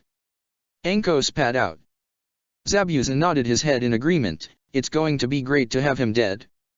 So, since we will be engaging tomorrow, do we have an exact plan of action yet? Kaio questioned. Not fully, because I think we should spend some time after arrival assessing his hideout and the numbers he has in his new Kurosuke family. The bandage-wearing shinobi grumbled. Regardless, I think it will most likely be that 2 of us will completely wipe out the rest of his family, considering we want to make sure that they all die to avoid any shinobi wanting to avenge Reiga, while the 3rd member actually confronts Reiga. Anko sighed, looking down slightly, and let me guess, you are the one going to confront Reiga. I would like to, yes, but I acknowledge that both of you wish to as well. Zabuza stated, causing Anko to look up at him in surprise. You expressed an interest in wanting to show Reiga what you were capable of, and I have to admit, I think I would love to know how he would react to being killed by a Konoha shinobi that was representing the 7 swordsmen. On the other hand, Zabuza turned his attention to Kaio. I know you are taking Reiga's place in the organization. You should deserve the honor to fight for your swords. I would like that honor, yes. Kaio said. However, I do know that neither Suijutsu nor Onoka had to fight their blades. I understand that it is not an honor that I specifically deserve. She then turned her head towards Anko. Anko-san, do you really wish to fight Reiga? Honestly, I kinda do. The Konoha Jonin admitted. I really haven't gotten a chance to test myself in a fight like this in a while. Probably since the Civil War, actually. I really would like to try my hand against someone like Reiga. Kaio closed her eyes in thought. A few seconds passed by before she held out her hands, directly in front of her. Care to play a game for it? She questioned. Huh? Anko blinked in response. Kaio gave no verbal response. Instead, she responded by making 3 different gestures with her hand, one resembling a rock, one resembling paper, and one resembling scissors. Anko's eyes widened in realization. You mean like a game of Jenkin? Really? She questioned. Why not? The Yuki questioned. We both don't technically deserve it, and I believe that you would be alright with me killing Reiga, as I would be with you. So, let's see which way the game decides to take it. Sure. What the hell? Anko shrugged in response. Let's do it then. Really? You 2 are going to decide this with that stupid kid's game? Zabuza questioned. Both Kunoichi nodded their heads, which caused him to snort. Whoever wins, please mention to Reiga before you kill him that his executioner was chosen by a game like Jenkin. That's the kind of thing that would piss him off just before he dies. Sure thing. Both Anko and Kaio said in near unison. The 2 Kunoichi then looked at each other. Ready. Realizing that they were both ready, the 2 Kunoichi extended their hands backwards. Jan dash. Ken dash. Po. Anko and Kaio showed their hands, revealing what sign they chose, deciding who would fight against Reiga. Ranmaru. Kurosuke Reiga stood in the middle of a forested area, surrounded by graves. He wore a black cloak over his body and the clothes underneath with a hood that covered his green hair. Tears fell down his blue eyes as he focused on one small grave next to a large tree. Of all the funerals I've ever done in my entire life, yours was simply the best. He mumbled to himself. Despite the tears going down his face, the man was chuckling slightly. That's the only reason I can think why I still come to your grave over and over again. Rhaega's eyes never left the grave in front of him. His smile seemed to widen, as if he had heard some response coming from it. I knew you weren't long for this world, Ranmaru, because of your poor health, but I wanted you to see it all while you still could. In the process, you showed me the meaning of life. Life is beautiful and fleeting, so we must all take what we can while we still have the chance. Only through seeing death can someone truly appreciate the beauty that is the life we all have. Rhaega proclaimed. The man shook his head briefly before continuing to speak, his smile softening slightly. I hope you enjoy the grave, Ranmaru. When you died, I knew the Katabari gold mines wouldn't be a good land for you. You deserved something beautiful. So I took your body around until I found this beautiful forest. I knew this was perfect for your funeral and your grave. His eyes then moved towards the various graves around him, and I hope all of these people are keeping you company. Everyone here was handpicked. They are strong, beautiful people and I know should be good company for you. I mourned for all of these people for days, and dash. The man's speech was interrupted as he noticed a Kunau flying directly towards him. He quickly jumped out of the way. The tears in his eyes dried up and his smile turned into a scowl. If that was your best attempt to kill me, then you have no shot against me. Rhaega taunted as his eyes began to look around the forest, trying to find his mysterious assailant. That wasn't to kill you, that was to get your attention. A voice responded, a woman's voice. My attention, huh? Rhaega questioned. The man quickly pulled off his cloak, revealing a dark brown vest that went down to his knees, gray pants, and bandages that covered his upper arms and his torso. His green hair that was trapped in his hoodie fell down to his waist. Attached to the side of his pants were two swords with double-edged blades. Both swords also had two upward curved blade prongs, one near the tip of both swords and one near the base of both swords. Rhaega reached for both swords and held them both tight in each hand. If you want my attention specifically, I think you know who I am. I'm the patriarch of the Kurosuke family. Rhaega declared proudly. So, come on out. I'd love to look you in the eye and get to know you through a fight so I can properly mourn for you when I bury you. As if a response to his request, his assailant jumped down directly in front of him. The name's Mitarashi Anko. Anko introduced herself with a smirk as she held up her own sword, the blast sword Shivuki. And I'm here by request of your old comrade, Mamakai Zabuza, to put a filthy traitor named Rhaega in a grave of his own and collect his swords for Kirigakure. Check the description for the links to the author.